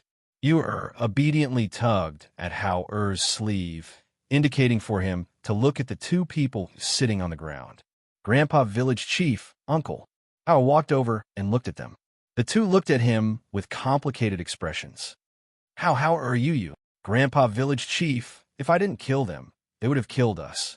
Howard's little face was cold. He said, my brother and sister are still young. They can't protect themselves, so I have to protect them. Moreover, my mother said to never show mercy to those who want to kill us. So they all have to die. The village chief and the burly man also knew that those bandits killed people without batting an eyelid. However, when they saw those bandits who killed without batting an eyelid being killed by a child who was not even 10 years old, they still found it unbelievable. Were all the children of the aristocratic families out there already so powerful? Also, they seemed to have seen him fly up earlier. Grandpa Village Chief, Uncle, my big brother's a good person. They are bad people. Ur stepped forward, and hugging Howard's hand, she said to the 2 people who were paralyzed on the ground, my big brother is really a good person. You don't need to be afraid of him. The tender voice entered their ears softly. This made the old village chief and the burly man feel guilty. The old village chief hurriedly said, we're not afraid of him. It's just that we've never seen so many people die. We can't get over it all of a sudden. As he spoke, The old village chief stood up with his walking stick and said, "We have to deal with these corpses." Thus, he got the burly man beside him to help. Chapter 44:15. Howard thought for a moment and took the money from a small bag. He took out some of it and handed it to them. "Grandpa village chief, uncle, this is for you." This won't do." They hurriedly waved their hands. "We didn't do anything. How can we take these things?" No, you can keep it for yourselves." "Take it." Howard stuffed it into their hands and said, "Let's go quickly." Seeing this, the burly man looked at the village chief and then looked at the money in his hands. He was a little troubled. "Just take it." The old village chief thought for a moment and let him take it. He then reminded him, "You're young. Remember not to show your wealth, lest you be targeted in the future." "Yes, we know." Howard nodded in response. They got on the donkey cart and continued to head in the direction of the town. Along the way, the old village chief and the burly man had many things to ask, but every time the words reached their mouths, they swallowed them back. There were some things that they should not know. It was better for them not to ask. Knowing too much was not a good thing. The donkey cart moved slowly. It was not fast, but as time passed bit by bit, they arrived at the town near noon. "Look, this is the town. This town is very big. Many of the nearby villages are in the same market as this town." The old village chief looked back at the three of them and asked, "What do you plan to do when you reach the town?" The two little ones naturally looked at Howard. They were still young and could not make up their minds. Naturally, they would wait for their elder brother to decide. "We'll see when the time comes," Howard said. In fact, he did not have any plans yet. He had to see the situation first. When they entered the town and came to a corner, the old village chief asked, "Can we get off here?" "Yes, let's get off here." As Howard spoke, he got off the donkey cart and carried his younger brother and sister down. Then, he respectfully bowed to the two of them. "Thank you, Grandpa village chief and uncle." The two of them hurriedly turned to the side to avoid him. "We don't dare." Although they knew that their identities were not ordinary and that they were just a few children, their hearts still skipped a beat when they thought of the scene on the road. They did not dare to accept their bow. "Grandpa village chief, uncle will be going then." Ewer's soft voice was full of smiles. Her delicate and cute little face overflowed with a pleasant smile. "She was really very cute. You must be careful and take good care of yourselves." The old village chief could only say so. In reality, even if they wanted to help them, they couldn't. Thus, Hao are left with Mu Chun and Mu Yu. He watched them curiously look left and right as they walked into the street. If he hadn't seen it with his own eyes, he wouldn't have believed that such young children could kill more than a dozen bandits. On the street, Ewer was happily looking at the things on the stalls. Especially when she saw some trinkets, she couldn't take a step forward and directly stood on her tiptoes to look at them. Chapter 44:16. Hearing this, the little one's eyes lit up and couldn't help but look up at her two elder brothers. Seeing this, Howard showed a doting smile and reached out to touch her little head, saying, "If Ewer wants it, then let's buy it."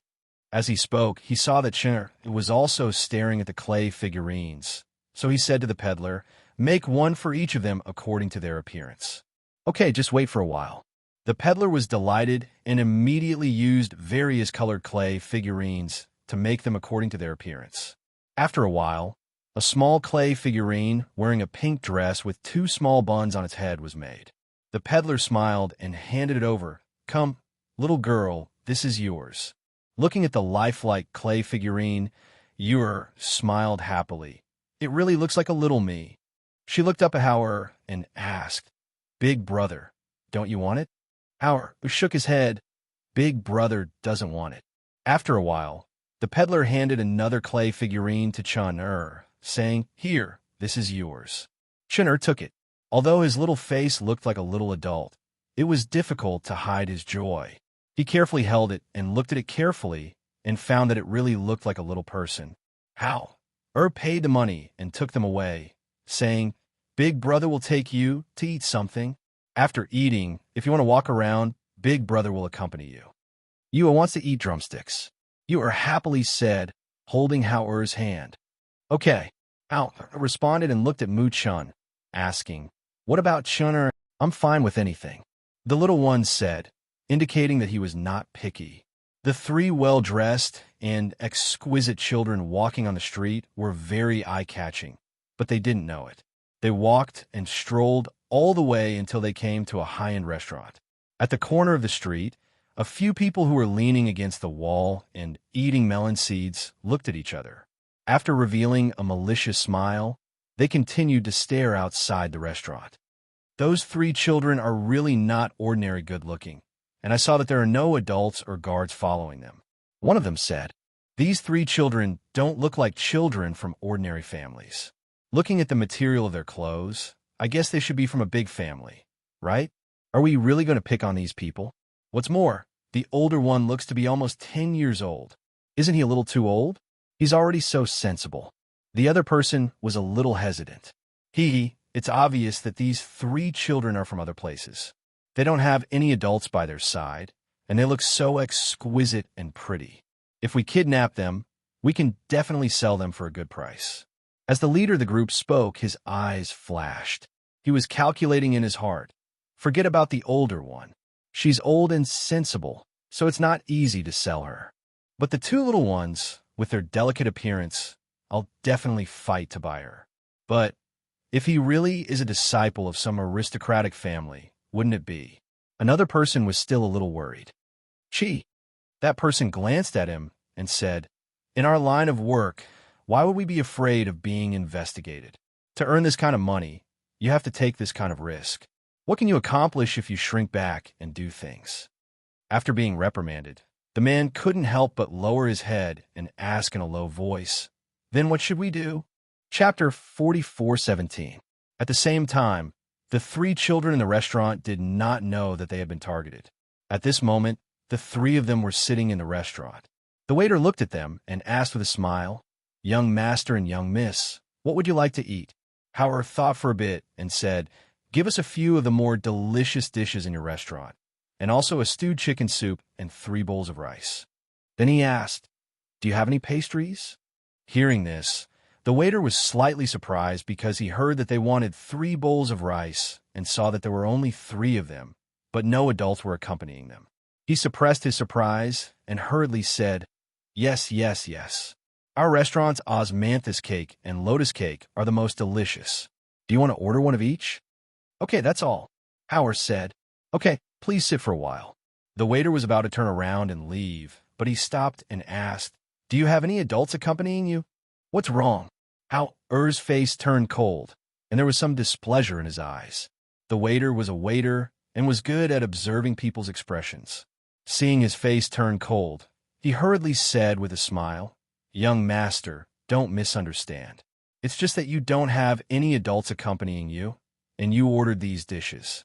Do you have money to pay?" Hearing this, Howard glanced at him and took out a money bag from his lapel and put it on the table. "Do you think I have money to pay?" Seeing that heavy money bag, the waiter immediately smiled and said, "Please wait a moment. The dishes will be served immediately." It was not that he wanted to ask this, but the restaurant's rules were like this. After all, they were also afraid of eating without paying. Not long after, the dishes were served one after another. Smelling the fragrance of the food, the 3 children had a big appetite. The 2 children were relatively short, so they couldn't reach the dishes on the table while sitting on the chair. Therefore, Howard called the waiter to bring 2 small stools for them to sit on. "Come, eat a bit more." Howard helped them pick up the dishes and said, "Eat slowly, don't eat too fast." He also helped them ladle a bowl of soup and slowly ate by himself. Big brother, the dishes here are delicious."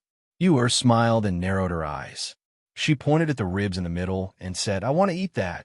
"Okay, I'll help you. Eat more if it's delicious." Howard looked at her cheeks bulging like a little squirrel and couldn't help but smile dotingly. "Shin, what do you want to eat? I'll help you."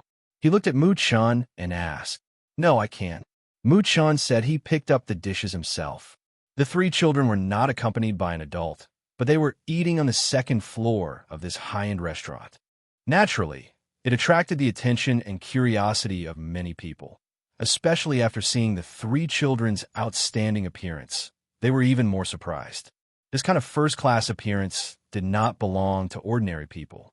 Moreover, The material of the clothes on the three of them was also a rare high-quality material. However, looking at the three of them looked very unfamiliar. They should not be local people. Across the table, an elegant man was drinking and chatting with a few friends. When he saw the three children, he also took a second look at them. His eyes were full of admiration and curiosity. Chapter 44:18. It's just that it's rare to see such sensible children, so I couldn't help but take a few more glances. The scholarly man smiled and said, "Speaking of which, it's been a while since we came out. It's time to go back." As he spoke, he smiled and retracted his gaze, taking a sip of wine. "Brother Pan, it's rare for you to come to East City, and you've only stayed for 2 days. Why don't you stay for a few more days before leaving? After all, if you leave this time, who knows when you'll come back again?" A friend at the same table said, as he poured wine for him. On this side, the people at the table were drinking wine and chatting. The man surnamed Pan was chatting with them, and occasionally his attention would fall on the three children. There was no other reason other than the fact that the temperament of these three children was very outstanding. Their exquisite and outstanding appearances, coupled with that noble aura that could not be ignored, made him unable to imagine how such children could be produced in such a small place. No, not to mention that there were very few children like this in this city, even those aristocratic families, and even the children of nobles in the imperial capital did not have as good a temperament as these three. In fact, to say something disrespectful, even the princes in the imperial palace could not compare to these three. It was because of this that he paid more attention to the three of them. However, he did not expect that this attention would make him even more curious. These three children did not have any adults accompanying them, and they clearly did not have any bodyguards or hidden guards protecting them. This was very strange. What kind of family would allow these three exquisite and outstanding children to go outside without protecting them? After all, this world was not very peaceful. For children like them who did not have the ability to protect themselves, especially with their eye-catching appearances, it was not very safe for them to be outside alone. "You guys drink. I'll be back soon." He smiled and said to his friends. With one hand holding a wine pot and the other holding a wine cup, he went to the table of the three children. At this time, the three children had already eaten their fill and were sitting down to rest. They saw a scholarly man wearing a white robe walk over and sit down at their table. The three children looked at him with their 6 eyes, not knowing why this person suddenly sat down. Pan Ning sat down and looked at the three children. Seeing that they were all staring at him, he couldn't help but smile. He took a sip of wine and asked, "Did the three of you sneak out of the house to play?" pursed his lips, glanced at him, and said coldly, "What does that have to do with you?" Hearing this, Pan Ning raised his eyebrows and couldn't help but smile. "You're so young, but your aura is not bad. I can see that your background is not ordinary." Hearing these words, Yor blinked her eyes and looked at him, and with curiosity and surprise in her soft and sweet voice, she said, "Uncle, you are very awesome to actually be able to see that our background is not ordinary." As soon as her soft voice fell, her beautiful eyes flashed cunningly, and she asked with a smile, "But uncle, do you know where we came from?" Listening to the little girl's soft words, Pan Ning was stunned for a moment. Then he smiled happily. "Little girl, you're really interesting." He reached out his hand, wanting to tap the little one's nose, but was blocked by the little boy who looked exactly the same. "Don't touch my sister."